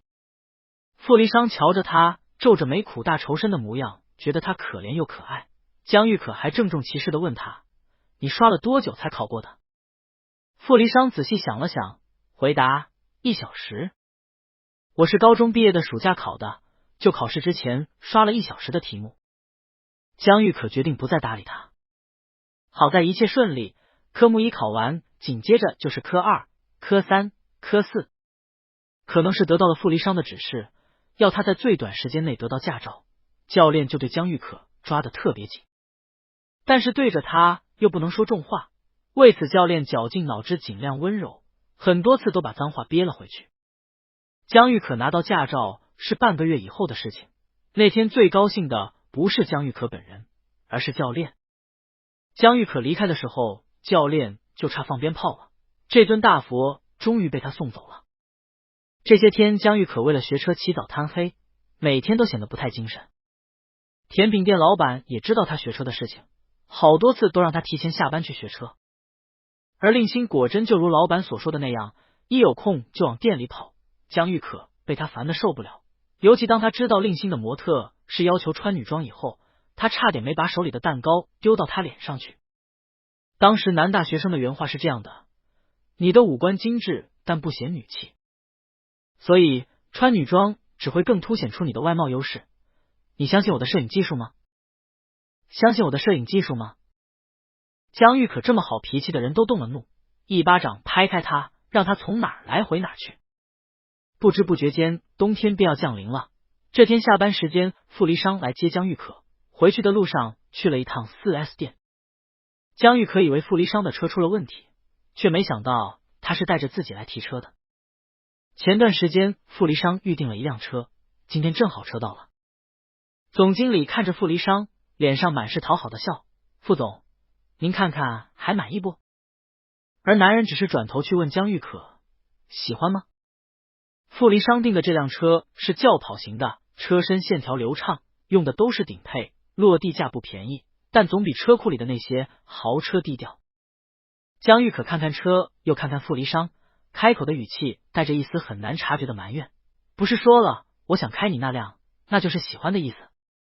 傅离殇自顾自的点头，回头冲总经理说道：那就这样吧，你把车开到之前我发给你的那个地址。好的好的。总经理鞠着躬送傅离殇出门，他望着两人离去的背影，暗暗心惊，自己好像窥见了一个不得了的秘密。像傅离殇这样身份的人，包养一两个小情人是一件很寻常的事，但他对小情人的态度明显跟别人不太一样。他回想着傅离殇离开前下意识去牵姜玉可的动作，和姜玉可无奈又纵容的神情，不太敢再细细琢磨更深层次的原因。回去的路上，姜玉可还是觉得别扭。傅离殇嘴上说着这是送给他的礼物，但这礼物委实太贵重了，姜玉可再怎么思考都不能够接受。傅离殇注意到姜玉可的不安，一边开车一边转移话题：我明天要出差。啊？果不其然，姜玉可被转移了注意力。要去几天？3天。有个项目一定要我去对接，我尽量提前回来。你不要让自己太累。姜玉可担心他，工作要紧，晚一点回来也没关系的。前方是红灯，傅离殇伸手去捏姜玉可的脸颊，话语间沾了些怒气：姜玉可，你不应该说我会在家里乖乖等你回来吗？姜玉可被他捏的脸都鼓了起来，他反手去抓他的手指，鹦鹉学舌似的安抚他：我会在家里乖乖等你回来。傅离殇没那么容易满足。那你说我会很想你？我会很想你。姜玉可终于拿开了他的手指，他忍不住笑起来：宝宝，你是小孩子吗？红灯转绿，傅离殇踩下油门，姜玉可突然想起白天夏青跟他讲的一件事，纳闷道：对了，我听夏青说宋总订婚了。他是怎么知道的？傅离殇倒也不觉得惊讶，宋真都还没有公开这个消息。姜玉可也不知道他是怎么知道的，推测道：崔老板告诉他的吧。后来徐礼也知道了，这2天上班都没什么精神。他喜欢宋真？他自然指的是徐礼。不喜欢。姜玉可想到徐礼向来嚣张的姿态，宋总对他很大方，他应该是惋惜少了这张长期饭票吧。两人又聊了几句，快到家的时候，傅离殇忽然开口：姜玉可，你总是什么都不要，可是我总想对你好一点。副驾驶座上的人不吭声了。第二天是姜玉可送傅离殇去的机场，开的是那辆刚提的新车。这是姜玉可拿到驾照后第一次上路，为了防止出什么意外，两人吃完早饭特意提早了2个小时出发。姜玉可开得慢且开得稳，傅离殇拿着手机回消息。林真宇有他的微信，傅离殇不能删他，又嫌他烦，直接把他设置成了免打扰。罗展元在给他汇报工作，恰好林真雨突然给他发了条消息，傅离殇一不小心就点进了与他的聊天框。他皱起眉，想点左上角，却见他又发了条微信过来，这条微信正好顶了他之前发过来的消息。傅离殇手一歪，就点开了那条长达1分钟的语音，开头便是林真雨甜腻腻的喊哥哥，他年纪小，声线清亮。傅离殇眉色一凛，连忙按灭了手机屏幕。傅离殇开了扬声器，江玉可听出这个声音是谁，但没什么反应。离机场还有一个十字路口的时候，江玉可打了转向灯，于是车便朝着回去的方向行驶。傅离殇看了眼时间，尚早，可他也猜不出江玉可要去哪里。直到他们重新回到景富园，江玉可解开安全带，靠过来扒他的衣服，男人才意识到他的目的。傅离殇赶紧抓住他的手，江玉可被点名的人抬起头，眉眼一凛。傅离殇愣住，被他直勾勾的眼神所蛊惑，控制不住的吻上了他淡色的唇。江玉可贴在他身上，被他吻得头脑昏昏。意识昏沉间，听到傅离殇低声安抚他，不闹了。他忽然就恼了，拽住他的领带凑上去，漂亮的杏眼像是蒙了一层水雾。傅离殇去摸他的眼睛，看他微红的嘴唇张张合合，有些危险的警告他，宝宝，你今天不跟我做，你走不了的。最近江玉可忙着考驾照，除了上班，其他时间就是跟傅离殇待在一块儿。有时候傅离殇下班晚了，他就先吃点东西垫垫肚子，等人回家再和他一起吃晚饭。规律的生活很容易让人失去警惕，距离上次两人在会所撞见已经过去半个多月了。江玉可那股醋劲本来就难以宣之于口，好不容易放在肚子里慢慢消化掉，傅离殇又给他整了这么一出。从各个方面来看，林真雨和傅离殇完全配得上门当户对这4个字。虽然前者年纪小了点，但跟比傅离殇还大2岁的自己相比，这完全变成了他的优势。江玉可唯一能拿得出手的就是那本结婚证，然而结婚证在别人眼里大概率也是个笑话。本来他车开得好好的，耳畔非常不合时宜的响起了那声哥哥。江玉可握着方向盘暗暗想着，什么时候傅离殇也变成别人的哥哥了。不过傅离殇应该庆幸林真雨没有喊宝宝，不然江玉可估计憋不了那么久。熨得平整的西装在拉扯间变得皱巴，傅离殇垂眼瞧了一眼自己歪斜的领带，抬眼去看他隐隐有怒气的脸，脸上浮现出笑意。你知道自己在说什么吗？他的手沿着他翘起来的衣摆伸了进去，江玉可的腰很细，傅离殇跟品鉴什么珍贵瓷器似的摸他，那片皮肤慢慢被揉得泛红发热，隐隐生出了汗，他被他摸得浑身发痒，去躲他的手。江玉可难得不当闷葫芦硬气了一回，他听出傅离殇的调侃，想到接下来3天反正见不到他，现在胆大妄为的后遗症在男人出差回来以后也差不多该消失了。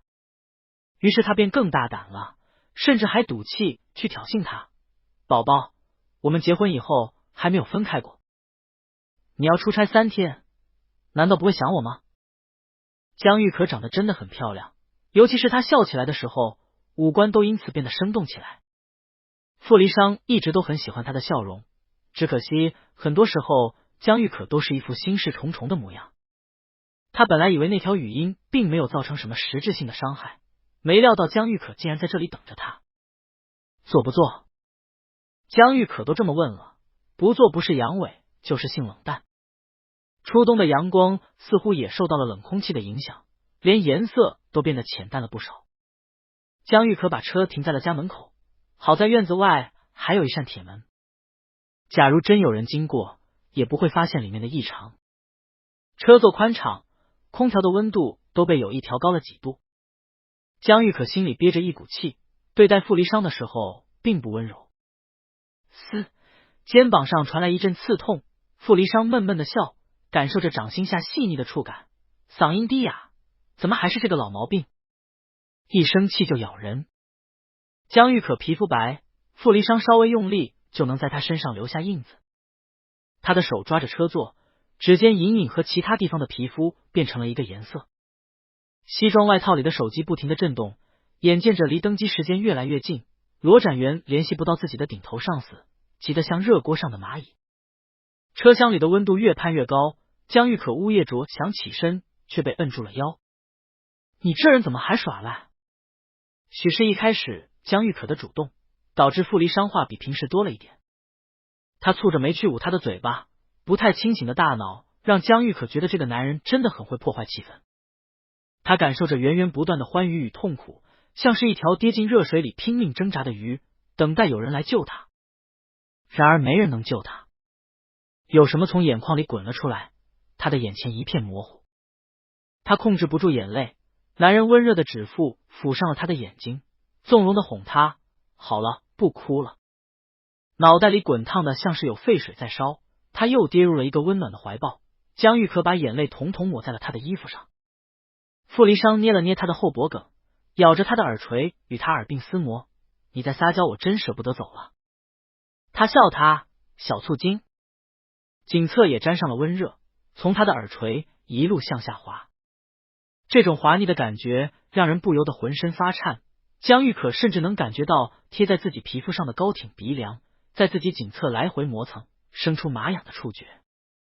他忍不住偏过头，却又被强硬的扳了回来。你不是说喜欢看我吃醋吗？江玉可刚哭过，说出口的每个字都粘在了一起，腻腻乎乎的。还是说你在骗我？喜欢的。傅离殇终于舍得放过了他的脖梗，抬手去给他擦眼泪，用很温柔的腔调说，喜欢你吃醋，也喜欢你因为我哭。我不喜欢他。江玉可垂着脑袋，看起来有些焦躁。说的是林真雨。我也不喜欢他。说着，傅离殇便想去拿手机，我现在就拉黑他。不要了。江玉可制止他，显得我很小气似的。傅离殇笑着亲了亲他，一时间感觉这样再好不过了。他被所谓江玉可的气息所包裹，浇灌着心底那些阴暗的不正常的占有欲。这时候的江玉可又乖又可怜，眼睛只看着他。傅离殇觉得此刻江玉可不管说什么他都能答应他，他甚至愿意为江玉可去死，只要他不离开他。傅离殇忽然觉得江玉可根本不需要什么朋友，也不需要朝九晚五的去上班，他不需要任何社交，他的世界只需要自己一个人，这样他的喜怒哀乐都只会围绕着傅离殇。江玉可抬眸，杏眼被眼泪浸得发亮，宝宝，但终究还是舍不得。傅离殇应他，亲昵的蹭了蹭他的鼻尖，低声开口，江玉可，我只是你的宝宝。未出口的那句话被含在舌尖，傅离殇压抑着那些像杂草般疯长的占有欲，摩挲着江玉可被吻得微肿的唇瓣，又凑上去在他身上吮出一个又一个标记。日头喧嚣，而车内却只有微弱的光亮，那些亮光越过江玉可白得耀眼的肩头，晃进了他湿漉漉的眼睛里。傅离殇轻轻拽住他的头发，迫使他后仰起头，露出了脆弱的喉结。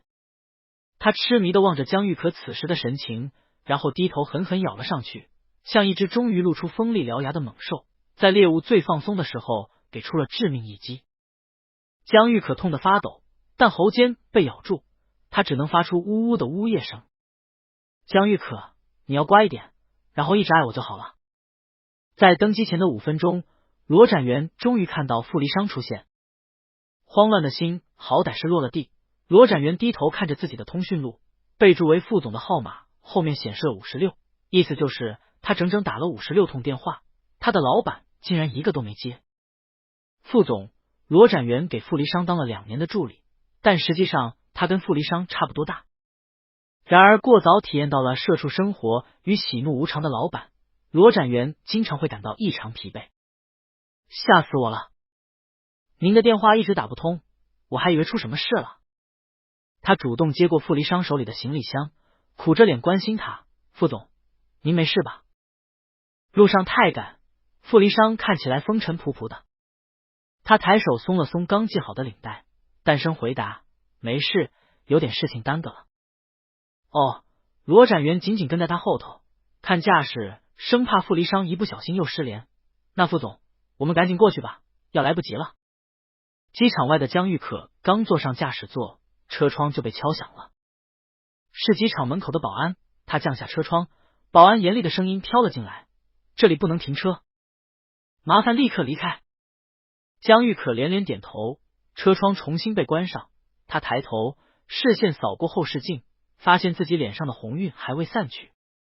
他眼神扫过去又扫回来，没忍住多看了几眼，嘴唇是红的，眼睛也是红的。他应该庆幸现在天气冷了，自己今天又穿了一件高领毛衣，能遮住脖颈上的那些印子。傅离殇跟狗似的咬他，尤其是喉结那块渗了血珠，又被细细舔干净。他现在还能感觉到被傅离殇咬住时令人头皮发麻的疼痛。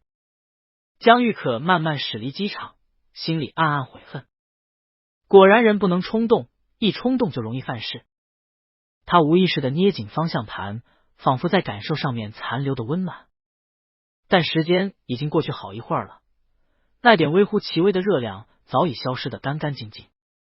回机场的时候是傅离殇开的车，他一路开到最高限速，幸亏是没有迟到。飞机划破天空，拖出一条白色的影子，手机突然响了起来。江玉可看了一眼来电显示，是夏欣。喂，小可。夏欣的声音懒洋洋的，应该是刚睡醒。你考完驾照，现在总有空了吧？有，我上午请假了。我现在才醒。怎么了？昨晚出了点意外。夏欣开口的语气像是在说今天天气不错，你能不能来一趟医院？江玉可带着一肚子疑惑赶到医院的时候，正巧在住院部楼下撞见了崔璐。他只见过崔璐一次，还是他跟傅离殇重逢的那个晚上。包间里的光线本就不好，他的注意力又全在傅离殇身上，所以当他看见崔璐时，只是隐隐觉得这个男人有点面熟。崔璐认出了江玉可，倒也没露出不自在的表情。你也来看星星吗？被他这么一问，江玉可才确定眼前的男人真的是崔璐。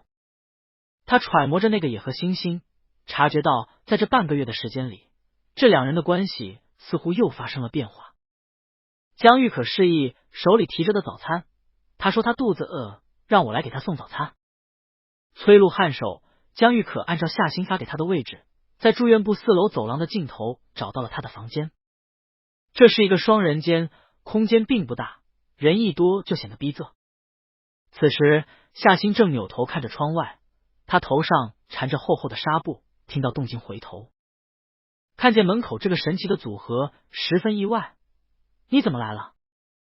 明明江玉可是先进门的，可是夏欣这句话是先对崔璐说的。他忽然觉得自己有点多余，大概是注意到江玉可意味深长的目光，夏欣干巴巴的笑了2声。你们怎么一起来了？门口碰到的。江玉可把早餐放在桌上，看着他包的跟粽子似的脑袋，皱了皱眉。怎么回事？夏欣摆摆手，不太在意的回，没什么，昨晚有几个客人酒喝多了，我们去拦的时候没拦住，就变成这样了。昨晚你不是很早就下班了？默默站在一旁的男人突然开口，江玉可张了张嘴，再次感觉到了自己的多余。其实崔璐在会所的人气也很高，他长得不差，也没什么架子。夏欣听到他责备的口吻，缩了缩脖子，就是下班的时候我衣服都换好了，结果迎面碰上了好多酒瓶子。昨晚那些人是谁？不认识。怎么不跟我说？夏欣瞧着他阴沉沉的脸色，嘟囔着，为什么要跟你说？江玉可低头摆弄着打包的早餐，尽量把自己的存在感降到最低。隔壁那个病床的病人一早就被护士叫走做检查了，所以几个人说话也没什么顾忌。崔璐今天穿了一件黑色的大衣，江玉可余光瞥着他，一时间分不出是大衣更黑还是他的脸更黑。喝了酒的人下手都没轻没重的，本来夏欣遭受无妄之灾就已经很委屈了，结果崔璐一来就板着脸教训他。他顶了一句又觉得不痛快，又嘀嘀咕咕的补刀，你好烦，你是我爸吗？我爸都不管我，你凭什么管我？江玉可明显感觉到身侧的人呼吸一沉，他赶紧把筷子塞进夏欣手里，先别说了，早餐凉了就不好吃了。你不是很喜欢吃那家蟹黄汤包吗？我给你买了。有美食在前，夏欣也不跟崔璐对呛了。他拿着筷子夹汤包，委委屈屈的跟江玉可诉苦：“小可，昨晚我流了好多血，给我缝针的医生一点都不温柔。我让他给我打麻药，他说就缝个3、4针，根本不需要打。”虽然与崔璐吵架的夏星看起来很精神，但他的脸色确实很差，嘴唇也是苍白的。江玉可把滚烫的小米粥端到他面前，轻声问他：“昨晚怎么不跟我说？”夏星抬头看他，但头抬得太快，眼前瞬间出现满天的星星。他等那阵晕眩感过去之后才回答：“嘿嘿，缝完之后我就晕过去了。”崔璐好像也真的拿他没办法，最后还是无可奈何的问他：“医生还说了什么吗？”夏星飞快瞟了他一眼，他说：“还有点轻微脑震荡，让我好好休息。”崔璐点了点头，忽然转身离开了。江玉可望着他的背影，疑惑道：“他怎么了？”夏星咬着筷子收回目光，低头看着打包盒里的汤包，不咸不淡的说：“谁知道呢？可能走了吧。”然而不久之后，崔璐便回来了，他身后还跟着医院的院长。江玉可跟夏星默默听崔璐与院长的交流，听他要求换成高级病房，做全套检查，还要请个话少活好的护工来打扫。夏星听得脑袋突突的疼，他直接丢了筷子喊他：“崔璐！”被叫到名字的男人顿了一下，院长注意到夏星不善的面色，识趣的笑道：“您放心，我现在就去安排。”说完他便转身溜走了，关上门前似乎听到坐在病床上的那个病人冷飕飕的开口：“你少管我。”他立刻合上门，暗念眼不见为净，又心道知道越多死得越快。崔璐到底当惯了上位者，从前跟过他的情人又都是那种看他脸色听话的类型。他一开始接触夏星的时候，以为他也是这种类型的人，没想到越深入了解，越发现这个人跟听话完全沾不上一点边。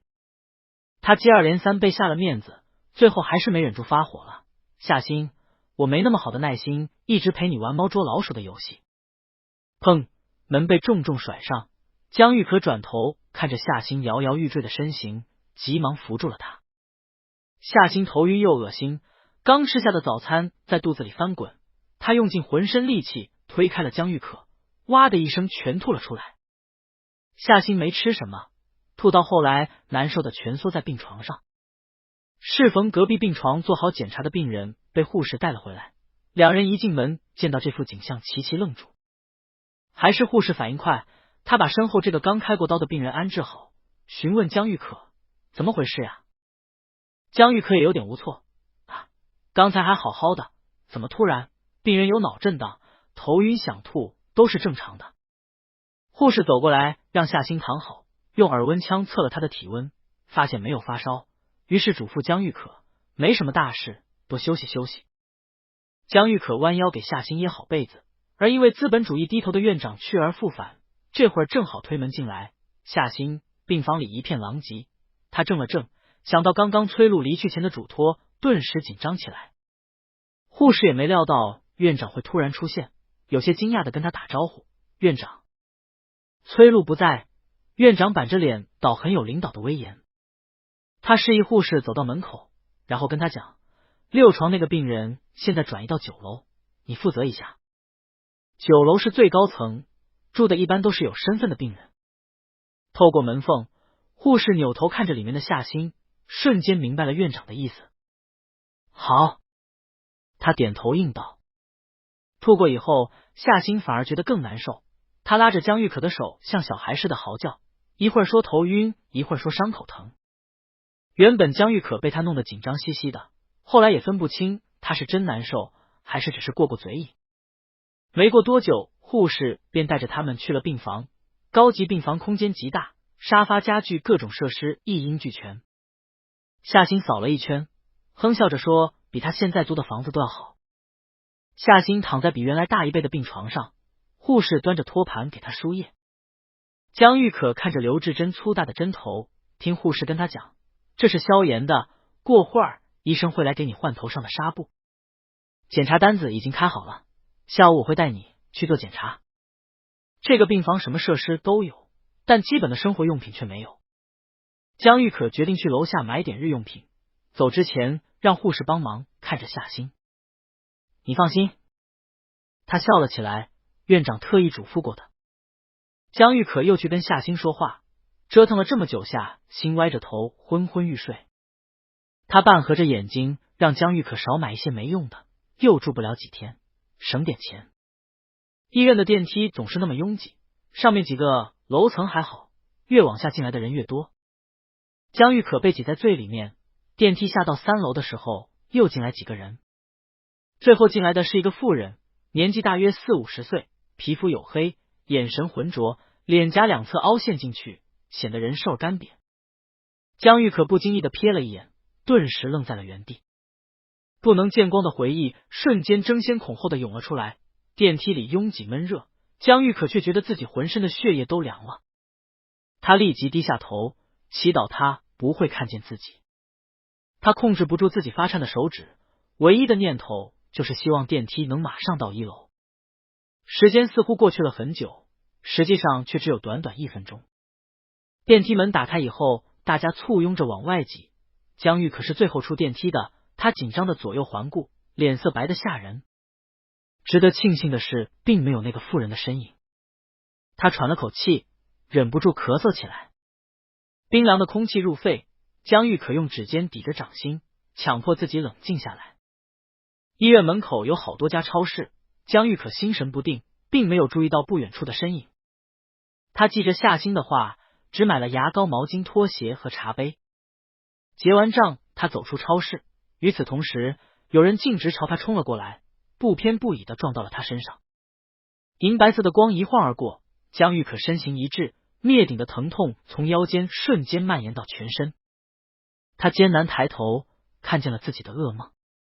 妇人手里的水果刀只剩下刀柄还露在外头，深色的血渐渐染湿了他整只手。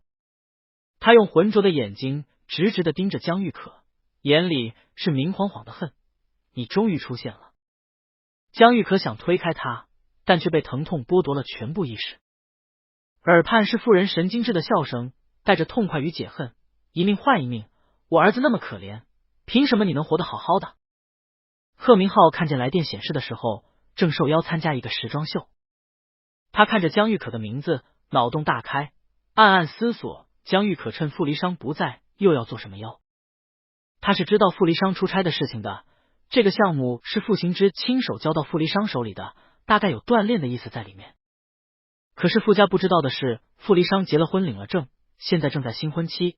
傅离殇硬生生把1周的行程压缩到3天，罗展元在安排工作的时候恨不得把24个小时掰成48个。会场里是不允许接听电话的，贺明浩起身往外走。接起电话，首先涌进来的是一阵嘈杂的人声，贺明浩喂了几声，那头才响起了回应。喂，你好，请问你是江玉可的家属吗？他现在人在医院，你能不能过来一趟？贺明浩正想回答自己不是家属，听到后半句皱起眉，他怎么了？现在肚子里边插着一把刀，人送来的时候已经半昏迷了，你赶紧过来吧，要马上进行手术。电话被挂断的时候，贺明浩还没有回过神，他偏头看着手里微烫的手机，一个字一个字的消化着电话里的内容。他愣怔的眼神里带着不可置信和惊慌。贺明浩往停车场跑时，划过心头的第一个想法是江玉可发生了什么，第二个想法是傅离殇该怎么办。贺明浩清楚江玉可的那些旧事，他隐隐有一个直觉，江玉可突然的受伤也许与这些旧事脱不了干系。刺激的消毒水味充斥着鼻腔，耳畔全是轰隆隆的吵闹声，尖锐的疼痛把江玉可的神经绷紧在拉断。周围有很多人，一会儿问他叫什么名字，一会儿问他怎么受伤的，还有一些人摸他的脸，摸他的肚子。江玉可觉得他们好吵，他现在好想睡觉。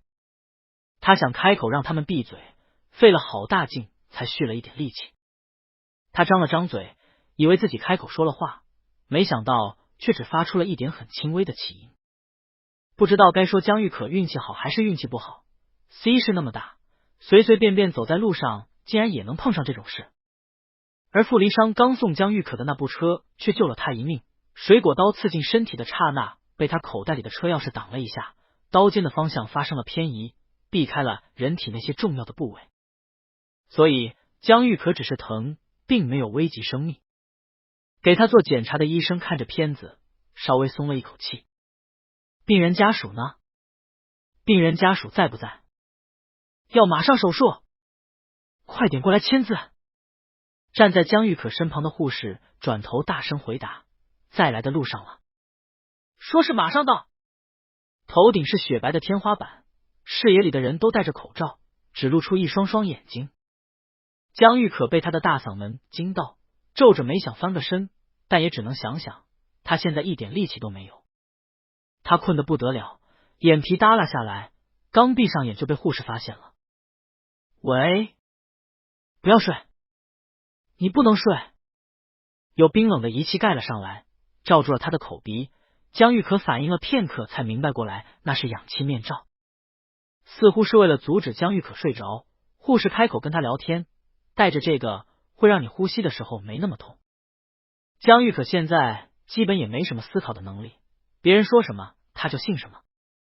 他听着护士的话，吸了一口气，氧气面罩浮起一层雾，深入骨髓的痛楚却没有减少分毫。贺明浩赶到时见到的就是这幅场景，江玉可躺在急诊抢救室的病床上，护士弯着腰在同他说着什么。贺明浩走到护士身边，江玉可失焦的眸子在他脸上停住了好久，才慢慢聚拢起来。他粗粗看了看，见江玉可衣服上都是血，也不知道他是什么情况，连忙掏出手机想给傅离殇打电话。护士一看到他就拉着他往急诊台走。你是他家属吧？快过来签字。医生也在，见到他拿着片子跟他讲了江玉可的情况。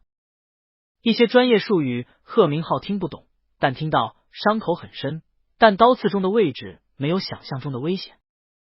病人现在生命体征还算稳定，手术越快越好时猛地抬头问医生，所以他会没事吧？这个我们不能保证，但我们肯定会尽我们所能去救治他。手术知情同意书已经推到贺明浩面前了，贺明浩这才意识到一个问题，我不是他的家属。眼前的医生护士齐齐愣住了。那你是谁？我是他朋友。贺明浩也没想明白医院为什么会给他打电话，他爱人出差去了，那他父母呢？贺明浩想到江玉可的父亲，不知道该怎么开口。他感到无措，转头去看江玉可，看他脸上的面罩又起了雾，像是有什么话要说。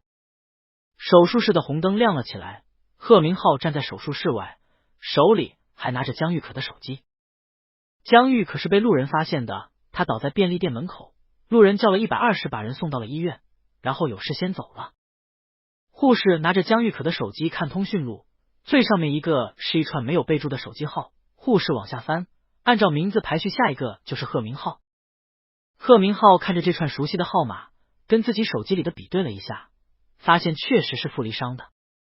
江玉可一直是清醒的，虽然意识昏沉，但仍然清晰地传达给贺明浩2个信息，第一个是让贺明浩帮他签同意书，第二个是不要告诉傅离殇。本来贺明浩觉得江玉可思路那么清晰，可能真像医生所说的那样，只是看起来比较严重。可当江玉可说完这句话以后，贺明浩才发觉他真的应该尽快手术。本来傅离殇就把江玉可看得那么重，现在他出了这么大的事，贺明浩在帮着江玉可一起瞒他，真等傅离殇出差回来，他还不得直接把自己撕碎。贺明浩还想多活几年，因此在江玉可被推进手术室以后，直接拨打了傅离殇的号码。然而傅离殇似乎真的很忙，贺明浩给他打了3个电话，却一直都是无人接听的状态。他长长叹了口气，只好给他发微信，发之前他还斟酌了内容，怕傅离殇知道真实情况会方寸大乱，只说江玉可出了点小意外，现在人在医院，让他尽快回电。时装秀的负责人发现贺明浩迟迟未归，拨了电话问他人在哪里。贺明浩叹息道，我突然有点急事先走了，到时候我会重新看你们的设计图的。交代完事情，贺明浩便坐在椅子上出神，他回想起自己刚到医院那时，江玉可孤零零地躺在病床上，身旁只有一个护士，他忽然就觉得江玉可好可怜。确实是很可怜，摊上这样的父亲，碰上这样的事，任何人听了都会觉得非常唏嘘。然而爱惨了江玉可的傅离殇好像更可怜。贺明浩发散思维，心想连自己这种跟江玉可没什么交情的人都觉得不忍，傅离殇知道以后该会有多心疼。他又叹气，贺明浩已经数不清自己叹了多少次气了。单身了20几年的贺少再一次觉得情啊爱啊这种东西真的好可怕，一沾上就再也摆脱不了了。果然能温暖他的只有他的金钱，他的事业。傅离殇是在将近晚上12点的时候给贺明浩回电的，彼时江玉可已经脱离了危险期，被转入了普通病房。贺明浩想了想，又不太放心，在江玉可脱离危险期以后，把人转移到了一家私人医院。这家医院是傅家投资的，从院长到医生都知根知底，这样大家都能放心一点。接到傅离殇的电话时，贺明浩刚把人安置好，麻药的药效过去以后，江玉可便醒了，不过只清醒了一会儿就又睡着了。负责江玉可的医生被院长强行从被窝里挖了出来，贺明浩没说江玉可的身份，只说这是对傅总很重要的人。贺明浩和医生站在病房外，后者说他能睡着是一件很好的事情，很多病人在手术以后都会疼得睡不着，况且江玉可腰侧的伤口那么深，要休息好长一段时间才能出院。喂。贺明浩偏过头咳嗽了一声，疲倦的开口，你先听我讲，手术很顺利，度过了危险期，现在人在你们家那个医院，如果你要回来就赶紧回来，他身边一个人都没有。好一会儿才听到傅离殇的声音，我在机场。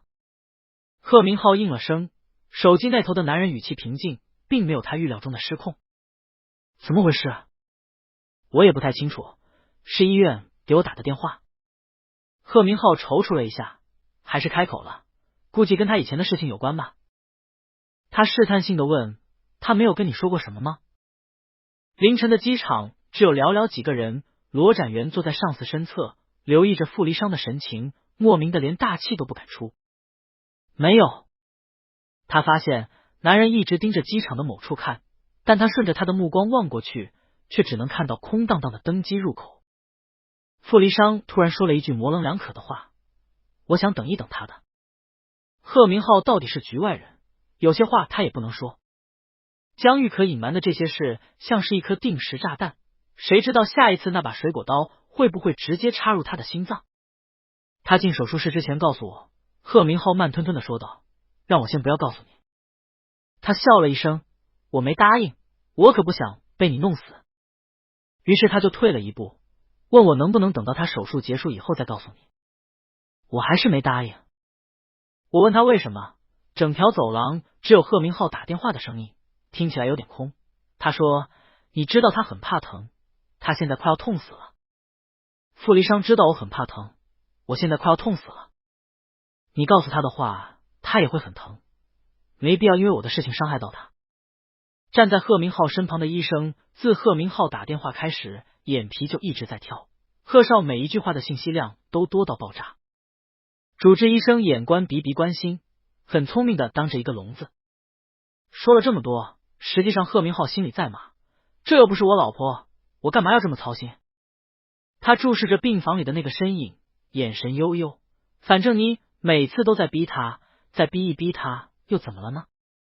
手机另一头迟迟没有动静，直到耳畔响起嘟的声音，贺明浩侧过头去看，发现通话已经被切断了。飞机落地的时间是凌晨4点，罗展元在飞机上迷迷糊糊睡了一觉。他不太敢睡得很死，傅离殇一直都处在一种很焦躁的状态。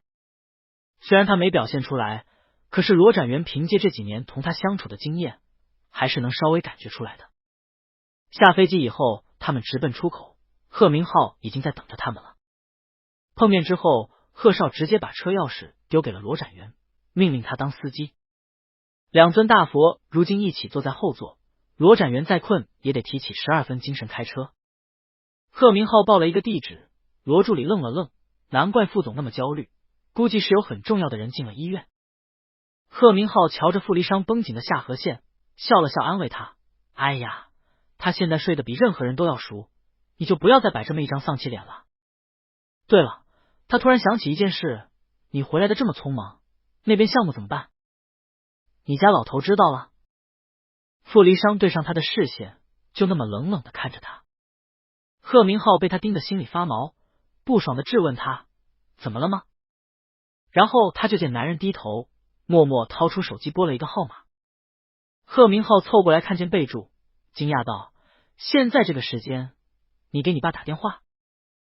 你要干嘛？”傅离殇开口，嗓音沉闷低哑：“忘记跟他说了。”凌晨4点半，傅行之被儿子的来电吵醒。卧室里亮起灯，睡在他身边的任颖荣眯着眼看着来电显示，往傅行之的怀里钻。这是怎么了？接听键被划开，傅离殇的声音传了过来：“爸，我回 C 市了。那边项目的进度你也清楚，天亮以后你再找一个人去对接。”傅行之倏地皱眉：“你在胡闹什么？”“我没胡闹。你怎么不声不响回来了？”“我有事。”“有什么事不能等项目结束以后再说？”“不能。”傅行之并不知情，可傅离殇还是没忍住，语气很差的开口：“我老婆现在住院了，我回来有什么问题吗？”昏昏欲睡的任颖荣一个机灵，瞌睡全部醒了。他惊得瞪大眼：“儿子，你哪来的老婆？”不仅电话那头的二老被惊到，这边的罗展元与贺明浩同样也吓了一大跳。前者是因为年纪轻轻的傅总怎么突然蹦出来一个老婆，后者是因为傅离殇怎么突然就自爆了。傅离殇不欲多说，他打这通电话只是为了通知傅行之，目的达到以后，他便果断结束了通话。车厢里陷入一阵诡异的寂静，良久以后，贺明浩才迟疑的开口：“你。”而傅离殇只是淡淡的看了他一眼，那一眼却让贺明浩迅速止住了话头，不再去说那些没意义的废话。冬天的早晨，天亮得很晚，整栋住院楼安静极了。私人医院最高层的病房门被打开，有一个西装革履的男人走了进来，像是怕惊扰到如今躺在病床上熟睡的人，来者有意放轻了脚步。他走到床边，微微俯身，始终保持着这一个姿势，仿佛是一个审视的姿态。贺明浩的任务终于完成，他接连打了好几个哈欠，站在病房外看了一会儿，才拖着疲惫不堪的身躯离开。其实江玉可睡得一点都不安稳，腹部被刺穿的疼痛像一根悬在他脖子上的绳，勒住他的喉咙又松开，时不时掠夺他的呼吸。睡梦中的江玉可一直紧皱着眉，傅离殇攥紧目光，望着氧气面罩下江玉可苍白到没有血色的脸，慢慢坐在了床边。病房里只有设备仪器运作时发出的单调提示音，房间里很暗，只有走廊外倾泻进来的灯光。江玉可刚输完液，刘志珍蛮横地扎进他的血管，给他细白的皮肤上留下骇人的痕迹。傅离殇垂着头，碰到了江玉可划出背外的手，他的手很凉，傅离殇附了上去，带着小心翼翼且珍视的态度。他很难分辨自己此刻的心情，就像他看到贺明浩那条消息时的感受。等到他回过神的时候，自己已经坐在机场了。江玉可人瘦，手也不大。傅离殇突然发了狠，重重捏住他的手，他的掌心滚烫灼热。睡梦中的江玉可似乎是察觉到了什么，微微挣扎了一下。这微不可察的挣扎，却像是一滴沸水突然掉进了油锅。一时间，傅离殇只觉得自己被劈成了两半，一半是恨，对伤害江玉可那个凶手无以复加的愤恨，甚至还有对江玉可的他的愤恨游走于每条神经，一点一点要把它烧灼殆尽。另一半是对自己的自责，那种无法施展的无力感令他一而再再而三的产生恐慌。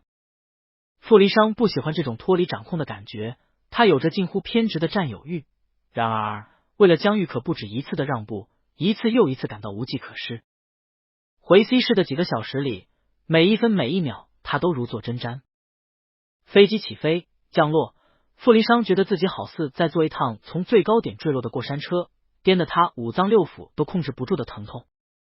当危险过去之后，人才会产生后怕的情绪，就如贺明浩说的那样，假如这把刀插入的是江玉可的心脏，傅离殇光想想就浑身发冷。或许是男人的目光太过专注，病床上的人呢喃了一声，长长的睫毛颤抖了几下，慢慢睁开了眼睛。醒来的江玉可也并不清醒，他被疼痛折磨，病号服被冷汗浸透，太阳穴阵阵地疼。他急促的喘息，缓了好长时间才转过头，毫无焦距的眸子落在了傅离殇脸上。四目相对，江玉可找回意识，静静的看着他。他欲盖弥彰似的松开眉，似是无奈，似是纵容的对他弯了弯眸。他没有力气说话，只是做了几个口型。男人看懂了，江玉可在跟他讲，我没事。傅离殇抓着他的手，江玉可动了动手指，迟钝的感觉出他用了很大的力气。他现在失去了思考的能力，傅离殇的面容隐藏在黑暗里，他只能模模糊糊的感觉到他的目光始终凝聚在自己的脸上。男人低下头，把江玉可的手指慢慢拢进自己的掌心。他开口的语气异常温和平静，状似询问的说道，江玉可，我们出国吧。你挑一个喜欢的国家，我们去那里定居。没人会认识我们，你担忧到无法诉诸于口的旧事不会再伤害到你，前尘往事到这里就已经足够了。我们离开这里，去一个陌生的国家，我会一直陪着你。你的身边只有我，你只能依赖我。江玉可很费力的消化着傅离殇说的这些话，所以没注意到隐藏在黑暗里的男人几近崩溃的神情。他像是终于被激怒，又仿佛是走投无路，眸中烧着一团滚烫的火焰。他缓缓低头，把额头抵在了两人相握的手背上，是一个受伤的姿势。江玉可，真的好痛啊！他不再隐藏自己的情绪，声音嘶哑的好像是一只被扼住喉部的掠食者。恐惧不动声色的侵蚀他，傅离殇连指尖都在颤抖。江玉可睁着无神的杏眼，听向来强大的男人痛苦的开口，你救救我吧。其实以傅离殇的本事，真想要知道一件事根本用不了多少时间，同样的，以傅家的能力，想知道江玉可这个人也完全花不了多久。凌晨4点，傅离殇一通电话，搅得傅家二老睡意全无。傅行之当即找了秘书，让他把傅离殇有老婆这件事给他查清楚。3个小时后，几张薄薄的纸放在了傅行之的书桌上。秘书是一个不苟言笑的男人，跟了傅行之好多年，是看着傅离殇长大的。他站在书桌前，垂眼看着那几张纸，说道：3年前他父亲因为故意伤人被判了刑，不久前那个青年去世了。任颖荣瞧着资料上的照片，一眼就认出了是那天在傅离殇公司里撞见的那个清瘦漂亮的男人。少爷之所以那么说，是因为江秘书顿了顿，他常年累月为傅家工作，造就了异常严谨的性格，但一时间他也不知道该用什么称呼去叫江玉可。傅行之没注意到这个细节，一边翻阅资料一边问他，是因为什么？是因为昨天他在医院门口的便利店碰见了一个妇人，那个妇人拿水果刀捅了他。傅行之猛地皱眉，任颖荣抬头，隐隐有了一个不好的猜想。理由？妇人是青年的母亲。猜想被证实，书房里突然安静了下来。老实讲，以傅家一直以来的地位和权力，这个听起来又可怜又可笑的家庭狗血故事实在有点上不了台面。上流圈子里的秘辛每一个爆出来都能占据娱乐头条，虽然任颖荣温柔而善良，但因为他坐着傅家太太的位置，年轻的时候还是被迫听了不少权贵荒唐的故事。然而那是别人家的事，他们可以冷眼旁观，可以作为饭桌上的谈资，但落到自己头上，那感觉又不一样了。任颖荣见到江玉可的第一眼就觉得他很合自己的眼缘，如今听秘书继续说道，少爷上大学的时候跟他谈过恋爱，但是3年前分手了。任颖荣想到贺明浩之前跟他透露的那寥寥几句信息量极大的话，心下了然，是因为这件事。是3年前傅离殇颓唐的模样，傅家每个人都看在眼里。秘书把自己调查过程中发现的情况也告诉了傅行之。3年前江金海坐牢以后，他便离开了 C 市。我发现贺少也查过他，但暗地里应该有人帮他，导致贺少什么都没查出来。不久前他自己回了 C 市，找了一家会所打工，少爷就是在那里碰见他的。关于江玉可的资料并不多，但2/3的文字都在描述江玉可悲惨的遭遇，而那短暂的一面给任颖荣留下了深刻的印象，他潜意识里已经把江玉可归入到自家人里面了。他看完资料以后又气又急，难得发了脾气，报警了没？傅行之愣了愣，仰头看到妻子的冷脸，喊他：蓉蓉，没有。秘书摇头，昨天是路人打的120，他一个人进的医院，直到现在医院里的医生护士也不知道他受伤的原因。给我去报警！任隐荣有些粗暴的拍了拍书桌，把傅行之的心也拍得颤了颤。脾气不好的人生气不可怕，可怕的是那些平时脾气很好的人生起气来。任隐荣面上附了一层寒霜，傅行之心想，自己当年收其他女生情书的时候也没见他这么生气过。他去抓他的手，看见了他拍得通红的掌心，揉着他的手，下意识的安抚他：蓉蓉，你先冷静一点。我冷静什么？任隐荣拍开傅行之的手，恨声恨气的讲：这都什么年代了，还负债子偿呢？这叫故意杀人，是要坐牢的。他转头冲着秘书开口：你给我去报警，现在，立刻，马上！他凭什么把自己摆在受害者的角度？他儿子的死跟江玉可有什么关系？他儿子出院以后照样每天抽烟赌博，这也是江玉可的错。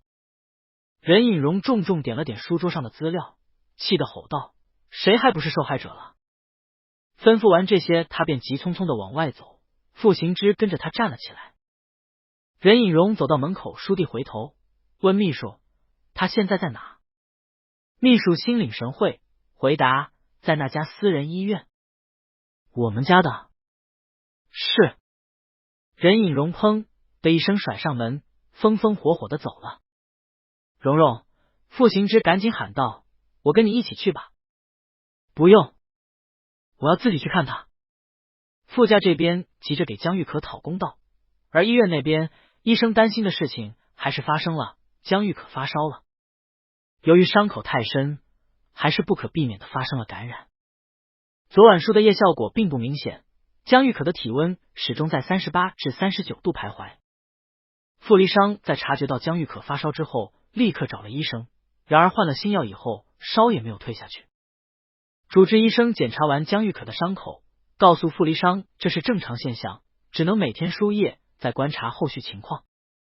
任隐荣到病房的时候，医生正好交代完注意事项，傅离殇听到身后的开门声，转身望了过去。出去说。傅离殇见到自己母亲，也不觉得多么意外。江玉可醒了以后就很难再睡着了，他疼得想哭，傅离殇只能一直说点什么转移他的注意力。好不容易挨到医生来了，给他注射了今日份的止痛药，江玉可才终于有了困意。傅离殇一晚上没睡，任隐荣看着儿子皱巴巴的西装和憔悴的面容，却不觉得心疼。他焦急的询问：怎么样了？伤口有点发炎，还有点发烧，现在终于睡着了。傅离殇疲惫的回答：妈，你怎么来了？我来看看他啊。任隐荣看儿子如今这个状态，赶紧把手里的车钥匙塞进他手里：你先给我回去洗洗。你这样子，小可醒来看到你，估计心里也不好受。这里我帮你看着。还有，已经报警了，你去跟医生说，让他出份鉴定报告。我知道了。这些事确实需要傅离殇去处理，他也没有坚持非要留下来照顾江玉可。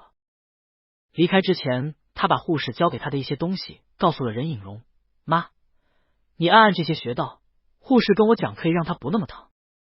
好，我记下了。隔着一扇门，傅离殇通过上面的透明玻璃去看病房里的江玉可。今天是一个阴天，虽然是白天，但走廊上依然亮着灯，顶层的病房鲜少有人来打扰。寂静的环境下，傅离殇偏过头去看自己的母亲：妈，你没有什么想问的吗？任隐荣没好气的瞪了他一眼：你都先斩后奏了，还想我问你什么？傅离殇一听母亲的语气，就明白了他的态度。任隐荣站在他身侧，责备他的话在嘴里绕了一圈，最后也化成了一声叹息：儿子，还记得从小我怎么教你的吗？任隐荣伸手把傅离殇皱起来的西装抚平：有些事从你出生开始就是不公平的。记得。傅离殇回答他：你一直都说我是一个很幸运的人。任隐荣接着他的话往下讲：你什么都有，他什么都没有，这已经够不公平了。有些事不是他的错，他们却还要用别人的过错去指责他，不能是这个道理的。你不用担心，妈很喜欢他。任颖荣笑了笑，给儿子打定心针，等他醒了以后，我也会告诉他，我很喜欢他。有些事确实讲究一个缘分，无论以后会不会跟江玉可有交集，任颖荣见到他的第一眼就肯定自己很喜欢这个孩子。你要对他好一点。任颖荣心疼道，至少不要让他再受伤了。母子二人对上视线，彼此心照不宣。而那些令江玉可惊惧的噩梦，在止痛药的作用下也开始渐渐消失了。傅离殇回到家，一低头就看见了玄关处江玉可的帆布鞋，是昨天早上两人匆忙出门时江玉可没来得及摆放好的。右脚的鞋侧歪着，傅离殇弯腰把它拿了起来，默默放进了鞋柜。鞋柜里几乎都是深色的高定皮鞋，而夹杂在其中的是几双浅色帆布鞋，给人感觉就像是穿着西装的男人搭配了一条灰色运动裤，奇怪极了。他简单洗漱了一下，想到这件事贺明浩也参与其中，觉得需要他跟自己一起去公安局。傅离殇给他打了2个电话，可并没有吵醒陷入深度睡眠的好兄弟。秘书在这时致电了傅离殇，告诉他公安那边已经初步立案，现在正在调查中，傅离殇可以等伤情鉴定报告出来以后再去公安局。少爷，他依然用小时候的称呼喊傅离殇，休息一下吧，有事我会给你打电话的。傅离殇想到任颖荣说的话，觉得江玉可确实不会喜欢维米的自己，他的确需要一个短暂的睡眠。他走进卧室，掀开被子，睡在了江玉可平时睡的那一侧。人在精神极度疲惫的情况下，反而不容易入睡。傅离殇闻着枕头上熟悉的味道，终于积攒起一点困意。自从与江玉可分手以后，傅离殇每次做梦梦到的都是江玉可跟他说分手的场景，与江玉可在一起时的点点滴滴反而被忽略的彻底，似乎连梦境都不愿意来造访了。这次他却梦到了自己在教室里上课的情景，是一节全校公共课，上的是马哲。傅离殇坐在倒数第3排，左侧是陪他来上课的江玉可。一般公共课都是整个专业一起上的，阶梯教室里有80-90个人，所以带着男朋友来上课并不会那么显眼。那时候他们才刚在一起1个星期，属于情侣的热恋期。江玉可凑过来看傅离殇的课本，脑袋有意搁在了他的手臂上。你说的那部电影是在哪个电影院上映啊？就是我上次带你去的那个。怎么又是那个啊？上次我开着导航都找不到。不是说了我带你去？好。江玉可弯着眼睛笑，那你带我去。你房间的灯泡修好没？没有，我昨晚捣鼓了好久都没弄好。江玉可皱着眉抱怨，明明我就是按照你告诉我的方法弄的。傅离殇无奈道，下课我去你家帮你修吧。嗯。江玉可点头，不自觉的嘀咕，宝宝你好厉害啊，什么事都能做得很好。上次是你帮我的，这次也是。江玉可一边回忆一边慢悠悠的讲，你好像总是在帮我解决麻烦。傅离殇偏过头看他，笑了一下，那也挺好的，正好你需要我。床头柜上的手机突兀的响了起来，梦境到这里碎裂。傅离殇扶着额头去拿手机，发现是罗展元打来的电话。电话接通以后，傅离殇喂了一声，罗展元听到自家老板的声音，反而还愣了一下。傅总。罗展元凌晨到的家，也没睡多长时间，脑袋还迷糊着，竟然一不小心拨错了电话。我打错了。傅总您忙，我不打扰您了，再见。罗助理连连道歉，在傅离殇还没反应过来的时候，直接切断了通话。耳畔突然安静下来，傅离殇扔了手机，翻了个身。凌晨发生的事情也宛如一场梦境，在只有2个人的病房里，傅离殇抓着江玉可的手，听自己的爱人很轻很轻的回答他，宝宝，我后悔了。他歪着头看他，用自己的手指去勾他的手指，停顿了好长时间，才接着说道，是不是我早点告诉你，你就不会这么难过了？你不要任性。江玉可一说话就容易牵动腹部的伤口，他忍着痛，开口说的每个字飘荡在空荡荡的病房上空，我也不任性了。他总是胆怯，害怕傅离殇知道自己的不堪，殊不知隐瞒本就是一种伤害。傅离殇的患得患失，罪魁祸首从来都是江玉可自己。江玉可退烧已经是3天以后的事情了，这3天里，他基本都处在昏睡的状态。任隐荣被傅离殇赶回了家，用的是我觉得等他好了以后，我亲自把他带回家更合适这个理由。伤情鉴定报告很快就被送到了公安局。这3天，傅离殇一直待在病房里照顾江玉可。贺明浩每天都来，第一天来说的话是傅离殇你睡觉没，第二天说的是傅离殇你看看自己的黑眼圈，今天早上来说的是傅离殇看着你这不修边幅的模样，我觉得你越来越像一种原始动物了。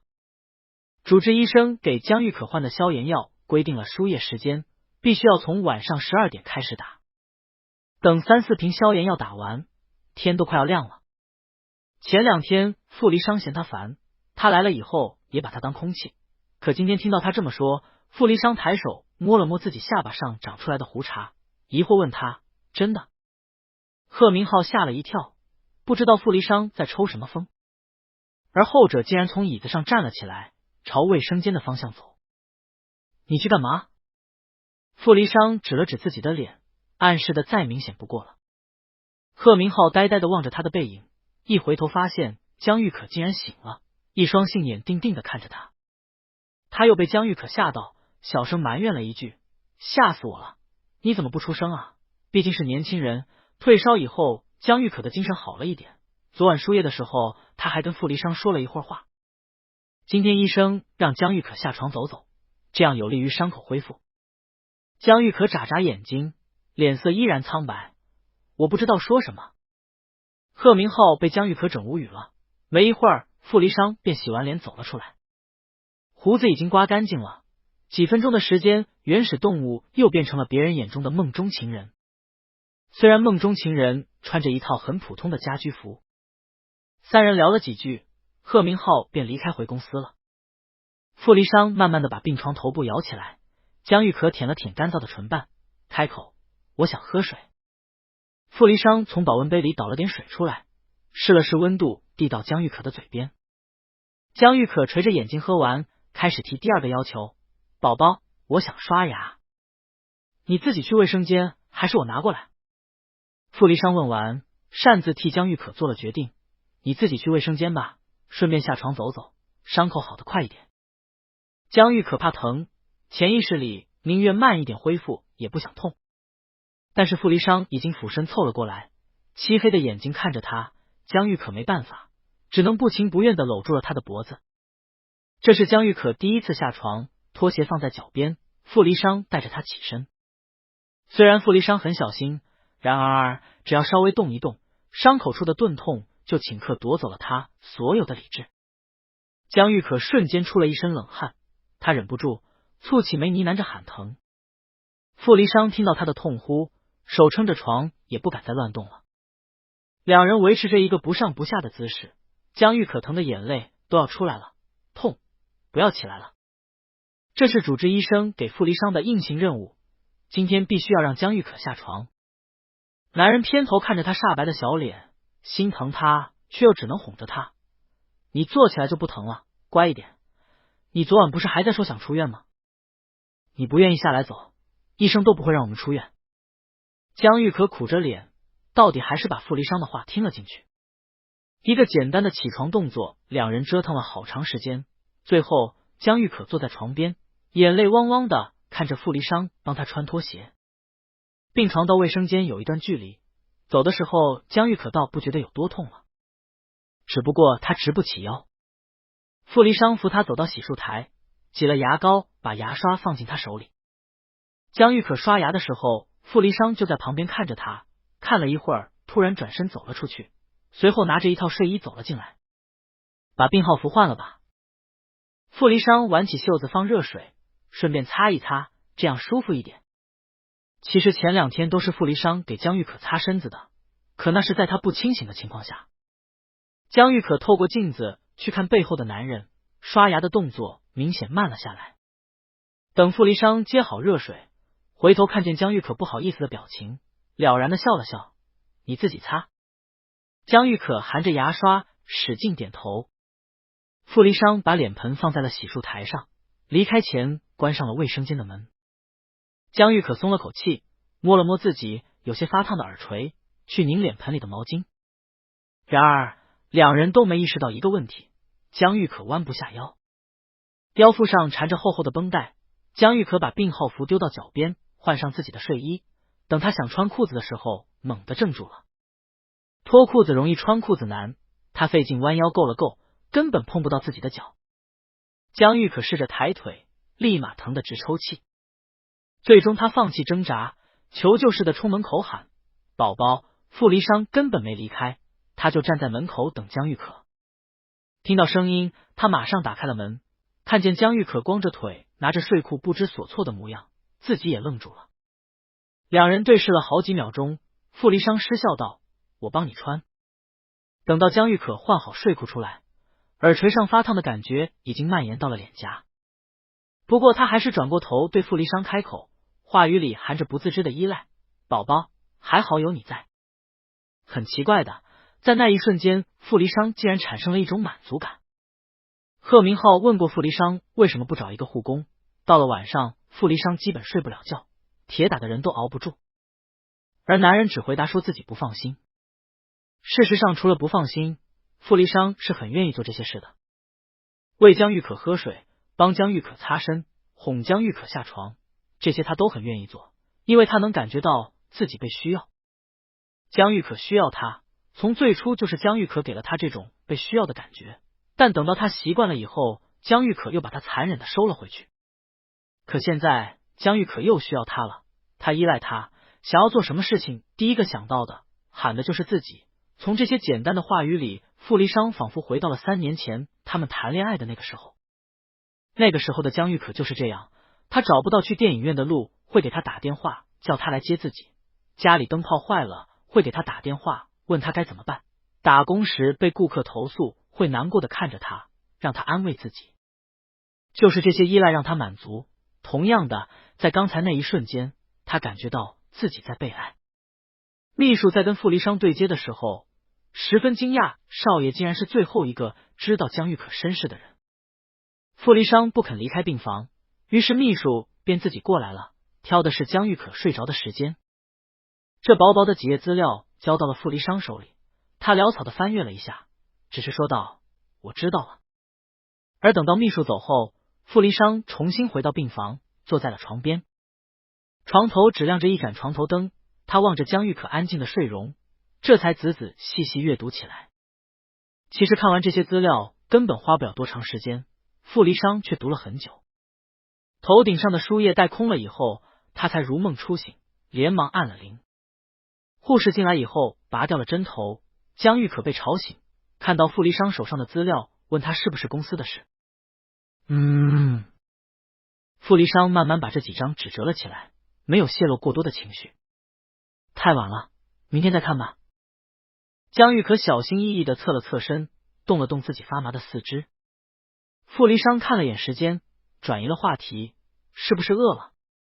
住院以后，江玉可的胃口一直不好，为此傅家的营养师专门给他制定了一套食谱。不久前保温桶才送到医院，傅离殇掀开盖子，听到江玉可开口，不是很饿，吃一点点就够了。然而傅离殇还是给他盛了满满一碗药膳。药膳的味道很好，江玉可吃了几口，却不愿意再吃了。傅离殇接过他手里的碗，又强硬喂了他几口，才放过他。剩下的药膳便进到了傅离殇肚子里。1周后，江玉可终于能出院了。那时他行走已经基本没什么问题了。出院那天，任颖荣也来了。之前他来的时候，江玉可处在昏睡的状态，后来每次想来都被傅离殇严令禁止。所以对于江玉可来说，这是他第2次见这位母亲。傅离殇事前跟他讲过，但江玉可考虑了半天也没想好应该用什么态度去对待他。今天任颖荣穿了一件驼色的大衣，笑起来的时候温柔极了。傅离殇被主治医生喊走，他见江玉可局促的坐在床边，特意找了话题跟他聊天。傅离殇说：你在甜品店打工，那平时是不是很忙啊？江玉可很少同长辈之类的人物交往，江津还给了他所有的恶，致使他面对任隐容的善时看起来非常不知所措。没有，他紧张的回答，老板对我很好，平时也不忙的。伤口还疼吗？任隐容皱了皱眉，关切道，看起来瘦了好多。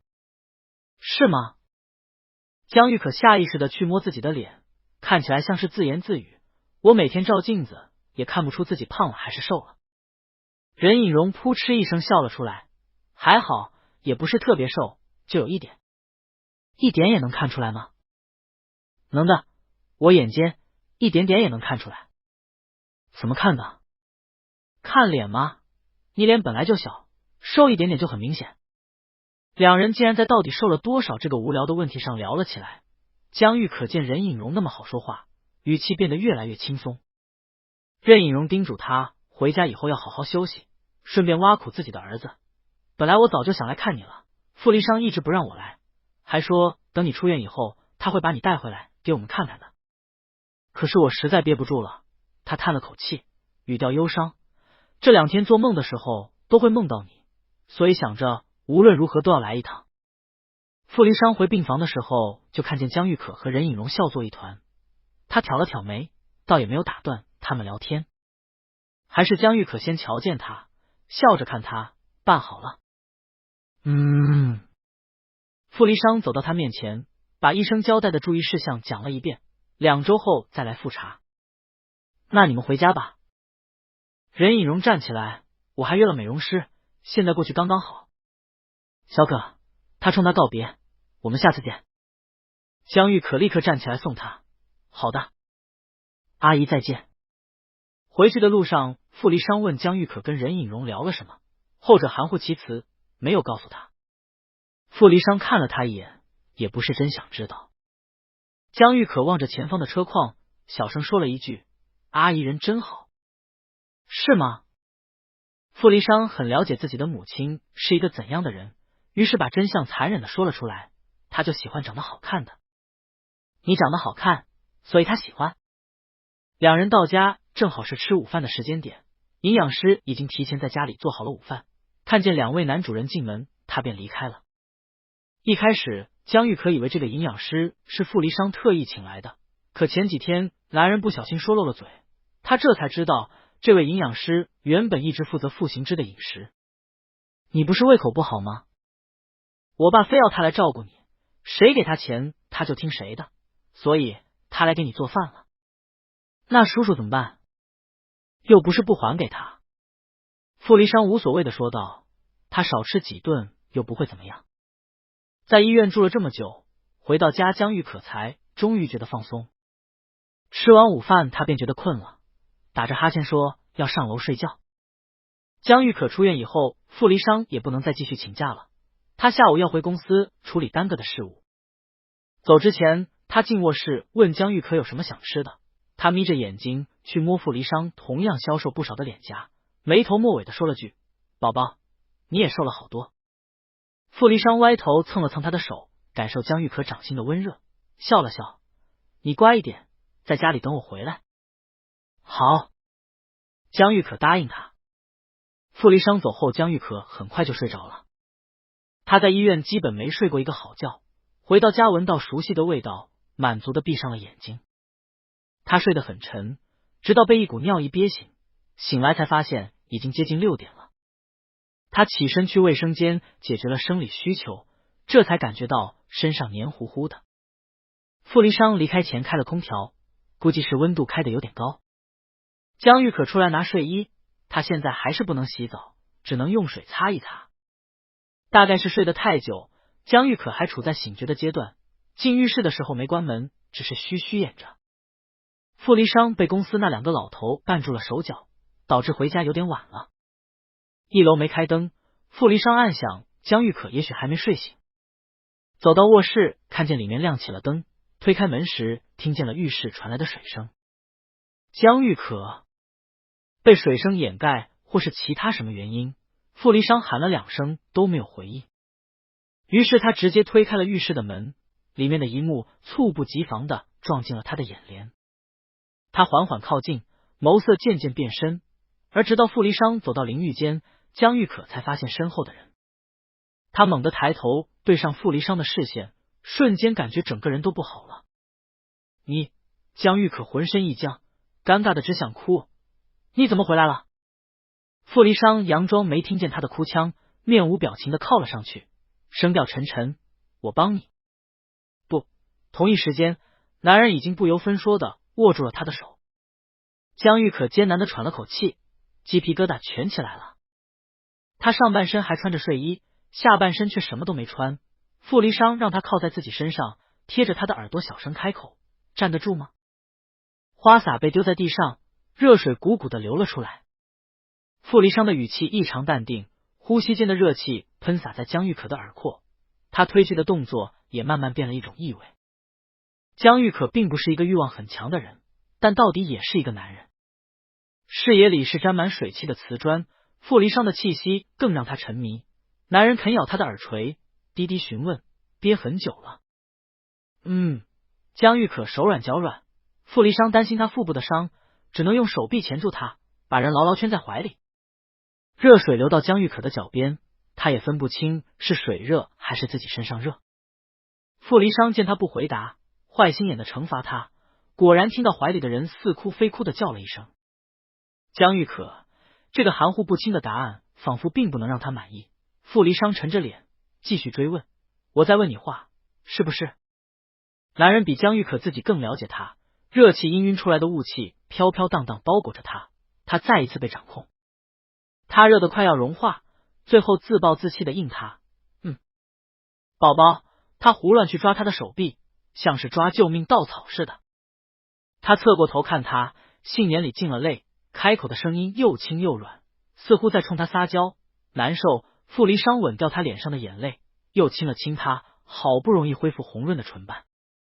他惦记着江玉可还是一个病人，也不再为难他，帮他解决了这个难题。水声依旧没停，江玉可扶着门出来的时候，恨恨的说了句不能，然后重重甩上了浴室的门。几秒钟前，傅离殇跟他讲自己要洗澡了，还暗示性的问江玉可能不能帮他洗。这一通折腾下来，江玉可身上更黏腻了，伤口又痒又痛，是在愈合的表现。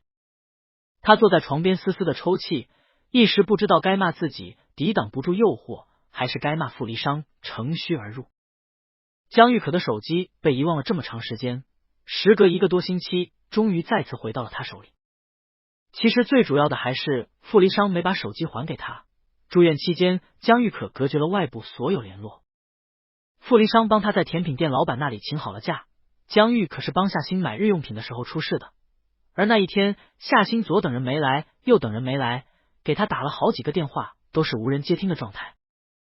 再后来，崔璐黑着脸去而复返，瞪着他的脑袋，让他好好休息。夏欣只好给江玉可留言，又气的跟崔璐打了一架。遗憾的是，他现在脑袋上有伤，并没有打过他。好几天后，夏欣才从崔璐口中得知江玉可住院的消息，那时他早已经出院好几天了。崔璐不想让他继续在会所里上班，夏欣觉得他多管闲事，两人就这个问题僵持了好久，最后又打了起来。这一次夏欣仍旧没有打过崔璐，但比上次进步了不少，他在崔璐脸上挠出了好几个印子。夏欣关心江玉可，同时也好奇崔璐是怎么知道的。后者支支吾吾了半天，不情不愿的告诉他是他自己去问傅离殇的。你知道了？知道什么？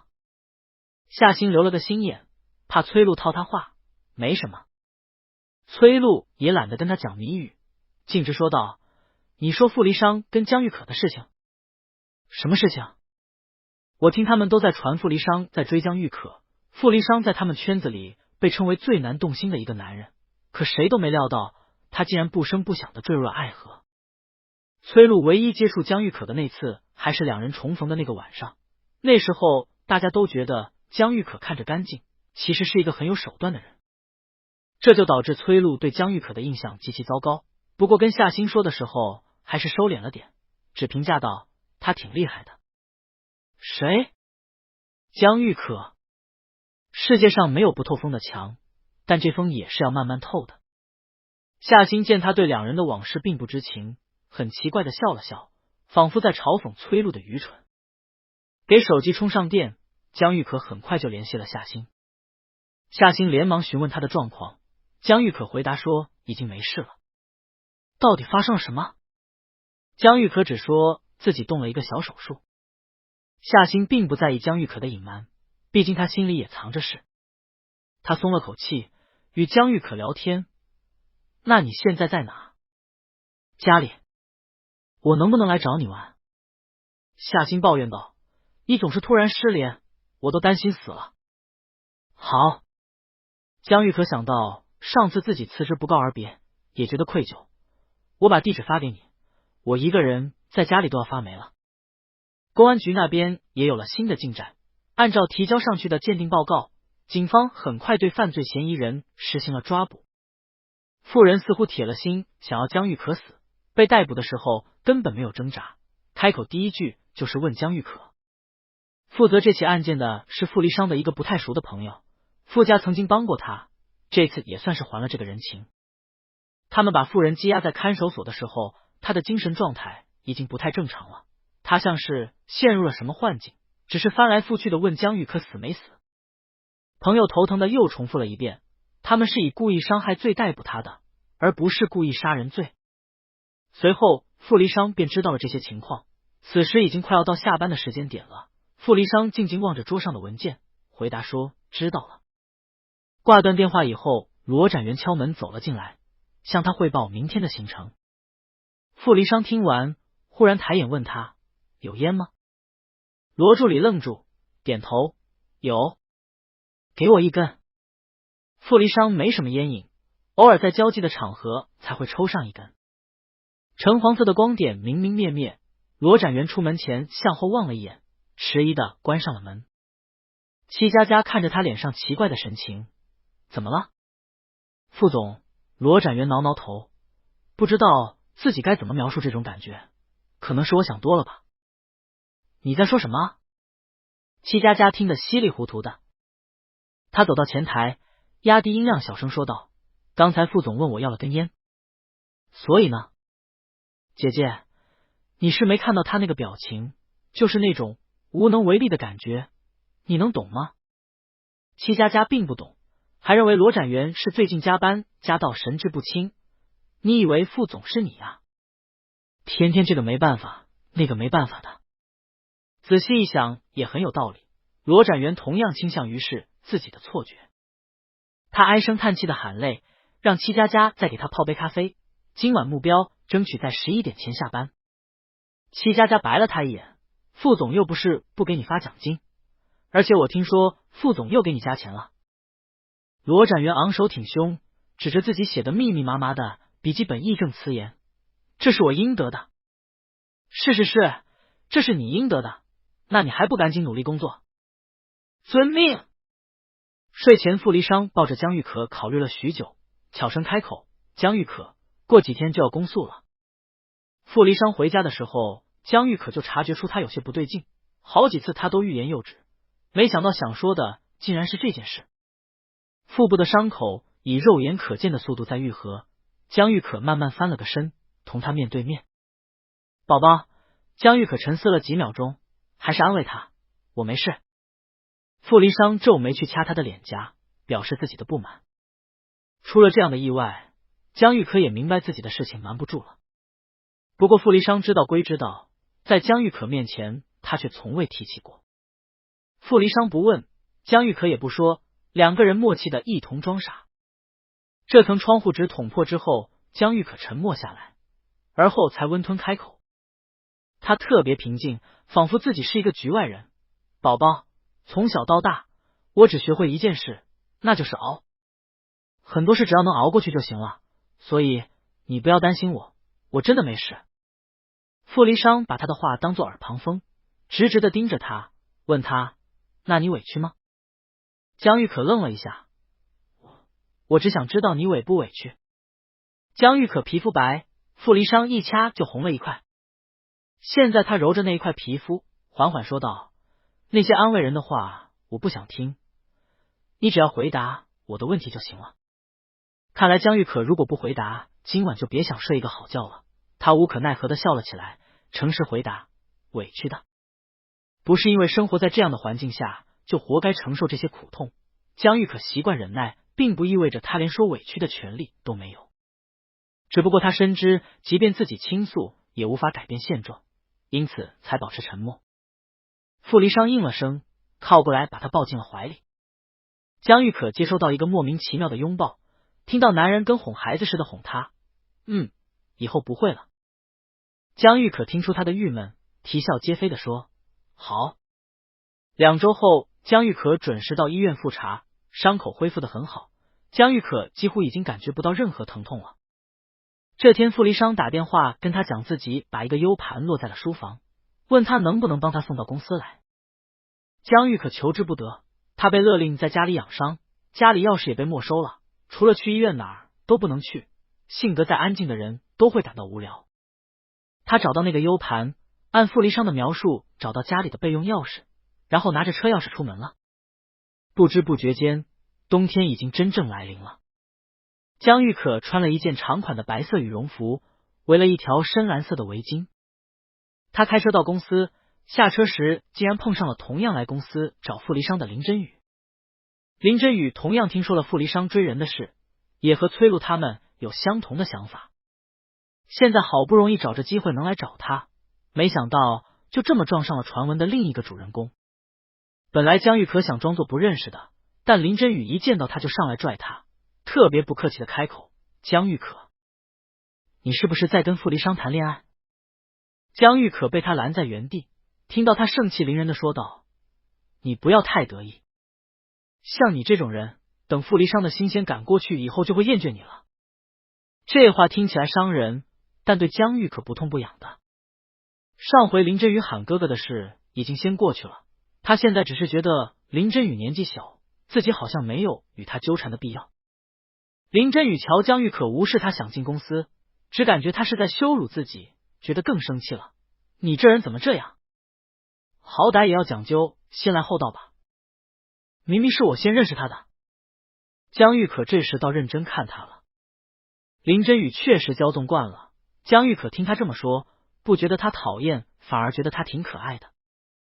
你说先来后到，江玉可看着他，问他，你什么时候认识他的？林真宇瞪他，我上大一的时候就认识他了。你现在是大2吧？江玉可温和的说道，那就算你认识他1年。是。江玉可抿了抿嘴，弯着眼睛笑了一下，可是我在他读大1的时候就认识他了。林真宇猛地愣住了，这是我们认识的第6年，你说先来后到，那先来的也应该是我。我确实没有那么好，但没办法，我真的很喜欢他。江玉可跟林真宇告别，我先上去了，他急着要 U 盘。直到江玉可进了电梯，林真宇才回过神。他咬着牙，眼眶瞬间红了。林真宇觉得崔璐一点都没说错，江玉可就是一个很有手段把傅离殇迷得团团转的小妖精。怎么办啊？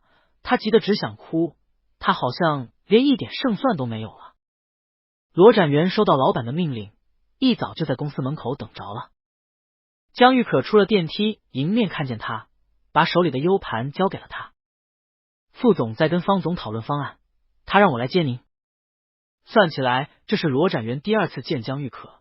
他上次见他第一个念头是江玉可长得真好看，第2次见他，也就是现在见到他，划过心头的仍然是这个想法，江玉可长得真好看。傅离殇临走前特别严肃的告诉罗展元，让他把江玉可接到办公室。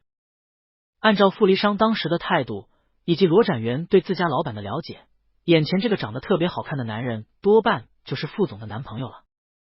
江玉可忽略罗展元充满兴趣的眼神，客客气气的开口，既然他在忙，我就不打扰他了，本来我就是来给他送 U 盘的。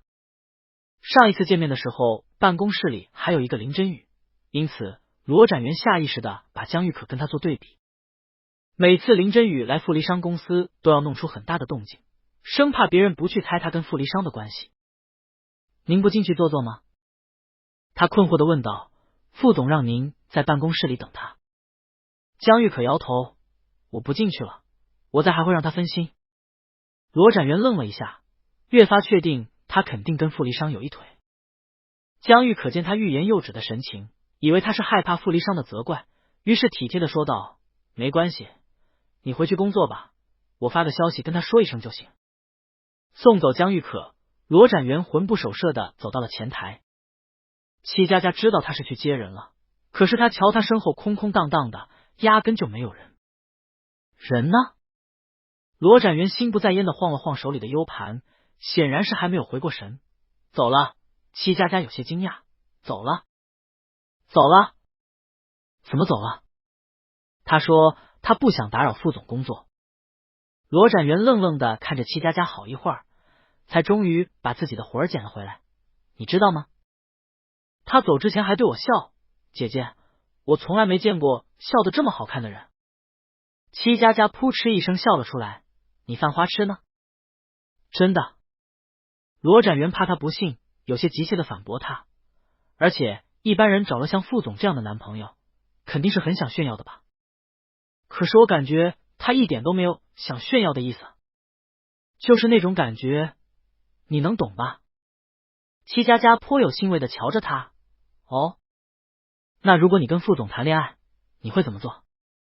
罗展元抬头挺胸，理直气壮的说，那我肯定把我们俩的合照贴在脑门上，让别人都知道我们两个在谈恋爱。我怎么觉得你的语气像是好白菜被猪拱了？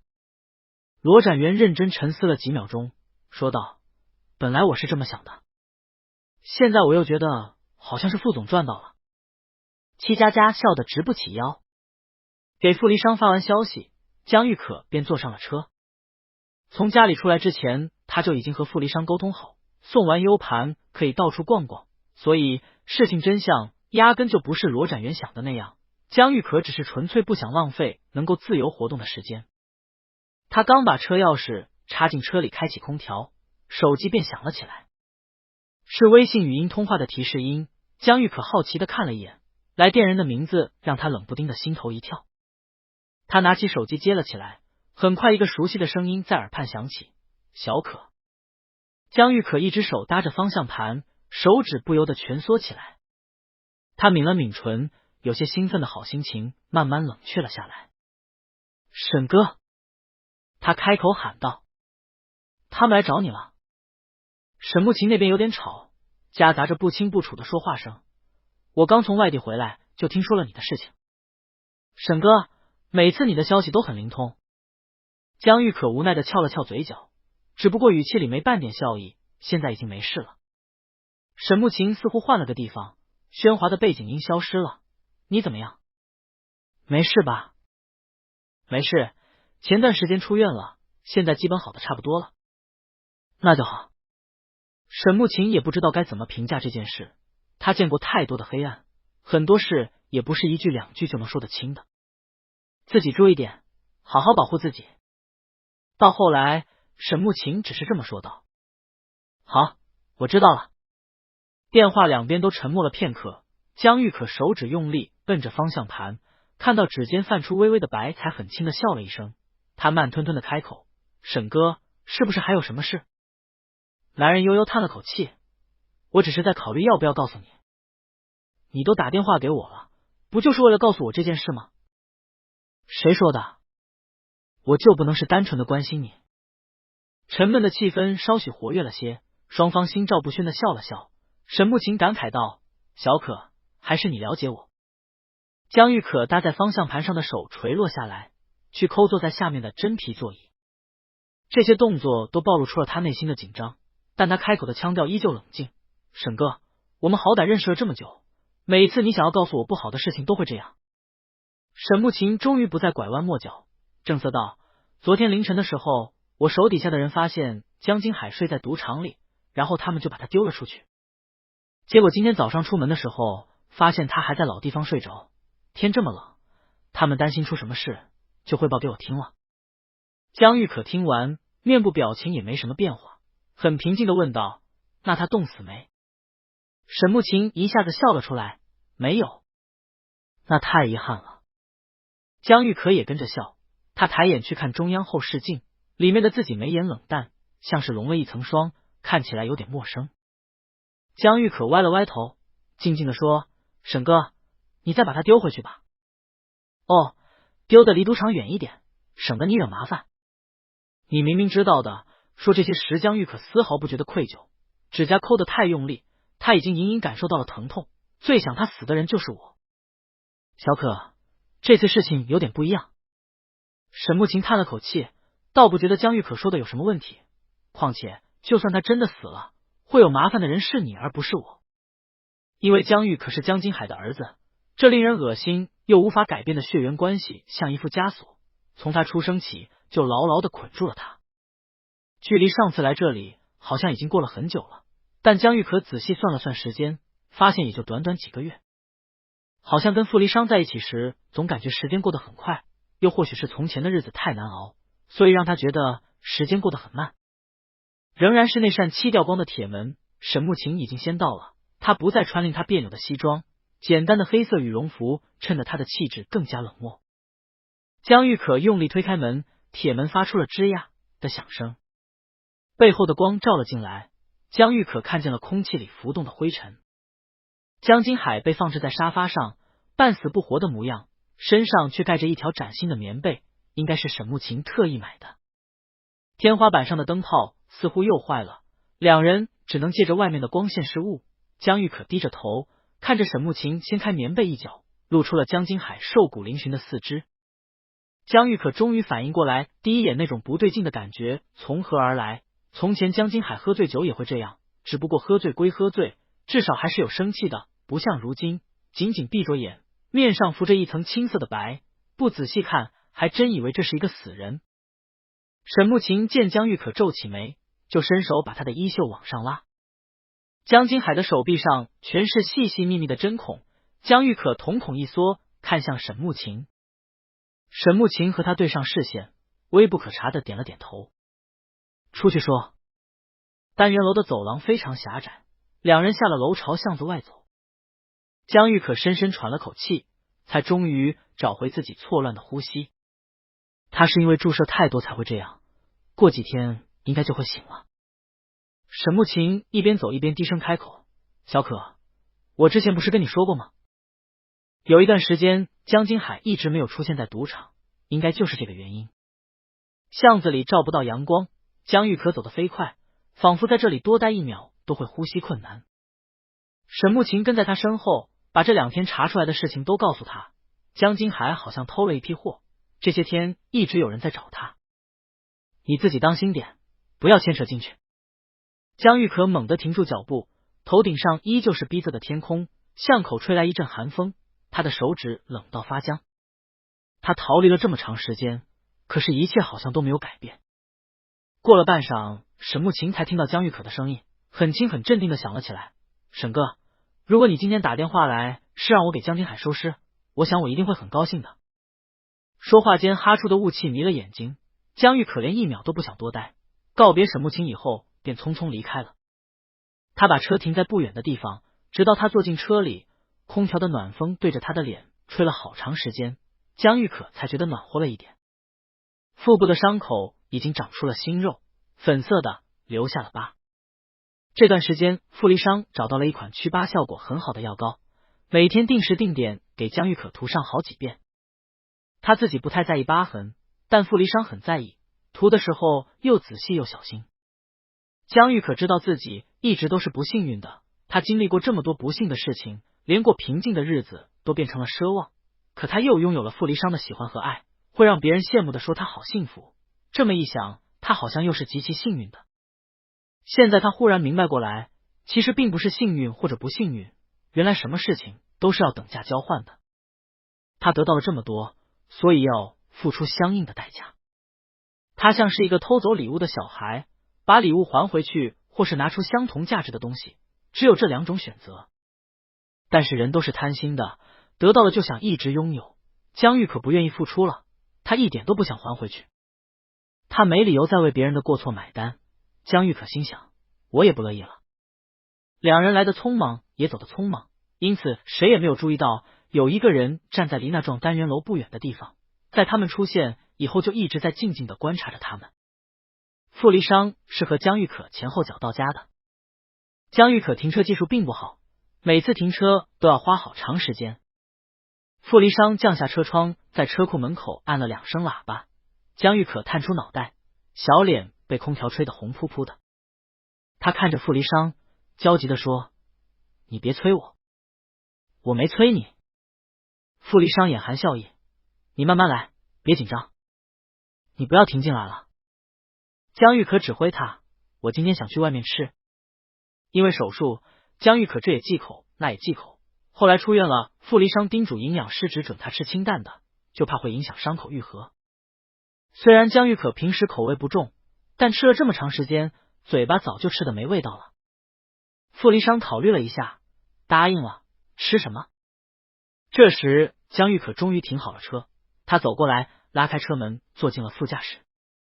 傅离殇偏过头看他，两人对视。江玉可冷不丁的开口：“我刚才去见江金海了。”傅离殇见他如此淡定的表情，挑眉，有些惊讶。然后呢？江玉可沉默了几秒钟，回答：“我想吃火锅。”“这就是你的条件？”傅离殇很快反应了过来，觉得好笑。“是。”江玉可担心傅离殇不答应他，又退了一步：“我们可以吃鸳鸯锅，你放心，我不会吃辣锅的。”“好。”傅离殇应他：“你想吃哪家？”得到满意的回答，江玉可高兴了，低头给自己系上安全带，让傅离殇赶紧开车，生怕他下一秒就反悔。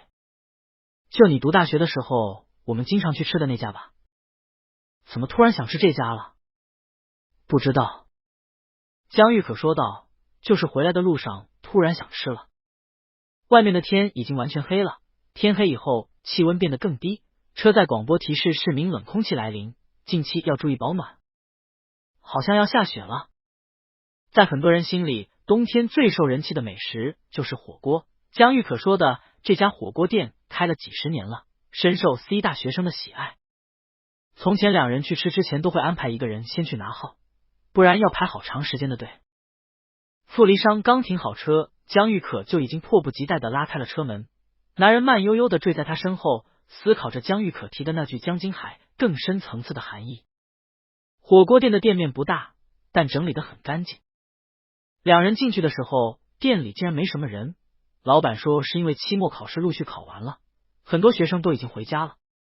傅离殇西装大衣的装扮看起来太显眼，寥寥几桌在吃火锅的学生们纷纷向他们行注目礼。傅离殇被人看惯了，神色不变地带着江玉可进了里面的包间。包间并不大，除了一张4人桌，几乎没有其他空间了。刚才在大厅时，迎面都是一阵一阵的汤底香气，江玉可的食欲被勾起来。入座以后，恶狠狠地盯着菜单。傅离殇瞧着他那副模样，暗想自己平时也没饿着他。先上的是汤底，红彤彤的辣味汤底混着浓郁的白汤。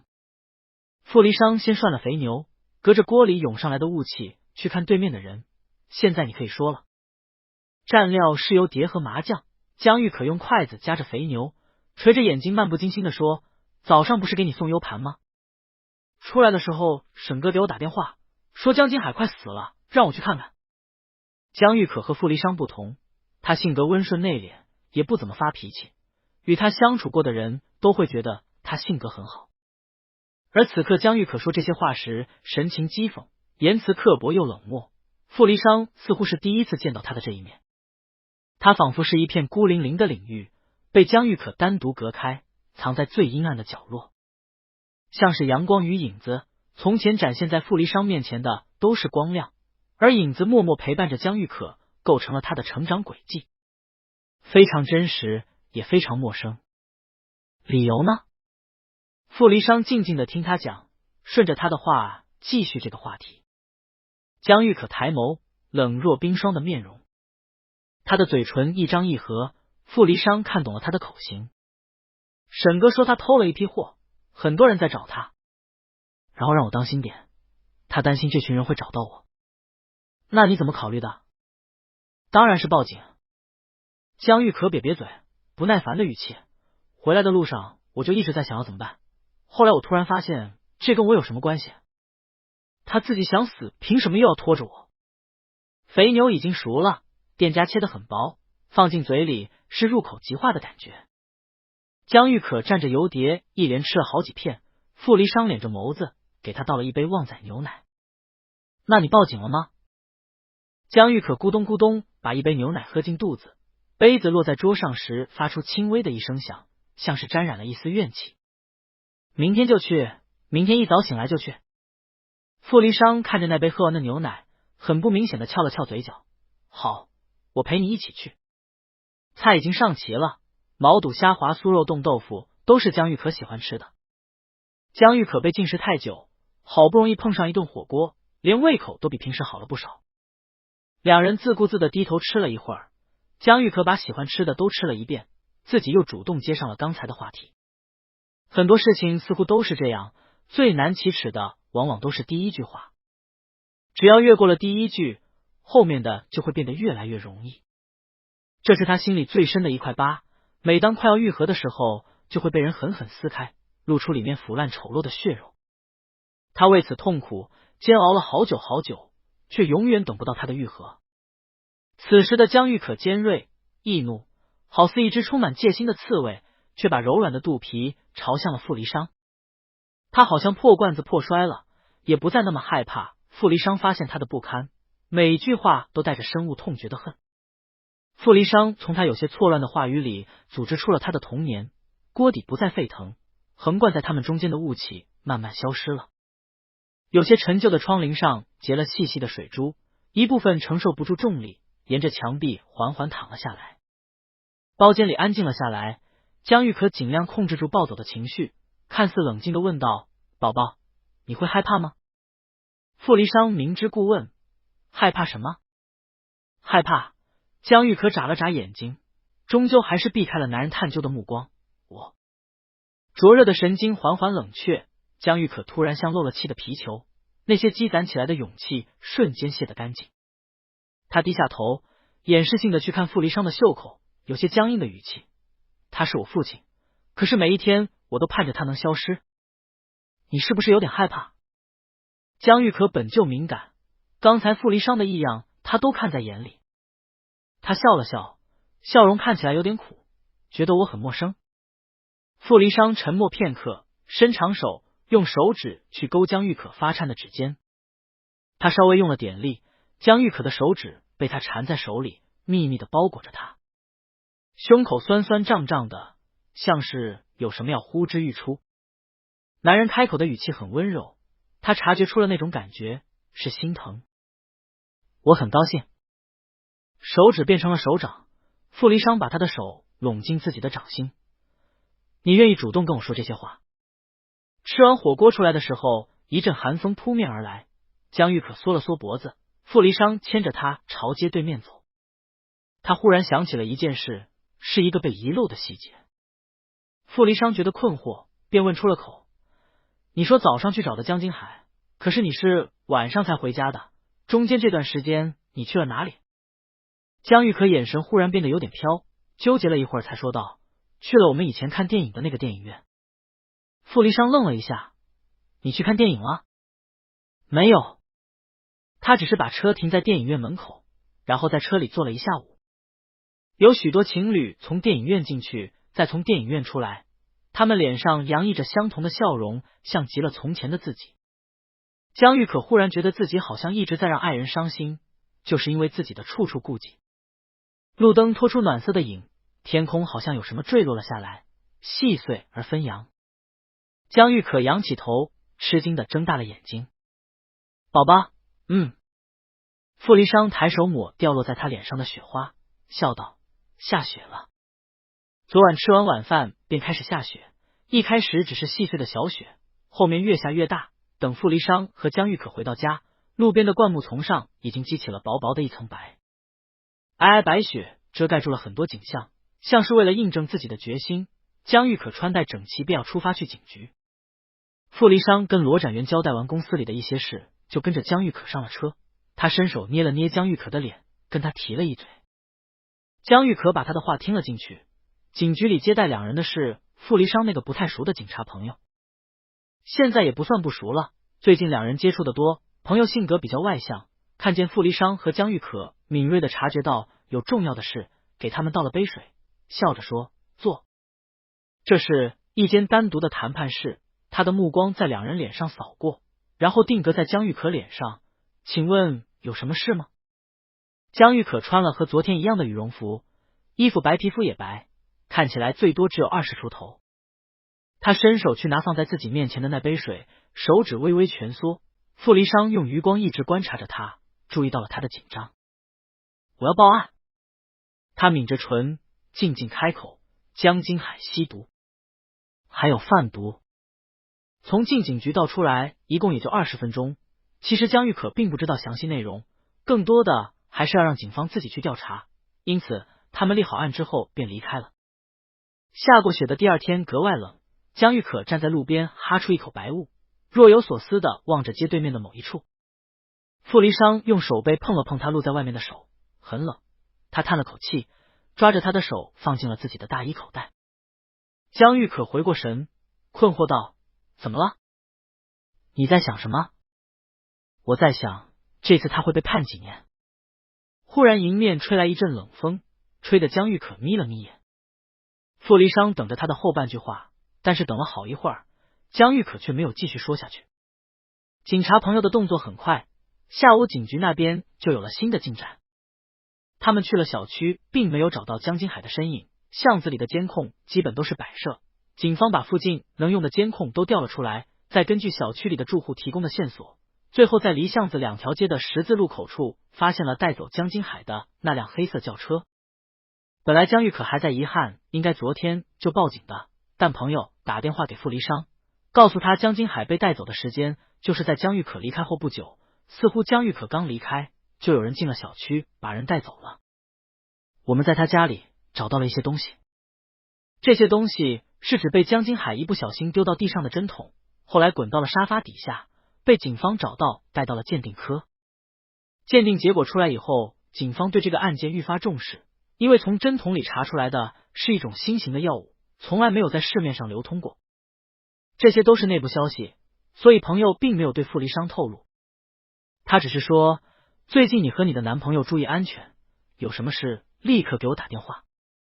傅离殇拒绝了朋友提供警方保护的举措，美名其曰是不想影响正常生活。后者一想也是，傅家那么大的本事，保护2个人那不是绰绰有余。任颖荣接到儿子电话的时候正在做美容。傅离殇从来不是那种会仗着家里权势胡作非为的人，成年以后工作上和自己私人的事情都很少会去麻烦父母，他一向都是自己的事自己去解决，解决不了就去找贺明浩商量。仔细算起来，贺明浩帮他解决的问题比傅家帮他解决的还要多。他一般不会动用家里的关系，傅行之从小就给傅离殇灌输低调的思想，久而久之，他的朋友甚至都要忘记傅离殇是傅家唯一的继承人。妈！通过手机，傅离殇的声音有点失真。我想跟江玉可回家住几天。任颖荣脸上的面膜是刚贴上的，美容院给任颖荣推荐的面膜越来越贵，今天用的这款一片要几千块钱。他听着傅离殇看似寻常的语气，立刻摘掉面膜，坐了起来往外走。躺在他隔壁的另一位太太见到他习惯性的把面膜丢进垃圾桶，哀叹真是会败家。怎么了？任颖荣有些紧张的询问，发生什么事了？其实也没什么大事。傅离殇把事情简单的概括了一下，其实景富园也挺安全的，我就是不太放心，觉得还是你们那边安全一点。傅家二老住在宁区，宁区并不是一个行政区，而是一片别墅区，位于 C 市的南边，里面住的都是 C 市有头有脸的人物。虽然傅家很有钱，但单单只凭钱，傅家并不能住进宁区。宁区的别墅不多，只有几十栋，占地却极广，绿化做得特别好，别墅区里还有保镖24小时换班巡逻。这2人能回来住，任颖荣高兴的不得了，但是他随即考虑到另一件事，小可呢？他愿意过来吗？你也知道他那个性子，我怕他住不习惯，到时候又自己默默忍着。看来江玉可已经给任颖荣留下了深刻的印象。傅离殇失笑道：你别担心，我会跟他说的。江玉可知道这件事情后惊讶了片刻，转念一想，又觉得傅离殇说的很对。他本来就是个麻烦，傅离殇这么做能减少麻烦，他没有理由拒绝。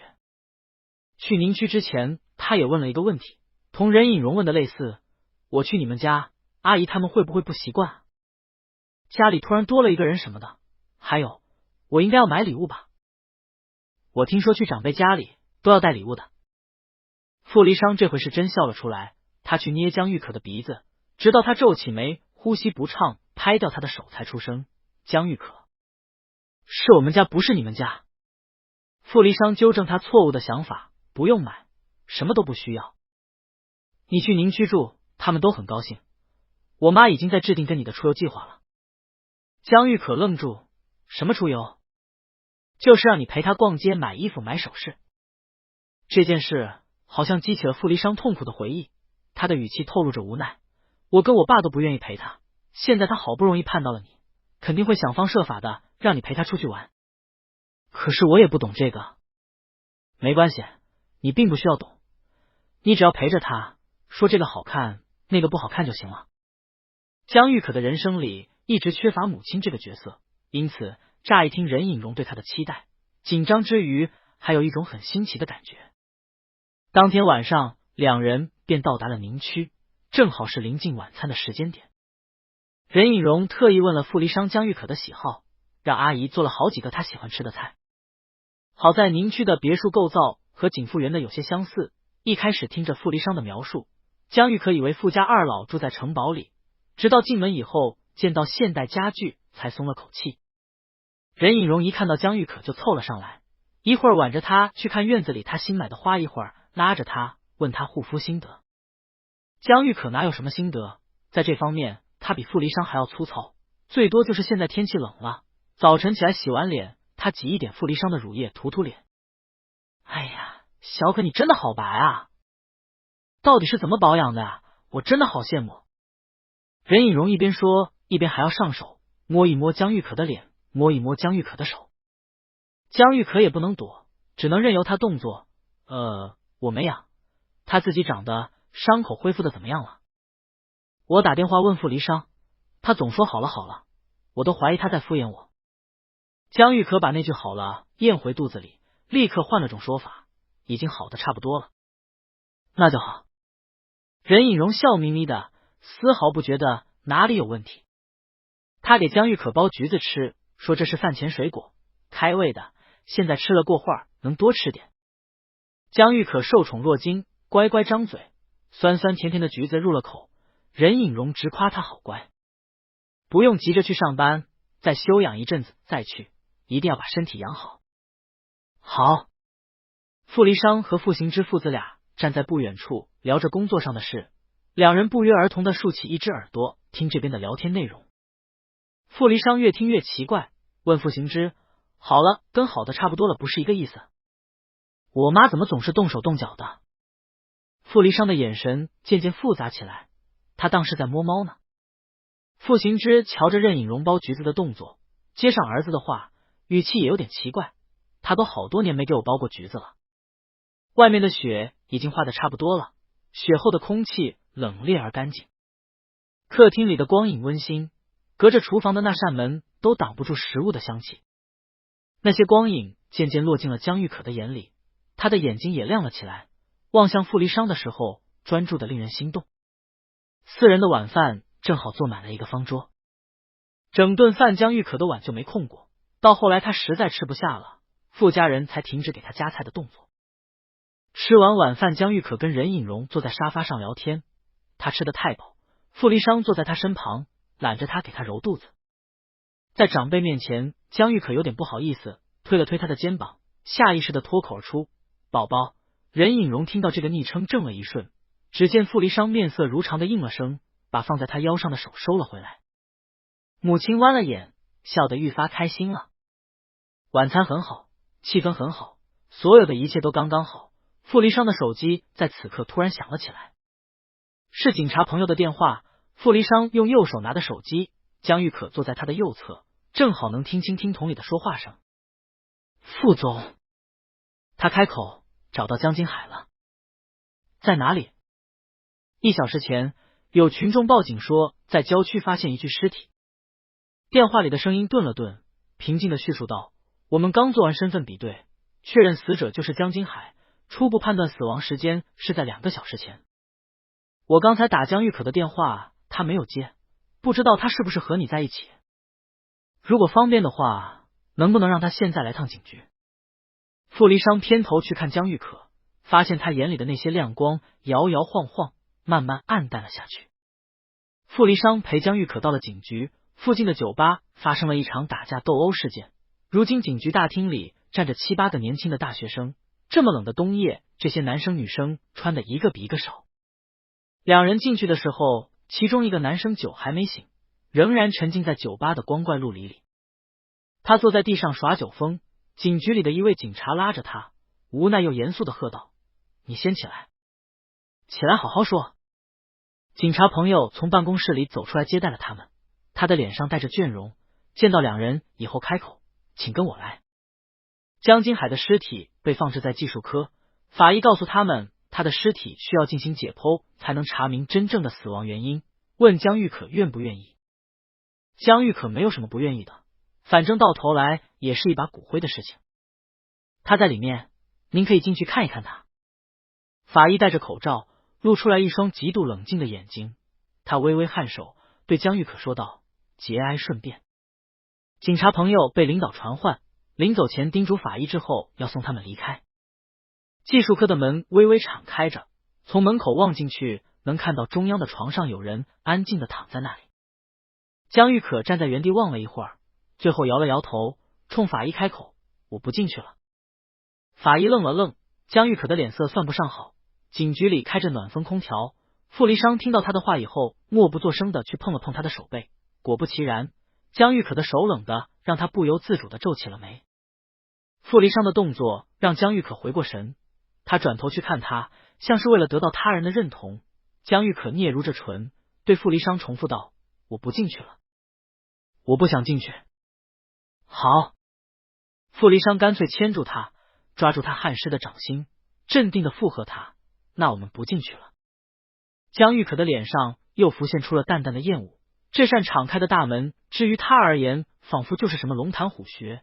一旦江玉可踏进去，那些好不容易摆脱的梦魇，可能又会缠上他。大厅里仍旧混乱，事态已经从一个醉鬼演变成几个醉鬼发酒疯，他们横七竖八的躺在地上胡闹，拦住了警局的大门。傅离殇与江玉可出来时，被大厅这一幕震撼到，朋友也参与了这场混战。有一个脸上化了浓妆的男生挽着他的胳膊，哥哥哥哥的喊他。法医似乎对这种事司空见惯，径直从他们中间走过去，给后面两人开路。手臂一重，有一个喝得男女不分的男生跌跌撞撞的撞了上来。法医露出来的那双眼古井无波，在他开口之前抢先一步开口：“我过会儿要去解剖尸体。”男生怔了怔，酒精令他的大脑反应异常迟钝，他费力的思考着法医这句话的潜台词。下午我刚解剖完2具无名男尸。法医故意吓唬他：“你确定要抓着我？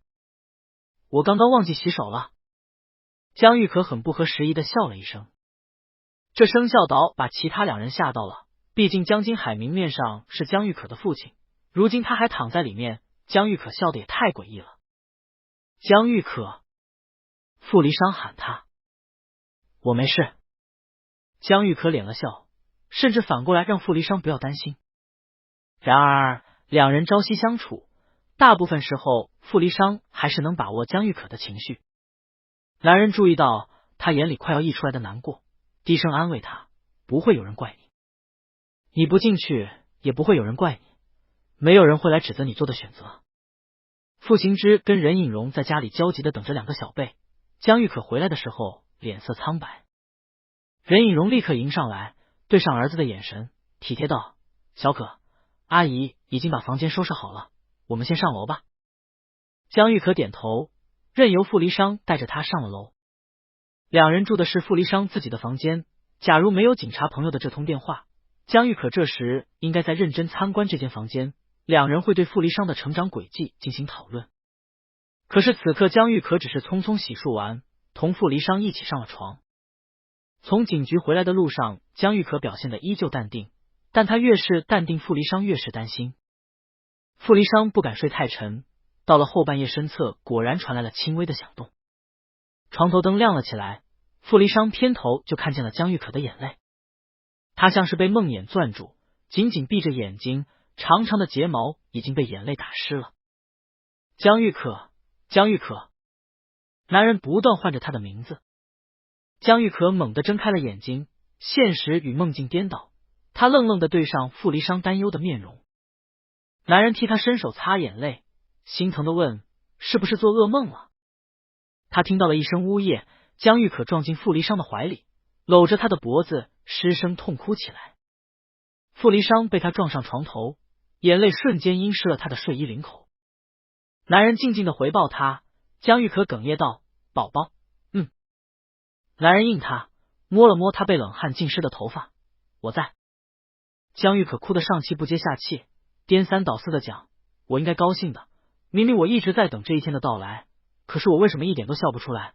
我真的恨他，我看到他躺在那里，你看到他的脸了吗？我真的好害怕。江玉可哭得睁不开眼睛，他从来都没有给过我一个家，凭什么要反过来质问我？凭什么又是我的错？江玉可好像陷在了自己的情绪里，无论傅离殇对他说什么，他都听不进去。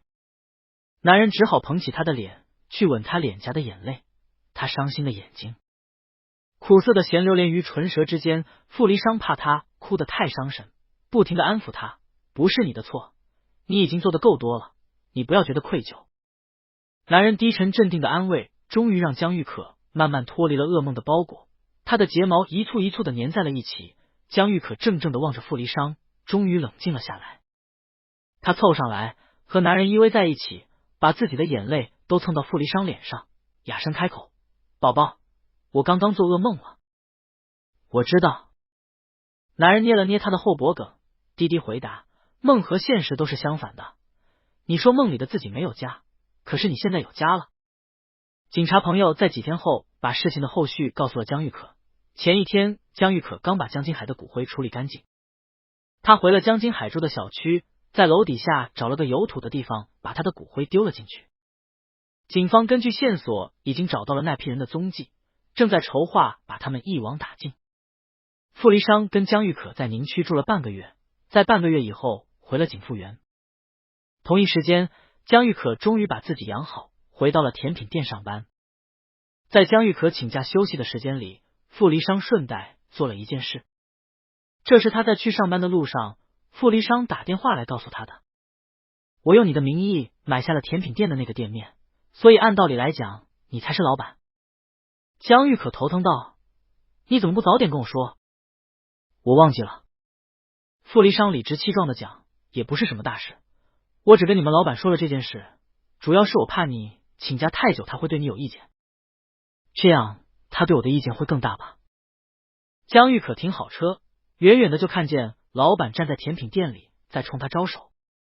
小可，老板笑靥如花，热情的上前：好久不见呀。临近年关，整个大学城的学生都在准备期末考试，如今店里坐满了人，都是在图书馆抢不到位置的学生。令星每天都来，昨天老板透露江玉可今天回来上班，今天他把自己收拾的人模狗样的，一看到江玉可眼睛都亮了。我的模特终于来了。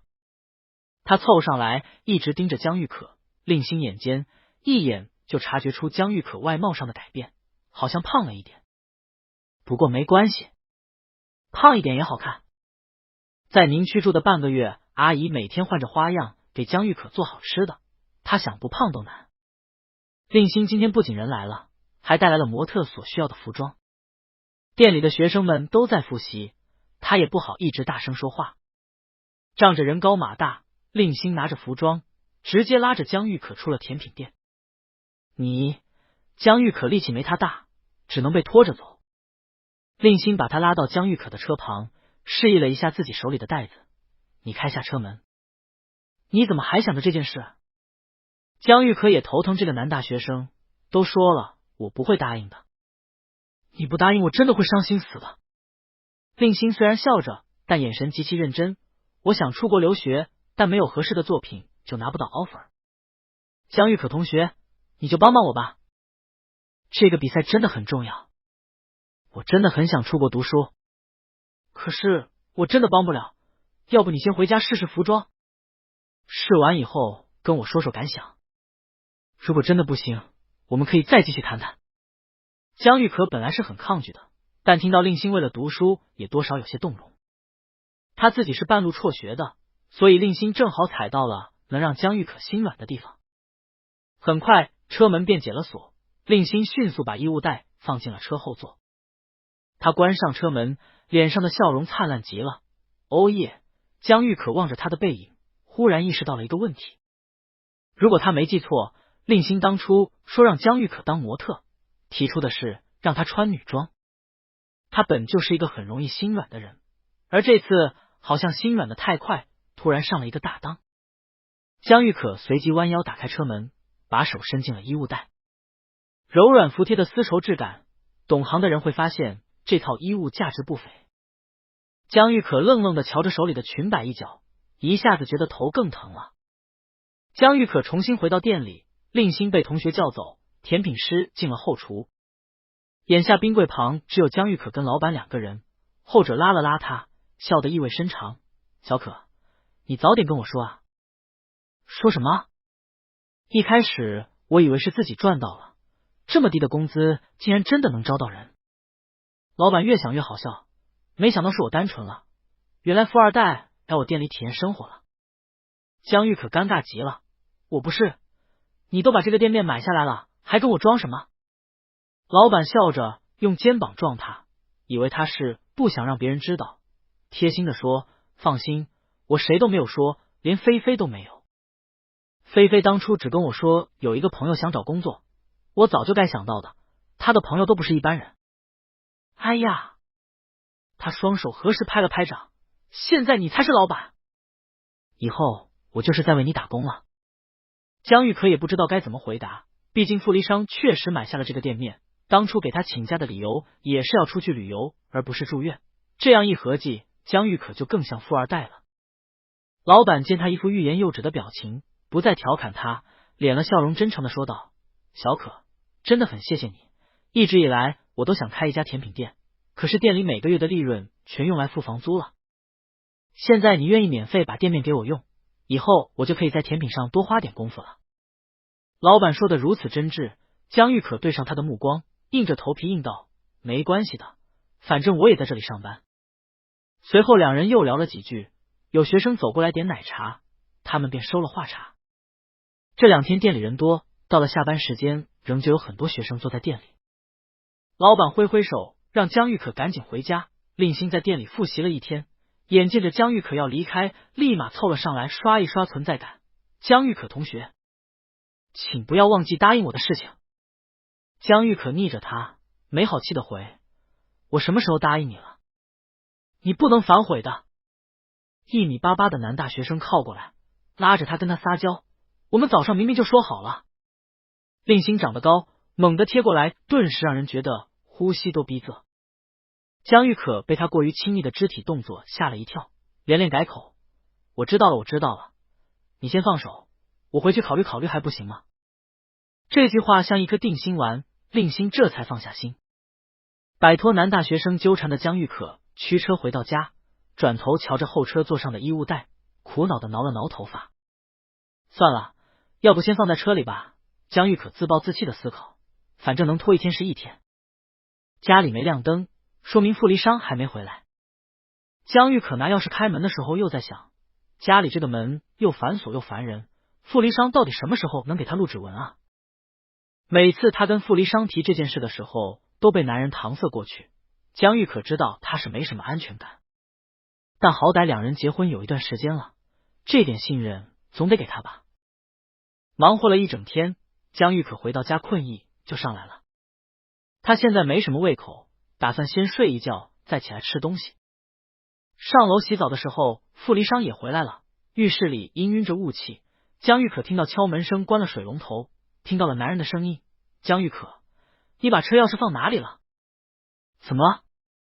傅离商叹了口气，想笑又担心江玉可会恼羞成怒，只好尽量平静的说：“你把车停到车库门口了，我车停不进来。”这么长时间了，江玉可的停车技术也没有丝毫提升。他打开水龙头，故意让水声掩盖自己的不自在：“哦，在我衣服口袋，衣服挂在外面。”等到傅离商找到车钥匙下楼之后，江玉可突然反应过来那套放在后车座的衣物，他下意识的觉得慌张，但随即又抱有庆幸，祈祷傅离殇看不到他。然而墨菲定律时时刻刻体现在日常生活里。江玉可穿着睡袍出了浴室，正巧看见傅离殇紧皱着眉，拿着那个衣物袋走了进来。江玉可，男人瞧着袋子里的黑色长裙，很费解的看他，这是什么？这是江玉可心里哀叹了一声，一时间也不知道该如何解释。原本傅离殇看到这条裙子的时候，还以为是江玉可特意买来送给任颖荣的，所以才替他拿了上来。然而此刻他注意到江玉可难以启齿的神态，心中疑虑更深。什么？江玉可怎么也说不出口，这是令星给他让他穿的。他伸手从傅离殇手里夺过那个袋子，直接丢到了床的另一边。丢完以后，他坐在了床边，抬起头说道：“你听我解释。”卧室里开着空调，江玉可刚洗完澡，脸颊还晕着一片红。这些天两人在宁区过得平稳又安宁。傅离殇看着爱人慌张的举措，控制不住的去猜想江玉可买这条裙子的目的，还有这条裙子的主人。那种压抑在心底的恐慌渐渐慢了上来，蠢蠢欲动着掠夺他的理智。傅离殇慢慢半跪在他的面前，他身上还穿着笔挺的西装，衣冠楚楚的模样。灯光在他侧脸投下一片阴影，男人微凉的手触上了他的皮肤，沿着他光滑的小腿缓缓向上，最后停在了大腿根部。他认真盯着自己掌心下细腻发白的皮肉，很冷静的询问：“江玉可，你实话告诉我，你是不是在外面有人了？”江玉可被他摸得浑身发痒，一听他的语气，眼皮狠狠跳了一下。他刚才只顾着令星让他穿女装这件事，差点忘了不久前傅离殇也是一个很容易被刺激的疯子。他正想开口解释，傅离殇猛地用力，直接把江玉可推到了床上。腰间一松，浴袍松散开，江玉可里面只穿了一条内裤，他还没来得及反应，傅离殇就已经把那唯一一条内裤给他扒了下来。你干嘛？江玉可顿时急了，他抬脚去踹他，却没发觉这个动作反而给了男人可乘之机。傅离殇顺势抓住他的脚踝，偏过头，狠狠在他腿上咬下了好几个印子。江玉可疼得哀哀叫了声，腰瞬间软了。男人高大的身躯俯了下来，他攥着江玉可的唇瓣接吻，一阵一阵的热涌上来，江玉可热得发昏，无力的去推他的肩膀，眼泪不受控制的掉了下来。傅离殇感受到他的抗拒，好心放开他的唇，低头舔舐他光洁的脖颈，给了他一点喘息的时间。江玉可，他漆黑的眼睛定定的锁着他，语气平静，仿佛风雨欲来。你看，你上面在哭，下面也在哭，我都没怎么碰你。江玉可被男人的昏话搞得脸更红了，他又气又急，红着眼睛喊他：“傅离殇，你又发什么疯？”他很少喊他的名字，然而这三个字仿佛是催化剂，更刺激到了傅离殇。他嗓音一沉，抓着江玉可的腰又去咬他。江玉可被他弄得又疼又热，傅离殇太了解他，痛楚中夹杂着一些会让他失控的情绪。他咬了咬牙，尽量让自己不和傅离殇一起发疯。我发疯？我是在发疯？傅离殇望着他哭泣的面容，紧紧贴着他，着迷般的嗅着他身上的气息，很奇怪的笑道：“我就应该把你一直关在家里，让你每天只能这么对我哭。”他再一次感觉到了疼痛，江玉可疼得蜷缩起来，理智像绷紧的弦，在崩溃的边缘。他感受着身体慢慢脱离掌控，流着眼泪去咬男人的喉结，恨恨的骂：“你是属狗的吗？这个不是送人的，这是别人给我让我穿的。”江玉可觉得羞耻，把这些情绪都怪到了傅离殇头上，说是让我当模特，我根本就没有答应。这个听起来就很离谱的解释，终于让男人稍稍冷静了下来。然而他的眉头拧得更紧了。是谁？关键是这个吗？江玉可气得想笑，咬他的时候更用力了。以后先等我把话说完。我给了你时间，可是你好像不太想说。那是，江玉可回想了一下，似乎确实也是这样。他可不像男人那么不讲道理，思考了几秒钟，点头，好吧，是我的错。他被男人抱在怀里，适应了以后又有点不满足，不自觉地动了动。这时探讨谁对谁错反而很煞风景，但是江玉可非要先把这件事解决完。他搂着傅离殇的脖子向他道歉，对不起，是我不好，我只是有点不好意思说这件事，没考虑到你。不过你也有错。傅离殇脖颈上也有几个鲜红的牙印，都是江玉可咬出来的。他用舌尖安抚似的在那些牙印上划过，蹙着眉说道，你也要向我道歉。江玉可这个举动无疑不是在引火烧身，傅离殇用唇瓣去碰触他耳后细嫩的皮肤，也跟他坦白，嗓音低沉沙哑，对不起，我只是太害怕了。有时候我也会做噩梦，梦里你消失了，我怎么找都找不到你。他身上还沾着他未干的眼泪，傅离殇凝视着他染了情绪生动而鲜活的五官，痴迷的呢喃，江玉可，我好爱你。许是被那条黑色长裙刺激到，今晚的傅离殇一直处在失控的边界。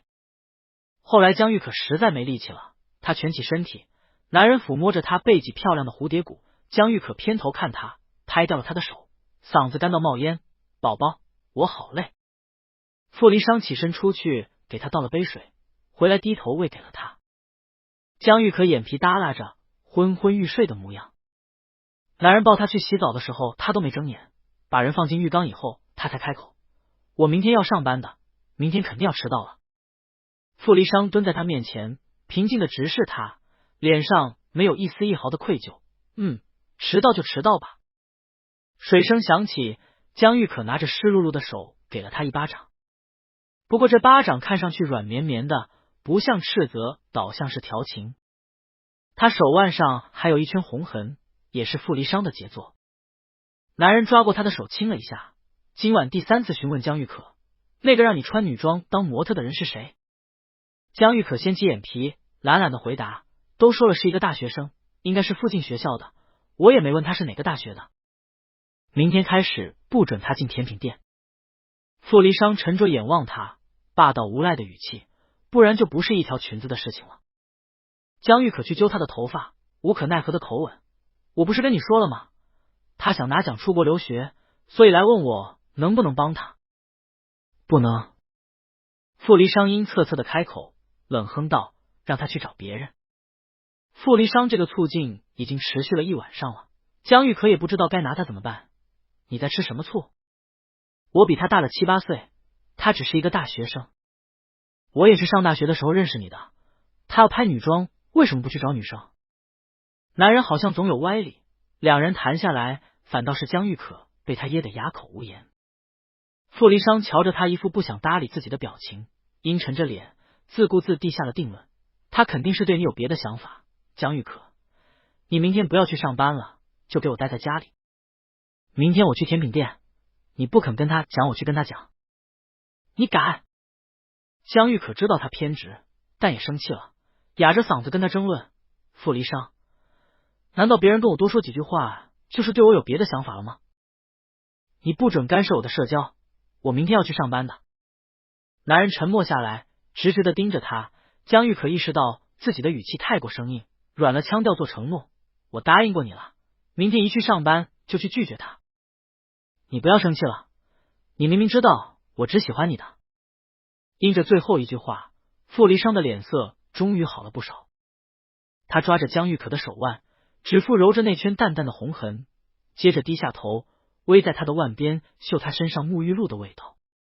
男人喉结滚动了一下，嗓音里含着一丝难以察觉的委屈，你都不喊我宝宝了。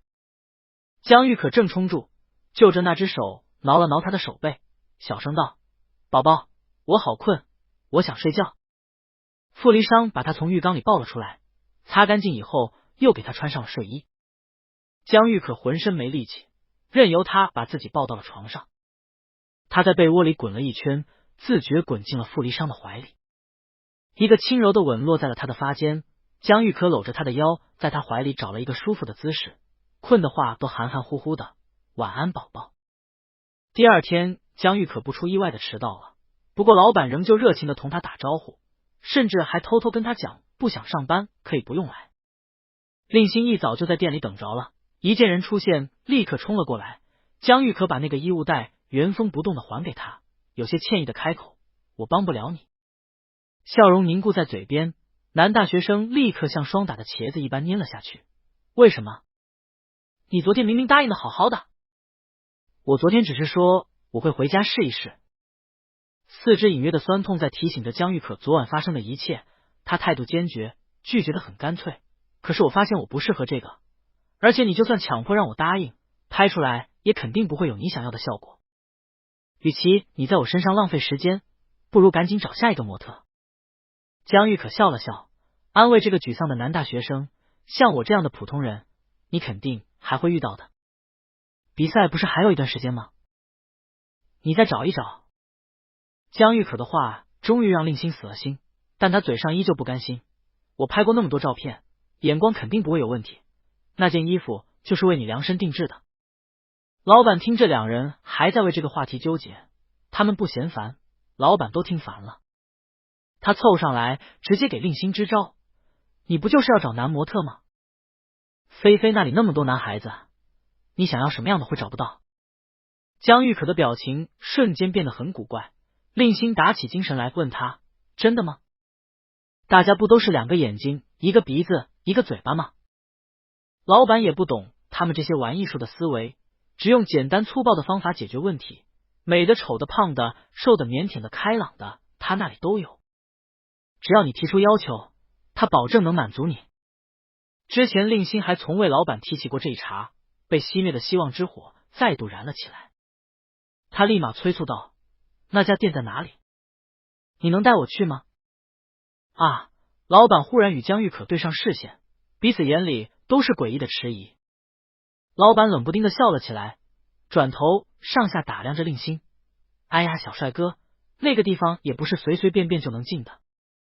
不过我看你那么执着，这么点要求，你肯定也会同意的。”他的食指跟拇指并在一起搓了搓，是一个钱的手势。用你们的话来说，这就叫为艺术献身，对吧？这天，傅离殇有些意外的接到了母校的电话，是他大学时期的班主任。C 大这周将会举办一场讲座，针对即将毕业的大四学生，讲座内容概括起来，大概就是如何在越来越险恶的社会里找到适合自己的生存方式。傅离殇作为 C 大毕业的，如今又是年轻有为的精英人士，校方的意思是邀请傅离殇以学长的方式同学弟学妹们聊聊天。班主任传达完校方的意思，傅离殇自然没有拒绝的道理。傅离殇作为他们那一届特别突出的优秀人士，班主任与他闲聊了几句，笑着说道：“我们不仅邀请了你，还邀请了其他同学，都是你们那一届的，大家也都好久没见了，时间过得真快啊！”时间过得真快啊！通话结束以后，傅离殇站在窗前，身旁的罗展元喊了好几声傅总，傅离殇才回过神。周六有什么会议吗？会议室没有。罗展元翻着笔记本向他汇报，就是那天下午卢总邀请您去打高尔夫，您昨天跟我讲是考虑一下。傅离殇干脆道：“推了。可是卢总已经邀请您好几次了，那也不差这一次了。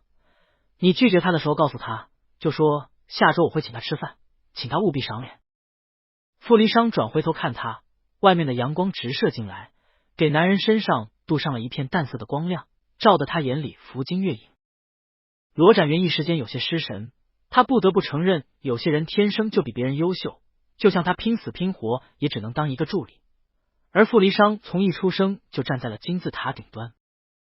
讲座举办的时间是在周六，贺明浩也受到了邀请，不巧的是他正好要出席一个时装秀，所以并不能到场。前一天，江玉可不幸被冷空气击中，得了重感冒。此刻他戴着口罩坐在副驾驶，声音又哑又闷。还有谁也来了？我也不清楚。你不是问过老师了？问了，但是他说的人我都没什么印象了。傅离殇今天没有穿西装，而是穿了一件卫衣，外面再配上一件大衣，鼻梁上架着一副平光的细边眼镜，硬是把自己也收拾成男大学生的模样。出门前，江玉可一直盯着那副眼镜看，傅离殇戴眼镜的次数屈指可数，江玉可从没见过。而戚佳佳曾有幸见过一次，给出过4个字的高度评价：斯文败类。他见江玉可老是看自己，以为是自己戴眼镜的样子太奇怪。怎么了？很难看？没有。江玉可强行挪开目光，用咳嗽掩饰尴尬，只是有点不习惯。车窗上倒映出他头顶的毛线帽，米白色的毛线帽衬得江玉可又嫩年纪又小。两个快要奔三的男人在校门口找到停车位，离讲座开始时间还有10分钟，这么长时间没回过 C 大，傅离商差点没找到报告厅。刚到报告厅门口，傅离商就被认识的老师拽住，急急忙忙的拉着他往后台走。江玉可伸长脖子看他的身影消失在人群当中，自己在报告厅找了一个后排的位置坐了下来。他坐的是靠走廊的位置，刚坐下没多久，便有一个男生问他旁边有没有人。江玉可摇头说没有，侧身让他走了进去。男生瞧着江玉可的形象，自行推断他是大一的学生，于是热情的搭讪：“你也来听讲座吗？大一就来听这个讲座，不是给自己制造焦虑？”江玉可反应片刻才理解他的意思，他礼貌性的颔首，正好无聊就来学习学习。哦，这样啊，不过听说今天副学长也来了，你应该知道他吧？反正我们老师每次举成功人士的例子都要说他，要我们进了社会以后要像他一样优秀。陆陆续续有学生进来，报告厅里的座位渐渐被填满。喧哗的背景音里，江玉可闷声回答：“知道。”男生仿佛找到了有共同话题的人，好奇的询问：“你们老师也会讲他吗？”“不是。”感冒使江玉可一说话嗓子就疼，因此他也只是简略的回复：“以前我经常偷看他上课。”男生不敢置信的瞪大眼睛，而后才恍然大悟道：“你跟他同届的呀？”不等江玉可回答，他便根据江玉可的语气自行脑补了一段无疾而终的校园暗恋，惋惜道：“太遗憾了。但是我听好多人讲，当年副学长有一个很喜欢的男朋友，也不知道现在他们还有没有在一起。”手机嗡嗡震动了2声，是傅离商发来的消息，问他现在的方位。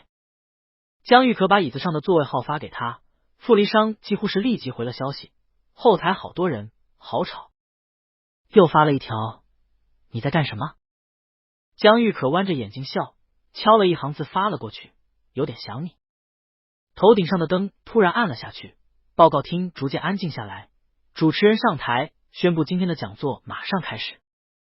傅离商上大2的时候并不像现在这样，那时候他还是一个内敛但比较好相处的人。虽然身上自带着光环，但他与贺明浩基本不往自己身上贴富二代的标签，很多同学也并不了解他们的家世。从大一开始，傅离商就不乏追求者，男男女女都有。贺明浩看惯了，从小到大自己的好兄弟就是这样，有一张好皮囊，众星捧月，可这么长时间也不见他答应过谁。贺明浩去问，傅离商就敷衍说是暂时没有谈恋爱的想法，问的次数多了，傅离商就说没有碰到合适的人。后来贺明浩就见到了江玉可，终于知道并没有什么合不合适，只不过是自己的好兄弟要求太高，没有碰到那么好看的。傅离商是用几10杯奶茶的钱要到了江玉可的手机号，顺理成章加上了他的微信。20出头的男生追人的方式也挺直接，每天说早安午安晚安，主动找各种无聊的话题。江玉可打工的时候挺忙的，不能及时回复傅离商也不觉得有任何问题。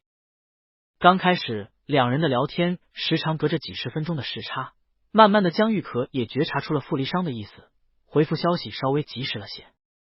有一次贺明浩有幸见到两人的聊天记录，惊呼傅离商怎么变成了舔狗。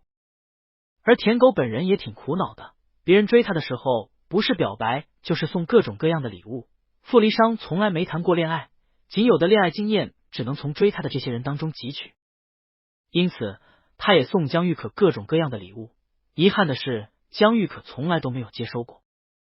他想让贺明浩帮他分析原因，贺少笑出一排明晃晃的牙：“你知道这叫什么吗？这就叫反噬，谁让你每天拒绝别人，看吧，报应来了。”贺明浩一直对江玉可不太感冒，不是说江玉可人不好，而是他总觉得像傅离商这样的应该跟那种有些娇气的、有点小脾气的、需要捧在手心里宠着的人谈恋爱才适合。但是江玉可很少会把感情袒露出来，两人在一起以后，别说让他吃醋，估计傅离殇1个星期不出现，江玉可也不会觉得有任何问题，所以他才觉得不公平、不合适，也不称心意。江玉可记得自己第一次偷摸着跑去 C 大看傅离殇上课，特别紧张。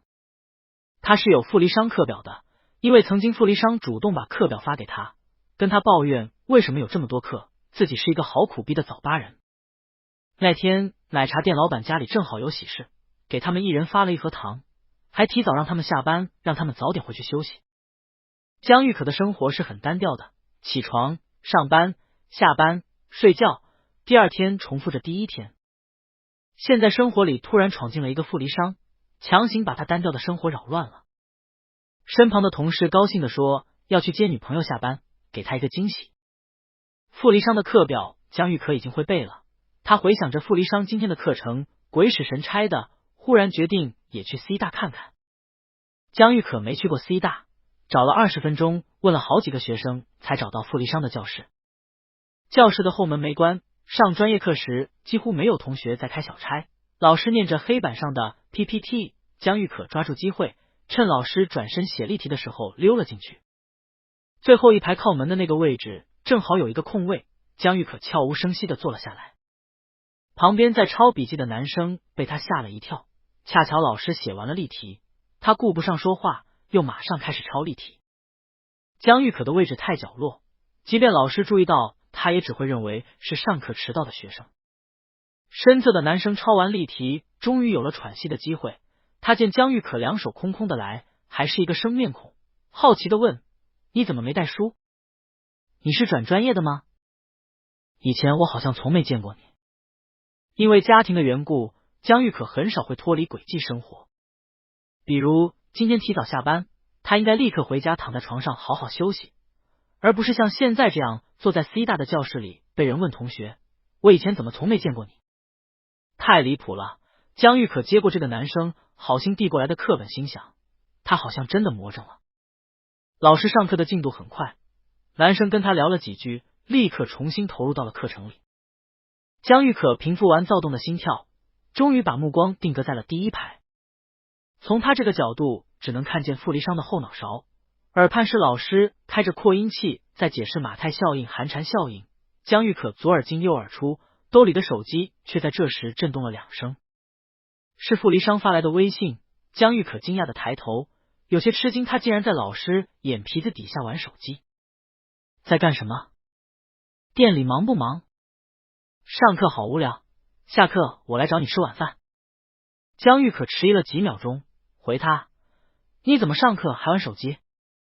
傅离殇收到回复的时候还愣了一下，仰头看了一眼 PPT 上面的内容，接着敲键盘：我上课一直都玩手机的。又跟了一条：不过你今天好奇怪，以前你都不会在意我有没有在上课的。其实江玉可只是担心傅离殇玩手机会跟不上老师的进度，毕竟身侧这个男生一边抄例题一边甩手腕。在江玉可看来，就是老师讲的内容很难，傅离殇分心玩手机肯定会影响到自己。上课玩手机没关系吗？没关系，老师讲的不难，我看看书就能看懂了。对了，我5点下课，你有时间吗？有的。那我来店里找你。不用，今天店里不忙，我直接去 C 大校门口等你可以吗？当然可以。还发了一个小狗跳舞的表情包。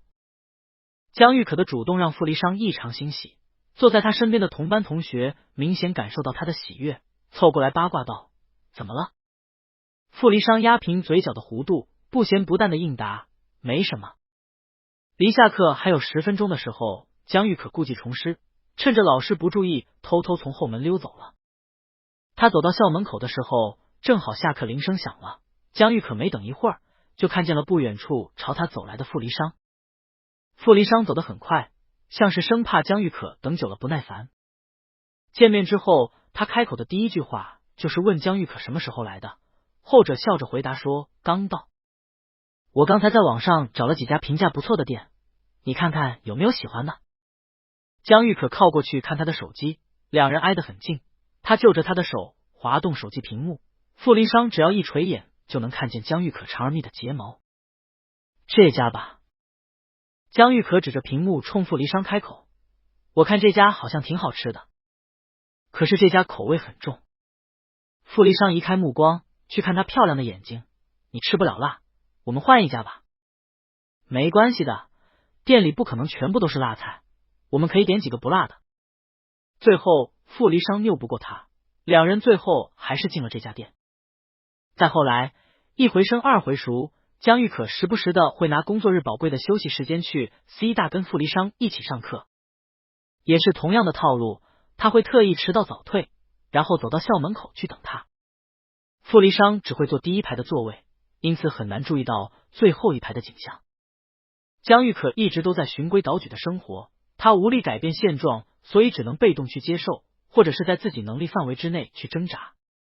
傅离殇是他生活的意外，就像是一只缩在壳里的蜗牛，某一天突然钻出了自己的舒适圈。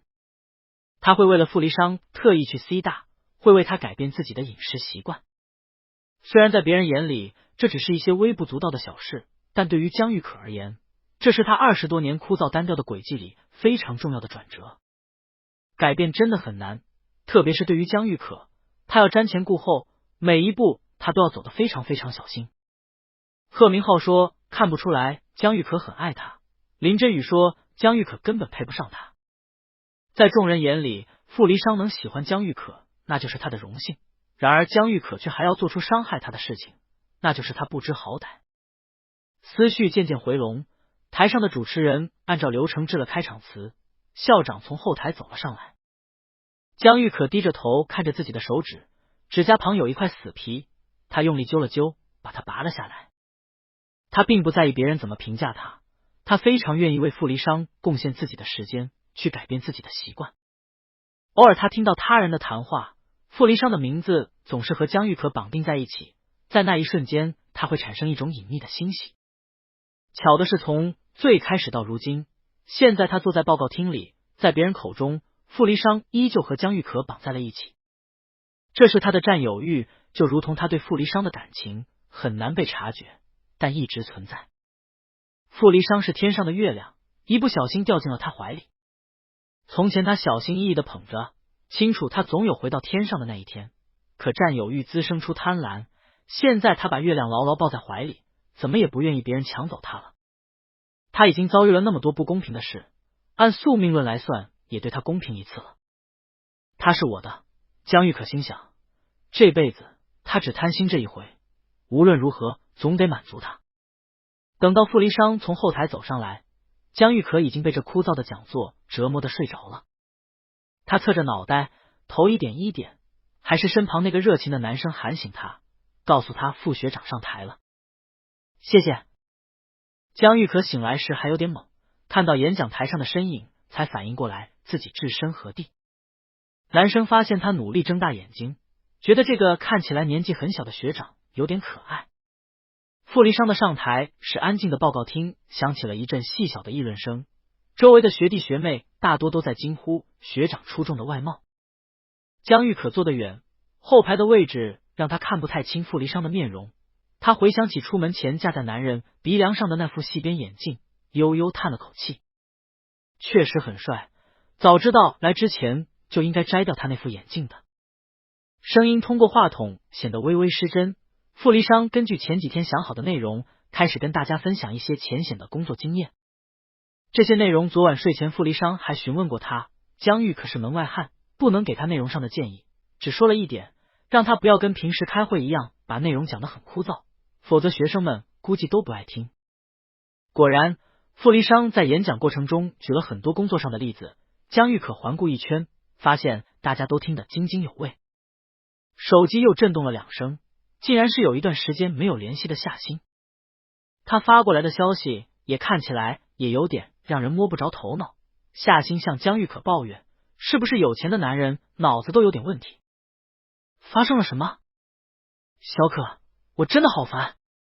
之前我每天要当面催露的面跟他说好几遍我不喜欢他，可是我发现他好像根本听不懂人话，还是每天都要缠着我。他怎么回答你的？呵呵，他说没关系，他也不喜欢我，不喜欢你还缠着你，所以我觉得他脑子有问题。你说之前，那现在你们见面说什么？我直接让他滚。江玉可有点想笑，夏欣也只是单纯的跟他抱怨，并没有想让他出主意的意思。对了，昨晚会所里来了一个大学生摄影师，说是想找一个模特，你猜他最后找上了谁？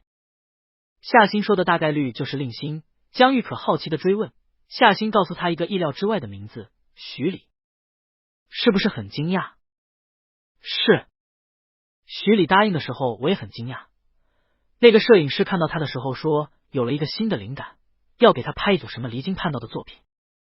演讲台上的傅离殇举了一个自己的例子，讲述他刚毕业那会儿是如何在公司两位领导的淫威之下工作的。身侧的男生见他收了手机，又凑过来跟他讨论。我一直以为像傅学长这样的人做什么都是如鱼得水的，没想到也有人会为难他。江玉可小声咳嗽了几声，然后告诉他真相，他骗你们的。男生愣了愣，什么？的确没人会为难他，但是为了学弟学妹们，他只能编一个这样的经历讲给你们听。男生更错愕了，你怎么知道？报告厅里开着空调，这么长时间，江玉可已经闷出了汗。他把口罩往下拉，露出了整张脸。因为感冒，他脸色不太好，然而男生依旧因为他的笑容晃了神。江玉可很不明显的向他笑了笑，笑容看起来竟然有点狡黠。没有，我瞎说的。下午5点，讲座结束散了场，学生按秩序离场。男生一个不注意，突然发现江玉可已经不见了。后台有很多人，班主任和一些认识的同学正凑在一块聊天。傅离殇等了一会儿，终于看到了江玉可的身影，还不等他走近，就已经有人认出了他。傅离殇先是抓着他的手捏了捏，感冒的人体温都稍微高一些。江玉可的手心里都是湿冷的汗，隔着口罩，男人看不清江玉可的神情，但却能感觉到她的疲惫。是不是累了？有点。难受？没有，没事。江玉可循声望去，有一个男人站在傅离殇身边，他认的是傅离殇的同班同学。江玉可点了点头，朝他打招呼，好久不见。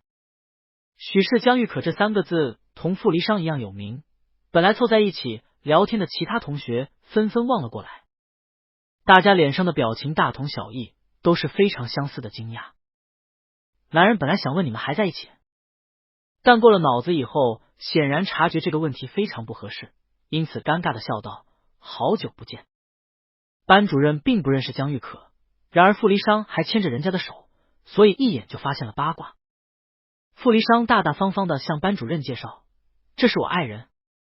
而后又补了一句，前段时间我们刚刚结婚。班主任笑骂他这么重要的事情也不告诉他们，而有些了解部分内情的同学吃惊完，才后知后觉的说着祝贺恭喜。周围人太多，空气也不好，傅离殇与他们解释，江玉可感冒了需要人照顾，这就是想要提前离开的意思。班主任是过来人，自然能理解新婚情侣是如何相处的，于是挥挥手让他赶紧走。傅离殇揽着江玉可出门，两人把各色各异的目光抛在了身后。出来的时候天已经黑了，江玉可瞥着傅离殇，哑着嗓子直接拆穿他，明明是你自己想走的，怎么还把我当挡箭牌？傅离殇没有回答他，反而问他晚饭想吃什么。随便吧。江玉可没什么胃口，奄奄的回，我都可以。晚餐是在校门口一家面馆里吃的，这个时间点店里人还挺多，江玉可的感冒让他味觉和嗅觉都受到了影响，他吃了几口就有点吃不下了，在傅离殇的几番逼迫下，才强行把一碗面塞进肚子里。吃完以后，傅离殇跟变戏法似的从口袋里掏出2张电影票，这才回复他上一个问题，不早点走我怕电影来不及。江玉可接过电影票，立刻认出了这家电影院是以前他们经常去的那家。不久前他也去过，在他决定向傅离殇坦白自己那些事情之前。电影是一部老旧的外国电影，傅离殇包下了一整个放映厅。两人在黑暗里落座，江玉可意有所指的开口：“你记性真好。”说的是座位，这2张电影票的座位恰好是以前他们总是挑的那2个位置。傅离殇感觉到他在偷笑，手指勾开他口罩一侧的耳带，荧幕的白光映在两人的侧脸，他果然发现了他的笑容。他凑过去亲了亲他，江玉可立刻朝他挥巴掌，害怕自己把感冒传染给他。电影演员低沉的念着英文台词，江玉可打了一个哈欠，难得有些嫌弃，怎么看了这么多遍还没看腻？男人抓过他的手，把自己的手指强硬的扣进他的指缝，是一个十指相扣的姿势。你不也一样？电影是傅离殇喜欢的，只不过江玉可每次都要陪他来看。傅离殇看了多少遍，江玉可也被迫看了多少遍。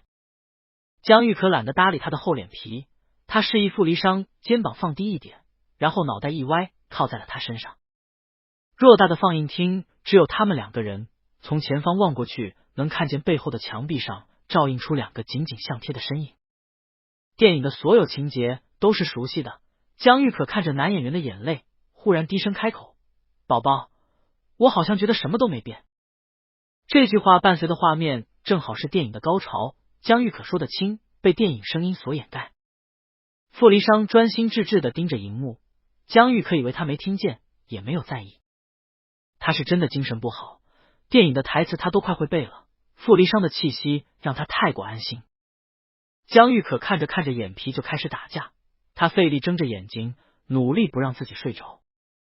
在昏昏欲睡之际，余光看见男人偏过了头，傅离殇用温热的指腹去触碰他的眼睛，语气平稳镇定，但他自己清楚他在掩盖什么。那就好。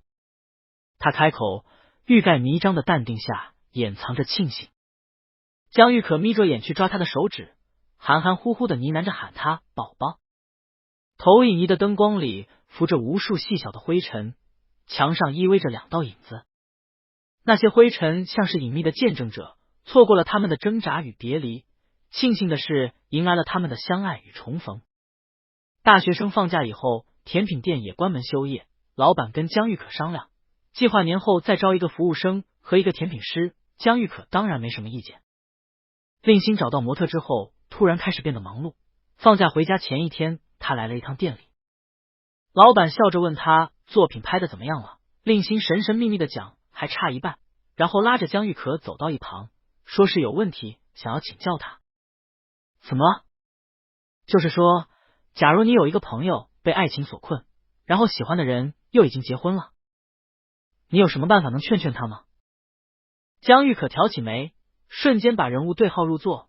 你说徐礼？令星十分惊讶。你认识他？不算认识，就是知道一点内幕消息。江玉可搪塞道。你知道什么？令星挠了挠头，很苦恼的神情。本来我们合作的好好的，但是这几天他的状态好像不太对，我问他又不肯说。我问朋友借了一个工作室，可是前几天突然有一个男人来工作室找他，自那以后他就一直心不在焉的，他状态不对，我也拍不出好的照片。江玉可径直问他，那个男人长什么样？很有钱，不过看起来很和善，年纪不大，感觉30岁左右。令星说的男人多半就是宋真，江玉可倒是很惊奇，宋真都已经结婚了，怎么还会去找徐礼？但是他跟这2人都不熟，只能根据已经知道的情况跟令星建议，那你劝劝他，主要是他已经结婚了，再怎么样徐礼都已经没有机会了。他本来想说宋真是2个世界的人，但江玉可忽然想到了自己和傅离殇，他们也是2个世界的人，可最后他们也走到了一起。好，我知道了。令星年轻，表达感情的方式也很直白，喜欢就去追，喜欢的人不喜欢他就放弃，所以他并不懂徐礼在纠结什么。令星临走前叹了口气，故作深沉的感慨，爱情太害人。也不知道是因为气温关系还是自身的缘故，江玉可的重感冒一直反反复复，去医院打针吃药，好了以后过几天喉咙又开始痒，然后不停的咳嗽。等到好不容易痊愈，年关都已经将近了。傅家家大业大，每逢过年过节都会有一众亲戚朋友上门拜访。这天，任颖荣给江玉可打电话，说是要去超市购置年货，让江玉可去接他。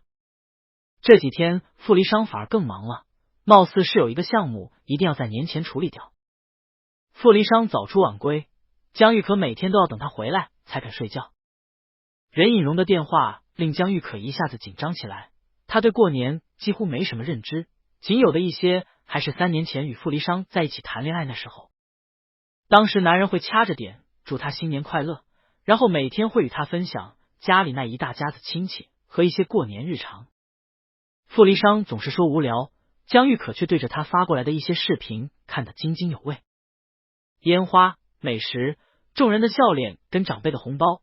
新年的第2天早晨，傅离商就会出现在江玉可住的出租屋门口，他会搬来许多红彤彤的象征喜庆的年货，填满江玉可冷清的出租屋。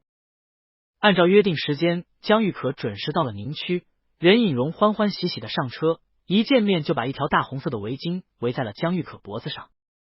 为了出行方便，今天江玉可只穿了一件长款的黑色羽绒服，红配着黑，再衬着江玉可白皙的皮肤，任颖荣越看越欢喜，直夸江玉可长得好，又夸自己眼光好。傅离商这几天是不是很忙啊？对，那太好了。任颖荣丝毫不心疼事业繁忙的儿子，兴高采烈地说，他以前不忙的时候天天不让我跟你玩，现在他忙得不见踪影，我就可以让你跟我一起逛街了。任颖荣的想法总是奇奇怪怪的，江玉可觉得好笑，嘴上附和他，心里默默心疼傅离商3秒钟。您直接给我打电话就可以了。哎呀，我当然知道你不会拒绝我。任颖荣用埋怨的语气跟江玉可倒苦水，主要还是傅离商，他知道我老是占用你的时间，肯定会不高兴。江玉可不知道他这样的念头从何而来，明明之前他们去宁区住的时候，傅离商还让自己多陪陪任颖荣。不会的，之前他还让我多陪您出去逛街。什么时候？就是我们住过来的时候。任颖荣哼了声，纠正江玉可错误的想法，他肯定是骗你的，那会儿他可能是担心你紧张，所以才故意这么说的。先把你骗回宁区，以后的事情以后再说。江玉可惊愕，怎么同一件事，傅离商跟任颖荣告诉他的分别是2个极端，一次2次他不会觉得有问题，次数一多他就会觉得你被人抢走了，要给我打电话了。母亲接儿子的老底时丝毫不觉得愧疚，江玉可用余光看他，惴惴道，阿姨，你怎么知道的这么清楚？任颖荣冷笑道，因为儿子跟老子一个样，老子是醋精，生出来的儿子也是个醋精。2人去的是一家大型超市，临近过年，超市里人特别多。江玉可推着购物车走在任颖荣身侧，嘈杂的环境下，每个人都要扯着嗓子说话。很快江玉可就发现了任颖荣买东西的规律，时不时用先令说，反正好看的一定要买。趁着任颖荣不注意的空档，江玉可连忙给傅离商发消息，阿姨买东西都是这样的吗？傅离商的会议正好到中场休息的时间，他看了眼屏幕，疑惑，你们在干嘛？我们在超市买年货。男人瞬间明白了江玉可的意思，他是这样的，每年他都要买年货，每年秘书都要重新再买一遍。他想了想，又接着打字，曾经我跟我爸一起商量过，最后想着既然他买的开心，就顺着他吧。小可，不远处任颖荣怀里抱着一堆5颜6色的东西，江玉可立刻推着车走了过去，来了。他把这些瓶瓶罐罐都丢进了推车，江玉可瞧着上面陌生的一行行文字，好奇道，这是什么？任颖荣兴奋地说，给你们买的。是什么？我也不知道，觉得他们好看就买了。他们在超市里待了好几个小时，最后任颖荣买的年货塞满了整个后备箱。江玉可把最后一袋东西提上车后座，任颖荣坐在副驾驶上接了一个电话。挂断电话以后，任颖荣脸上一直灿烂的笑容淡了下去，他见到江玉可上车，随即翘起嘴角，伸手去拿他脖子上的围巾，笑着埋怨他，你怎么不把围巾摘了呀？热得一脑门子汗。江玉可也是被超市里那么多的人给挤晕了，任颖荣帮他摘下围巾，开口说道，小可，我们先去一个地方，然后再回家。任隐荣说的地方是一家首饰店，他向江玉可解释说是1个月前订的一个手镯到了，现在正好去取。江玉可不疑有他，按照任隐荣给的位置驱车前往目的地。首饰店是在一家商场里，两人到了地方，江玉可停好车。下车前，任隐荣拦了他一下，把手里的包递过去，示意让江玉可拿。两人出门前，江玉可还想帮任隐荣拎包的，只不过被他笑眯眯的拒绝。眼下江玉可接过他递过来的包，暗想任隐荣估计是买年货买累了。直到他们到了店里，江玉可见到一个熟悉的身影，才反应过来任隐荣的意图。江玉可已经有一段时间没见过林真雨了，如今他身边站着一个雍容华贵的女人。江玉可望着两人有些相似的眉眼，推断这个女人就是林真雨的母亲。一开始任隐荣并不知道傅离商与林真雨的纠葛，然而托后者的福，圈子里慢慢的传出傅离商找了一个又穷又烂的男朋友。流言经过无数人的嘴巴，朝着越来越离谱的方向发展。虽然这些言论把矛头指向了江玉可当传到任隐荣口中时，他依然出离愤怒了。按理说小贝的事情应该由他们自己解决，但任隐荣有一个毛病，就是护短。巧的是，不久前他和一众太太订的首饰都到了，林母给他打电话说自己正好也在店里，于是任隐荣便带着江玉可来了。林真雨看到江玉可的那一刻，神情就变得奇怪起来，特别是当任隐荣大大方方的向自己的母亲介绍江玉可时，他有一瞬间控制不了自己的神情。林母自然也听了那些风言风语，也清楚这是谁的杰作。他从没想过任隐荣竟然真的会接受江玉可，故作迟疑的开口：“这是……哎呀，林太太是第一次见到小可吧？”任隐荣脸上的惊喜恰到好处，忙不迭挽着江玉可的手臂向他们介绍：“这是江玉可，我儿子的男朋友。我们今天正好一起出来逛街。”任隐荣介绍江玉可比介绍自己的亲儿子傅离商还要殷勤，这孩子心细又孝顺，非要帮我拎包，也一点都不嫌我烦。他笑呵呵的感慨：“我儿子能找到小可这样的男朋友，那可真是他的福气。”孝顺孩子江玉可站在一旁，僵硬的冲林母露出一个礼貌性的微笑。接下来便是客套的寒暄，任隐荣压根就没有想多待的意思，付完尾款就开口有事要离开。从头到尾，林真雨和江玉可都没有说过一句话，前者是气得失言，后者是根本不知道该说什么。临走前，任隐荣特意拍了拍林真雨的肩膀，热情的说道：“小雨，过年来我们家玩啊，阿姨给你包红包。对了，你有没有找男朋友呀？”林真雨瞥着面无表情的江玉可，艰难的回答：“阿姨，还没有，那可要抓紧了。”任隐荣笑着冲他眨眼，意有所指的暗示：“不过小雨，阿姨给你提个醒，你年纪小，也许不懂事，找男朋友的时候记得留点心，千万不要找上不该找的人。”两人从店里出来的时候，任隐荣手机响了，是傅离商的电话。商场里到处点缀着红色，充满了过年的气氛。任隐荣眼里的寒意转瞬即逝，接起电话时又变成了那个温柔善良的母亲。“喂，儿子，怎么了？”“妈，你们回家没？”“还没呢，现在正准备回去。我要跟江玉可一起出去吃晚饭，你让江玉可开车到我公司来。”任隐荣没听明白：“你们去吃晚饭，那我呢？”傅离商理所当然的口吻：“你自己开江玉可的车回家，你都跟他待一天了，要聊什么下次再聊。妈，就这样，我先挂了，客户来找我了。”任隐荣盯着已经黑掉的手机屏幕，错愕又生气。完全在状况外的江玉可目瞪口呆的瞧着一向温柔善良的母亲发火，烦死了！大醋精，小醋精！哪天我带着小可离家出走，我看你们还神不神气了。傅家的年货一直折腾到除夕那一天，才终于购买齐全。傅离商已经跟任隐荣达成了约定，正月初1到初3在宁区过，初4开始就要回景复原了。任隐荣罕见的发了火，把餐桌敲得砰砰响。“傅离商，你今天给我把话讲清楚，你到底是什么意思？”江玉可正想劝，傅离商已经拉着他的手先一步开口了：“妈，我们又不是结婚好几年了，按时间算，我跟江玉可还处在新婚阶段，你就不能换位思考一下吗？这还是嫌任隐容占用了他们的时间，傅行之也在一旁搅浑水。蓉蓉，别生气了，他们小辈的事情你就不要瞎搅和了。过年家里那么多人，你肯定不会无聊的。什么叫瞎搅和？我就是想让小可多陪我几天。我也可以陪你啊。傅行之也去抓他的手，笑眯眯地说，我也可以陪你玩。任隐容横了他一眼，直接甩掉了他的手，嫌弃道，糟老头子，谁要你陪我？你每天除了会给我讲冷笑话，还会什么？今年的年夜饭有些特别，往年傅家的年夜饭都聚满了亲朋好友，今年任隐容特地拒绝了那些人，只留一家4口在家里吃年夜饭。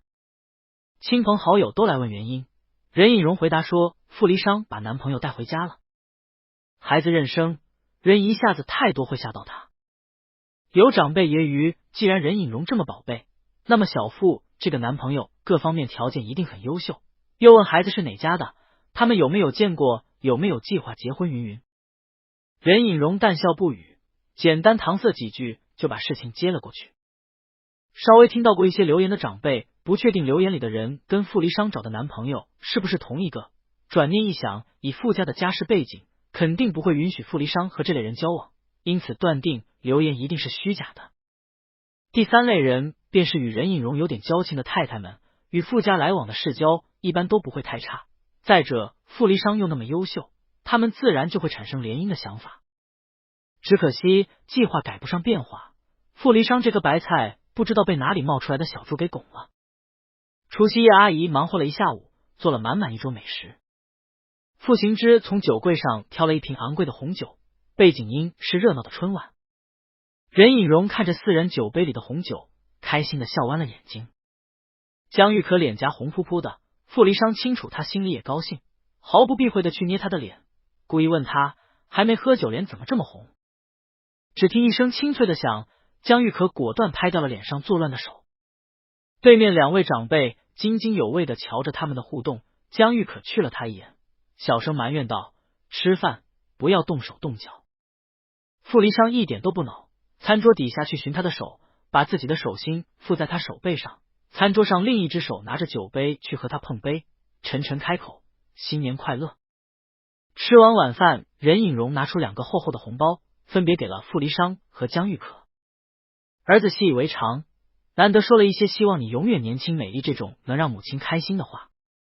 江玉可第一次收到长辈的过年红包，根据傅离殇的模板跟他说了相似的话，希望您永远年轻，永远开心。果不其然，同一个意思的祝词从不同的人口中说出来，会有不同的效果。任隐容对傅离殇只是敷衍的摆了摆手，却对江玉可的祝福异常欢喜。谢谢小可，有了你的祝福，明年我一定会更加漂亮的。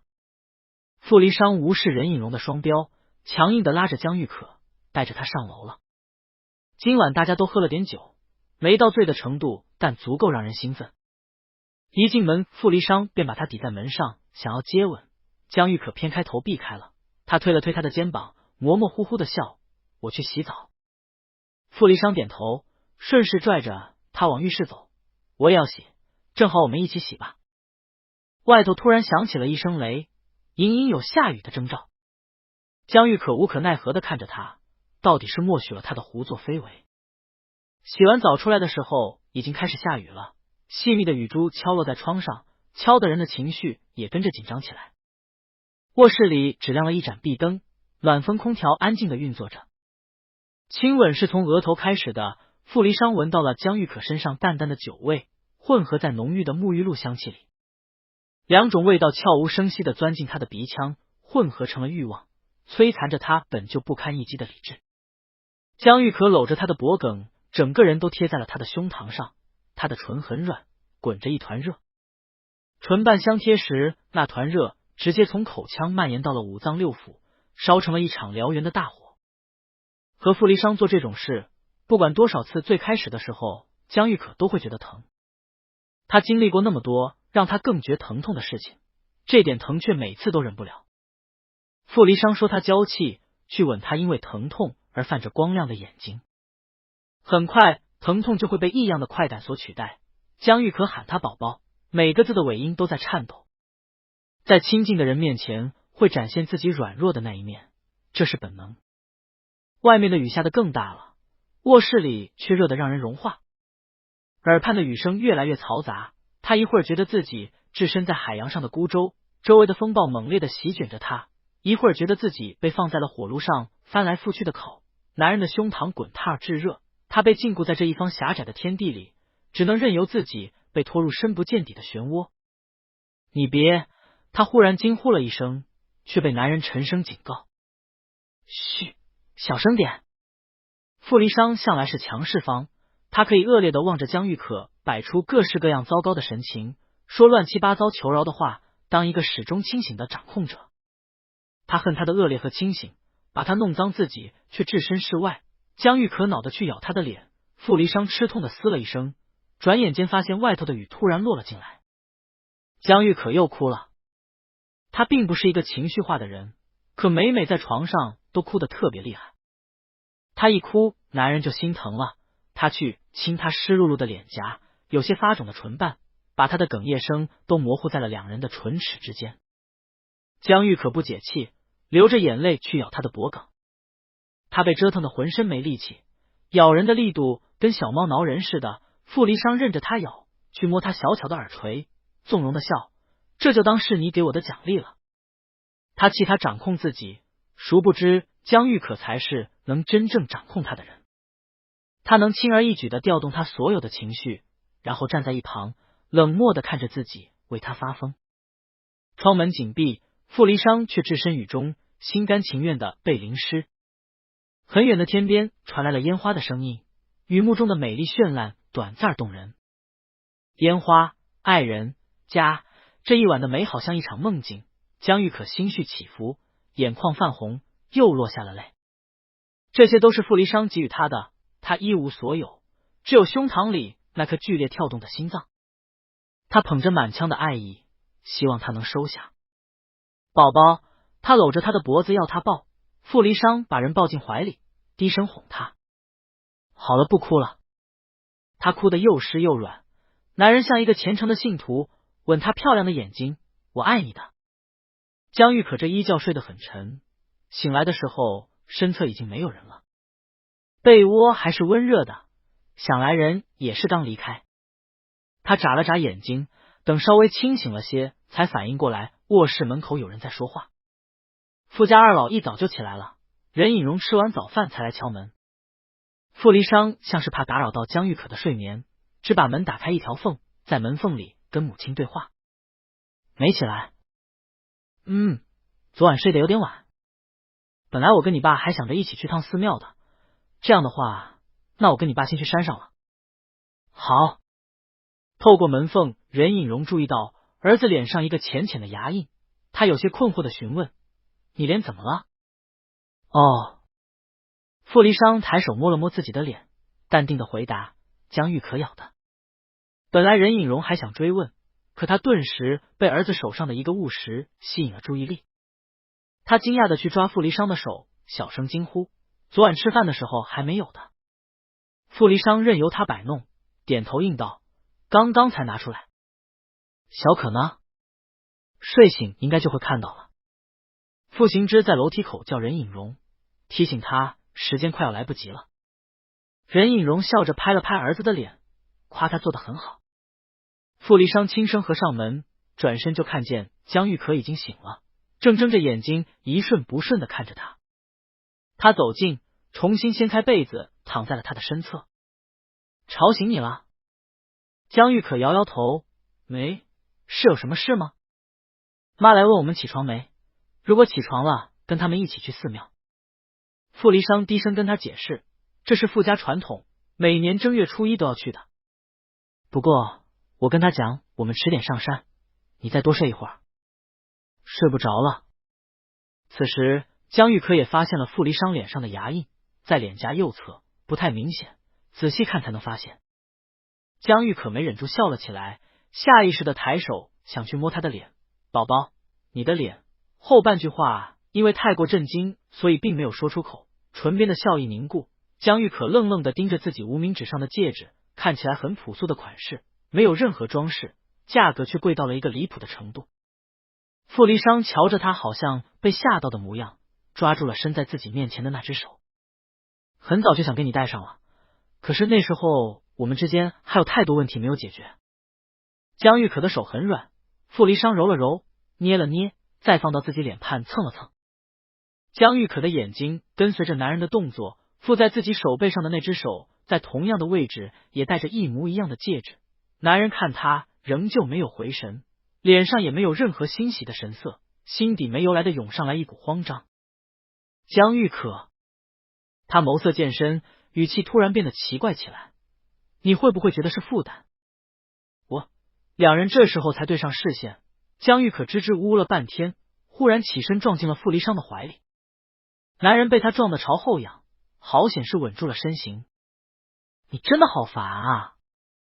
江玉可搂着他的脖子，非常没有良心的控诉他，这么大的事情，你好歹也要给我一个心理准备啊！傅离殇想去看他的脸，但江玉可死活不肯从他怀里出来。后来男人任由江玉可责骂了几句，他揽着他的肩膀，江玉可红着眼睛抬起了头。男人去摸他的眼睛，还好并没有哭。不要哭了，昨晚哭太久，再哭眼睛要疼了。傅离殇的不安慢慢消散，紧随其后的便是无比伦比的欣喜，身上每个细胞都叫嚣着占有。傅离殇抱着他，深深嗅着江玉可身上的气息，体会着他给自己带来的安全感。江玉可依偎在他的怀里，情绪始终无法冷静。他嗡嗡的解释，对不起宝宝，我刚刚没有怪你的意思，只是太高兴了。傅离殇笑了一下，去摸他的脸颊。江玉可闭了闭眼睛，闷声闷气的讲，宝宝，谢谢你。早上10点，傅离殇和江玉可抵达了傅家人每年都会去的寺庙。昨晚的雨下到凌晨才停，如今山间还氤氲着浓浓的水汽。寺庙被建在了半山腰，来的路上江玉可还以为这间寺庙有什么特殊的含义，没想到山是普通的山，寺庙也只是普通的寺庙。傅离殇告诉他，特殊的只是这种仪式感。傅行之不信这个，却每年到场。任隐荣信这个，还告诉傅离殇心诚则灵。傅离殇问江玉可信不信这个，江玉可没吭声，跟着傅离殇一起上山了。山上很冷，好在两人穿的都不少。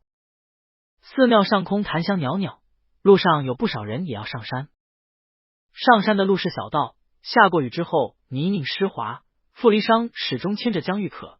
两人走到寺庙门口，正好看见傅家二老从里面出来。小可，任隐荣笑着迎上来，昨晚睡得好吗？在长辈面前，江玉可还是有点不好意思，他把自己的手从傅离殇手里抽出来，回答任隐荣的问题，睡得很好。那你们赶紧进去吧。任隐荣催促他们，我们还有事先下山了。寺庙门口的台阶有些高，里面列着好几尊佛像，被雕刻成悲天悯人的神情。有一位慈眉善目的大师站在佛像下，时不时有香客凑上去小声询问，大师一一解答，非常有耐心的样子。走近才发觉檀香的气息更重了，围绕在身侧，浓郁且惑人。有人分别递给他们几炷香，周围香客的表情虔诚而郑重。傅离殇站在他身边，垂着眼睛，不知道在想些什么。江玉可举着手里的细香，象征性的拜了拜。他同傅离殇前后脚上前，把香插进了香炉里。许是傅家人每年都来，又或者是任隐荣捐了不少香火钱，大师认得傅离殇，双手合十与他打了个招呼。低沉悠扬的诵经声响在耳畔，傅离殇跟大师寒暄了几句，便领着江玉可离开了。从高高的台阶跨出去的时候，傅离殇开口了，问了他一个问题。什么？刚刚在上香的时候，我看你好像想得很认真，是许了什么愿望吗？你猜？我不猜，我迟早会让你告诉我的。两人边走边闹，不知不觉间，江玉可落后了傅离殇一段距离。男人停下脚步，回头喊他，江玉可。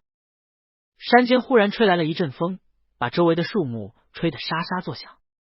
江玉可快走几步，傅离殇把他冰冷的手揣进自己掌心，相同款式的戒指交叠在一起，耳畔的风声更大了。在想什么一直心不在焉的。江玉可缩了缩脖子，冲他笑：“我在想，今天好冷，那我们赶紧下山吧。”傅离殇摸了摸江玉可的脸，冰凉凉的，于是他把江玉可的手捏得更紧了些，企图减少那些逼人的寒意。好，这是新的一年，是崭新的开头。人都会比较，都会希望新的一年会比旧的一年更好一点。所以他们求，误入歧途会求，爱而不得也会求。想要的都得到，是最朴实最困难的愿望。傅离殇问他求了什么，江玉可什么都没有求，因为他想要的已经全部都拥有。